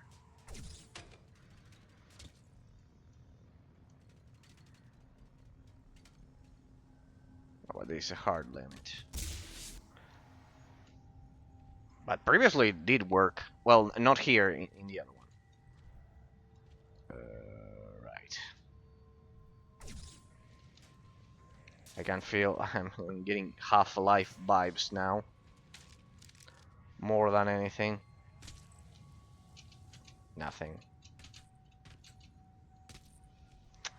Alright, we have to jump. I love how games from back in the day didn't treat you like an idiot. And you had to figure out things like these all the time. On your own.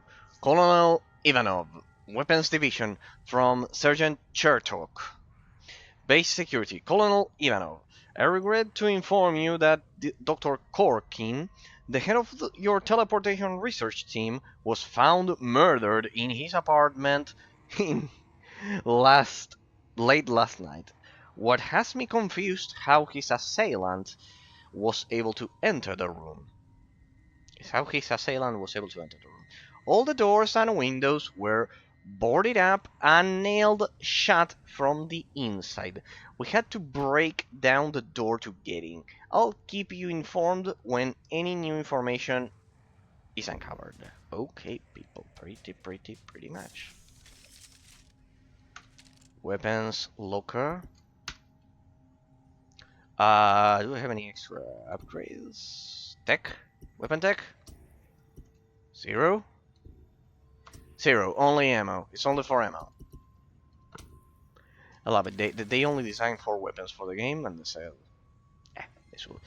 If there's one thing that we won't spend more time doing, it's getting more weapons. Like, huh? Good. Ha ha ha. But you didn't expect that, people. We're at full power once again. Ah, here I had more. Right, we're doing very, very well. We are doing very, very well, people. Max health packs, blah, blah, blah, blah. Bio? Max. There we go, max. Max, max, max, max, max. Alright, that's how I like to have my health, pretty much. Good. Good, people. Now, questioning. So far I think we are done with the first impressions of the analysis in these 4 hours. Pretty much we've already reached most of the conclusions, all of the conclusions possible for first impressions. I love the pacing. I love the pacing, contrary to what the other reviewers said. Kind of like, I love how it changes drastically from one moment to the other, but always retaining that eerie look, eerie feeling that makes the game definitely scary in a sense.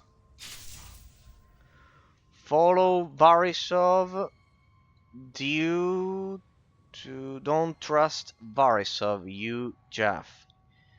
Wicked, he's wicked, Barisov is wicked, don't trust him. I wonder if I get a reward for this, for reading all of this. Thank you, full ammo. Definitely. The heavy impacts of the animations of the weapons are amazing on both the creatures and the soldiers. I love it. You can grab it. You don't have to loot it, but you can grab it. Can you imagine attacking with a health pack? Yes, that is possible in this game.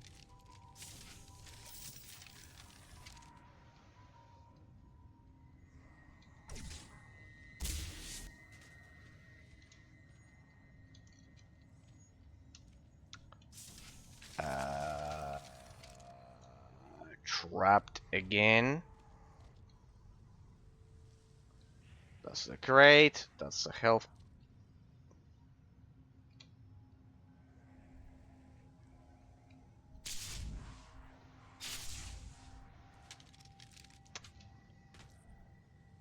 Ah, right. See how wicked, people. See how wicked or wicked. Right. Up there.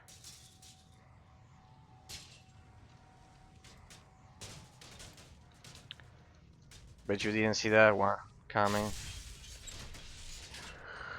This one was interesting because there's a huge difference. there's a bit of a bigger distance. Alright, we can see influences of Portal here at this point because that was a puzzle. The same goes for Half-Life. So I've already seen influence of so many games that it's absolutely fascinating.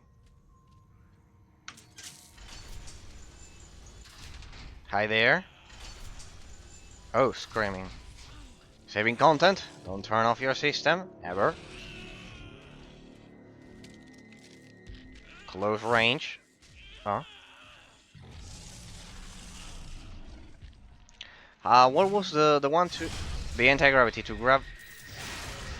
Have used to grab barrels thrown at ya.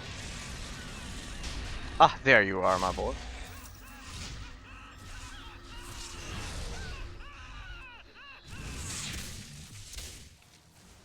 Where the barrel? Ah, I don't seem to be able to grab that. Can I slow that thing down?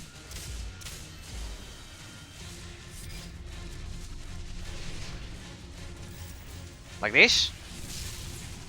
Well, not like that, precisely. So I can only damage this guy with that. Alright, I see the point.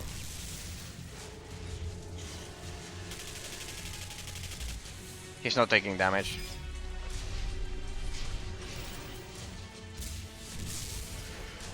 He didn't like that.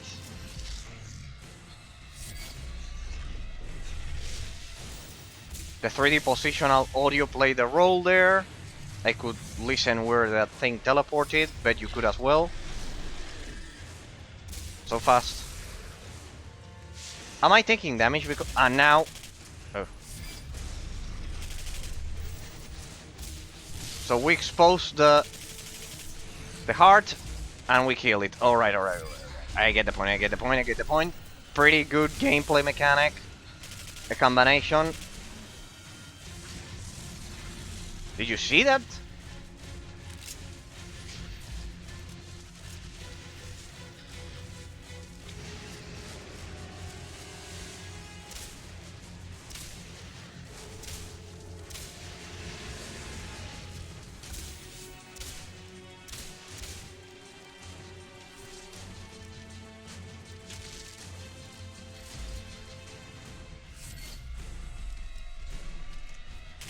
Oh, I don't think so.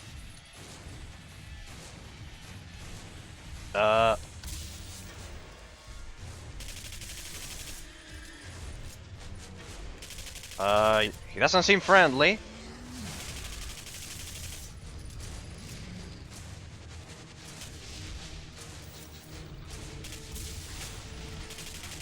Ah, he's back.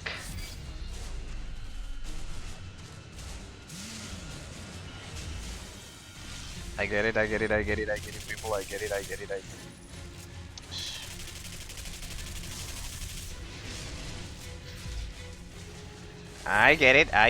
get it. It's a combination of a physics-based fight.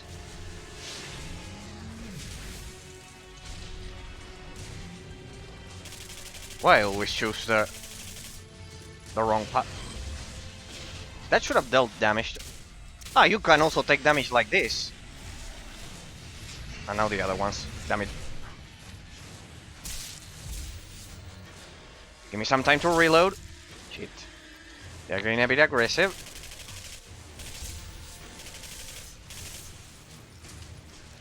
It's always faster to swap weapons than reload. You know, when you also have to reload your time manipulation weapon. That's the thing. No, shit. Damn it, you again. Alright.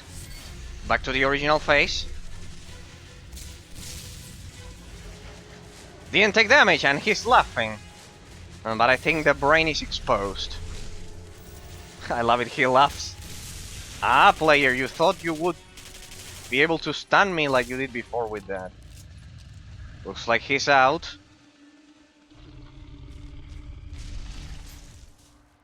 Captain Ranko, over here. Pretty well done. Amazing integration of the gameplay mechanics, people.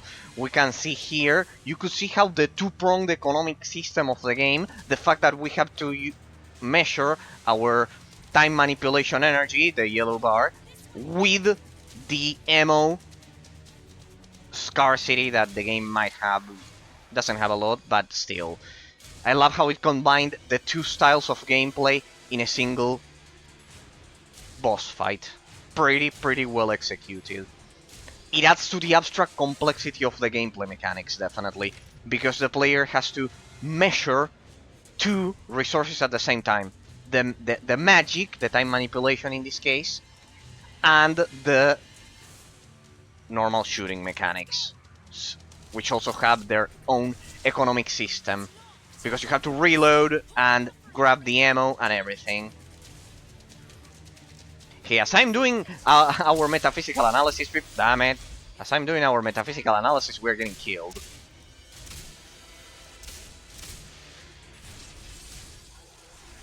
This one only had two. Oh, careful. This one's also dropped the barrels. Help!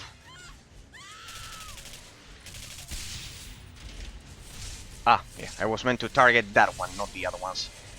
I love how the game changes. It swiftly changes from a slow paced segment to an adrenaline heart pumping shit. An adrenaline heart pumping segment like this one.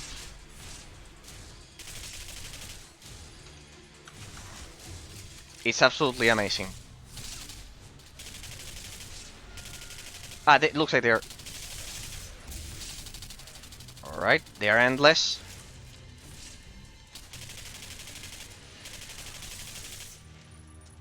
Yeah, I usually prefer toggle for the weapons instead of aiming down the sides like hold. No ammo! Yeah, definitely I am doing something wrong. Yeah, I wasted all of my ammo there.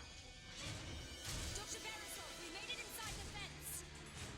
Yes, yes. One moment. The fence is on. Ready for the elevator. It's on the way. Elevator. Let me grab all of that. Thank you. Dr. Beresov, the power is out. Reiko, we have to hold them off until Beresov gets the power restored. Yeah. Hold them off. Defend the tower. The generators are gearing up. I have the high ground, Anakin. I have the high ground. Power junctions on the fence. That should buy us some time. Come this way, please.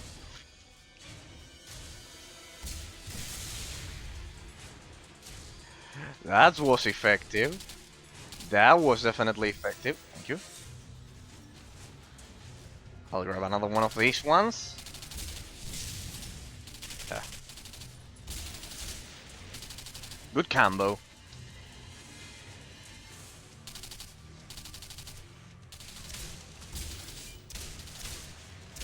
Now it feels like Doom, combining melee and close range shotgun. I should have saved the explosive barrel for now.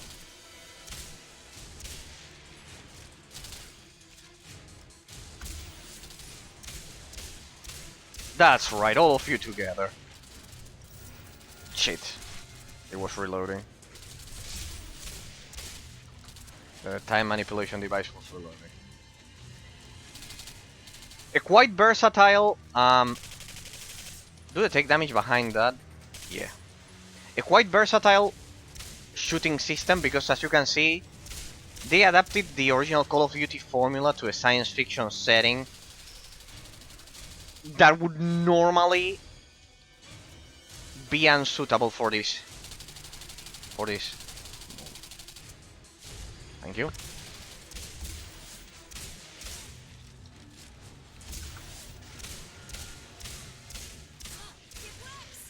Of course it works. I just fixed it. The elevator should almost be there. Finally!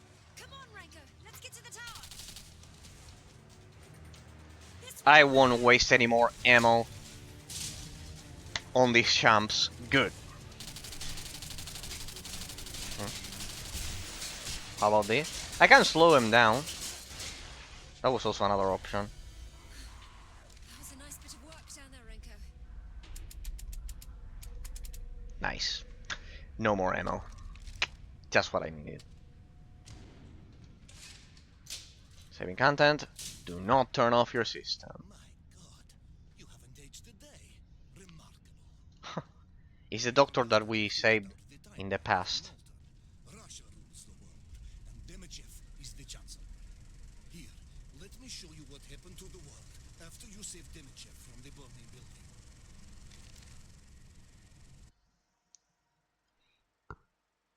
From the moment I invented the TMD, Demichev wanted it.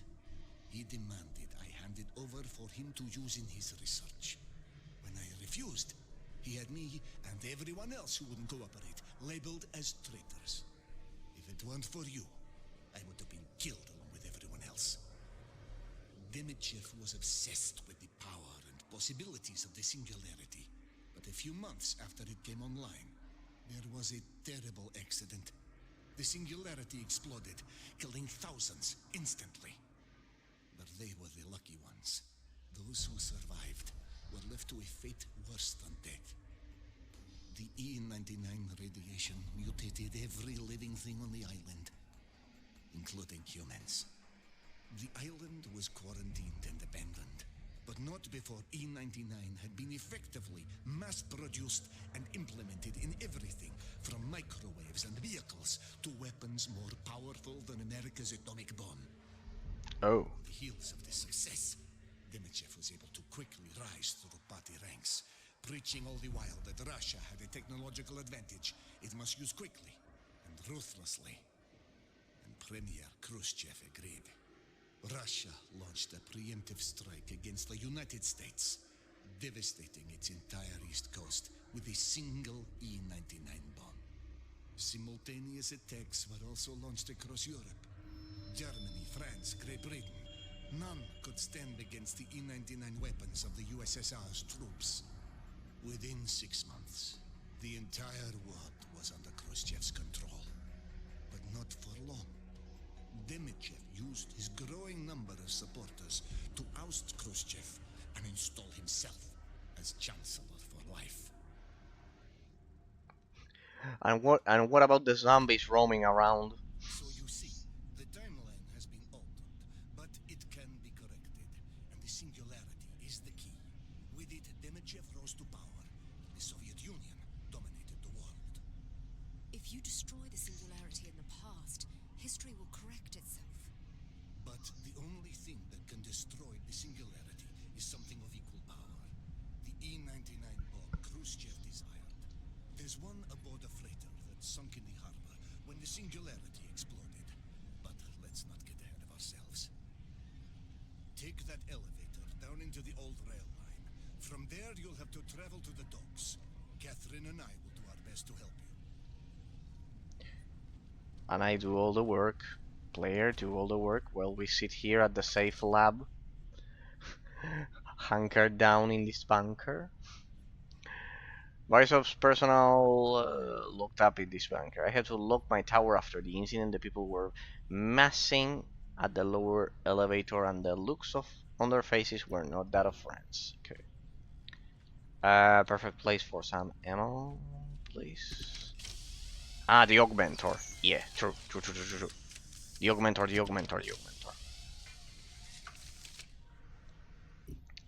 Field doctor.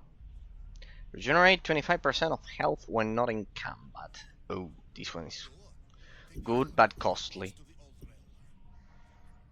Iron lung increases the length of time you can hold your breath. So maximum energy.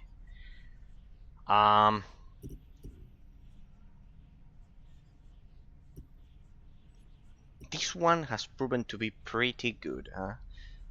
In combination with the shotgun, it has proven to be quite effective.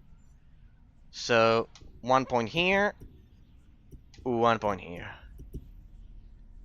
Field doctor, it's 5,000, clearly for the end game. Pretty good.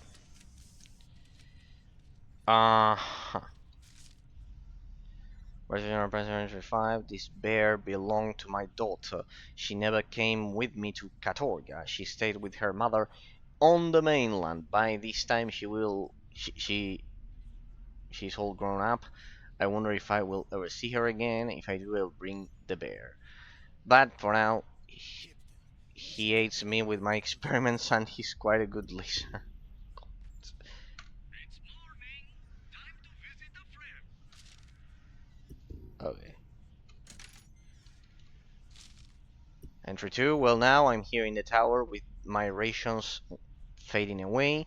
Every so often, a lone face tick comes up from below, possibly looking for nest sites. You must cook them in boiling water and a small dash of my homemade anti-radiation, which consists of garlic, oregano, and an herb only grown here on Katorga, which subsides radiation. Taste is not bad either. Okay, pretty good.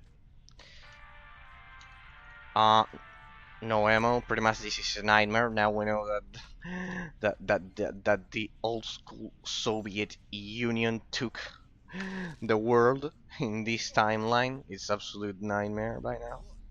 In preparation for the man for the future, I have set up a special stations around the island to identify damage. So I hope he finds them useful. I wonder if this game has a map, kind of like a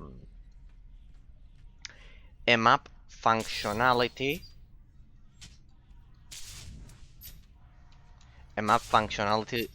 aka like a Bioshock. It doesn't seem to. It's a bit more linear. Max and max health packs. Good. Oh no, information of map for good. It doesn't seem to have the map option of Bioshock that definitely created a sense of grandeur of the world map of Rapture being a city and being quite big. It's much more linear like in Call of Duty. That's why some reviewers mentioned the budget feeling of it. It's not a budget feeling, it's more linear. It could be a deliberate decision. I discovered a network of cooling tunnels that interlink the island facilities and installations. These tunnels used to link up to underground caves where the initial E99 ore was discovered. Right? I think we read everything. I don't think we just get kind of like background, like we don't get any more.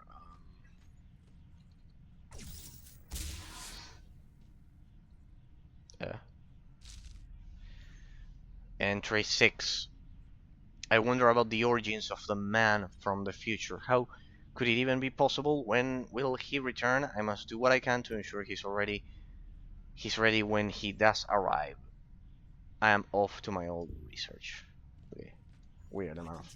Huh? Get on the elevator. Nice trap. So the player doesn't get all of the juicy loot.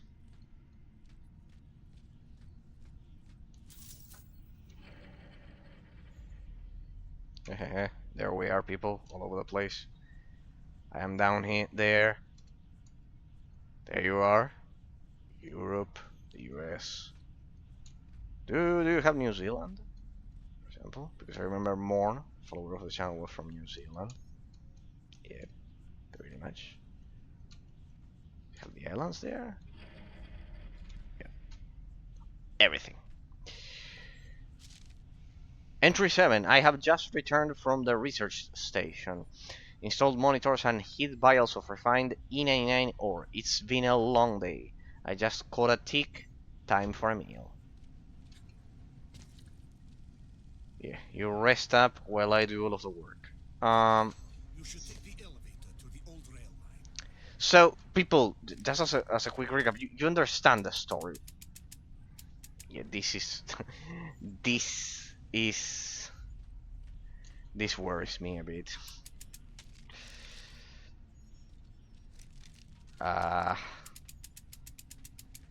Don't you have some ammo, Doc?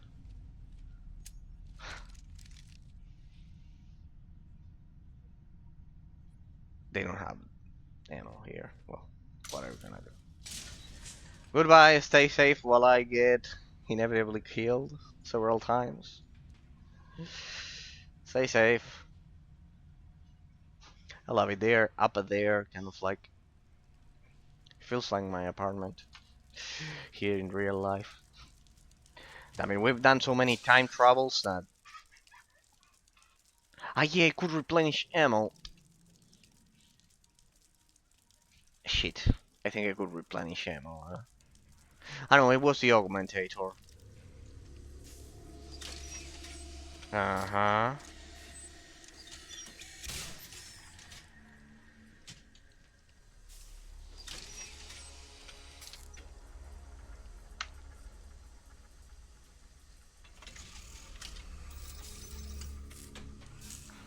We're updating the Omnitrix.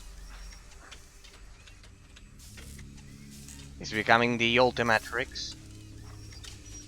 Ben 10 fans will get the reference. Deadlock. Press and hold mouse 3 to create a deadlock. Press mouse 1 to launch it. A deadlock creates a sphere of chrono energy that slows time. You mean like this? Ah.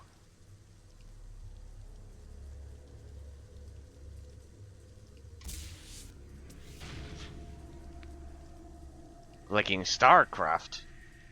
With the Protoss. Does it slow me as well? No, I'm unaffected by it. Oh, it's like the Protoss. Come here, fight me. Pretty good animation.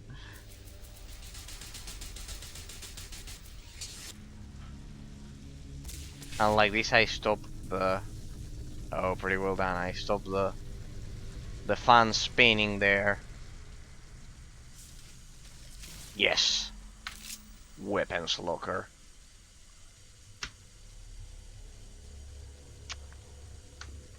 Upgrade? Cost 2? Anyways, I don't have anything. Buy ammo Q. Huh. So the E99 does have... Okay. So the E99 also serves the purpose of being the currency. Of being the currency for your bullets. Not the upgrades, but just your bullets.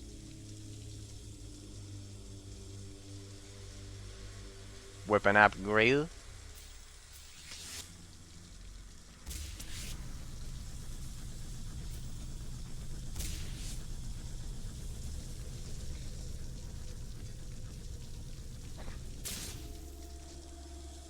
I love how the game is telling me.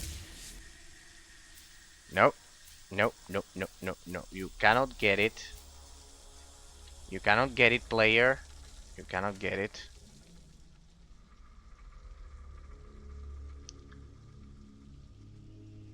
Ah, the player was much more astute than the game. It's pretty well done. I love how the game doesn't treat you like an idiot. Like, we've lost the ingenuity of this level design long ago. And I cannot use it now, right? That's the idea. Upgrade. One, what? Clip upgrade. Ammunition clip capacity.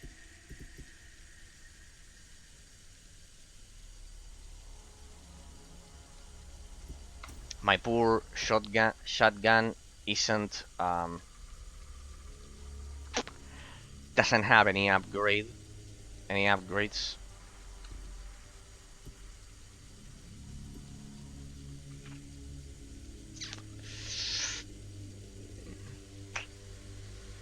The other one is the clip, right? The clip upgrade for the other one.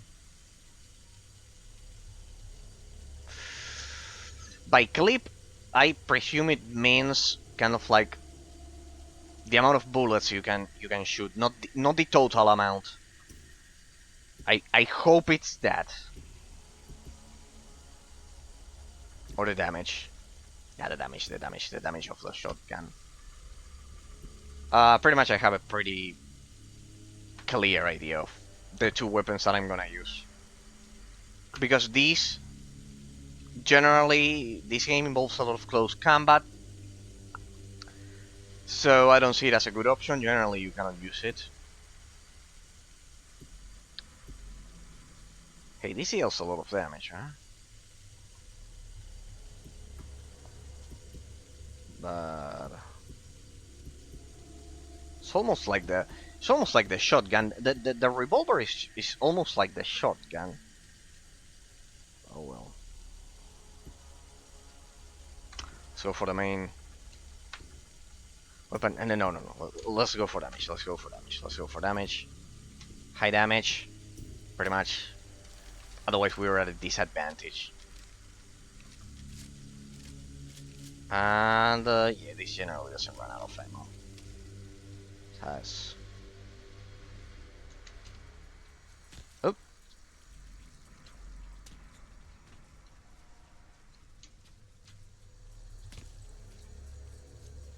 One way to go. Only one way to go.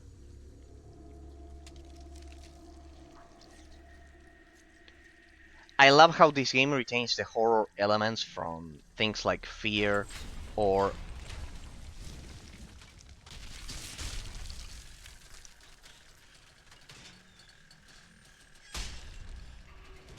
oh boy.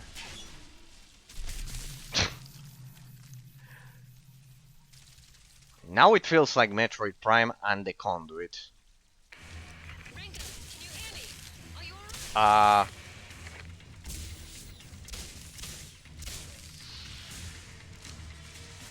Aging, I don't deal a lot of damage, the little guys.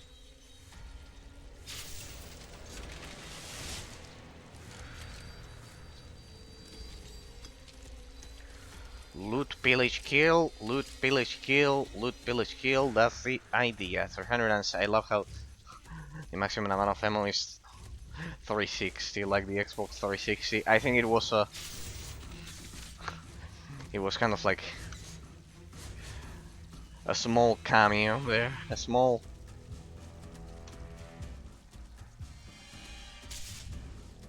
Hey, I can destroy those bulbs. Oh, the aliens don't like that.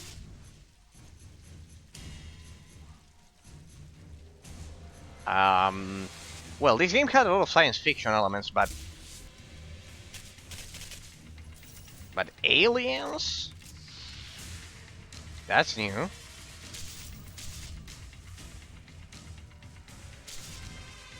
Hey, they recover our energy? No. They keep spawning? No, doesn't seem like it.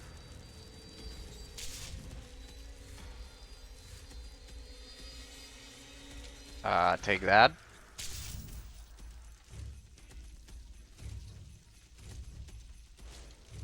I bet I have to try that on the big, huge.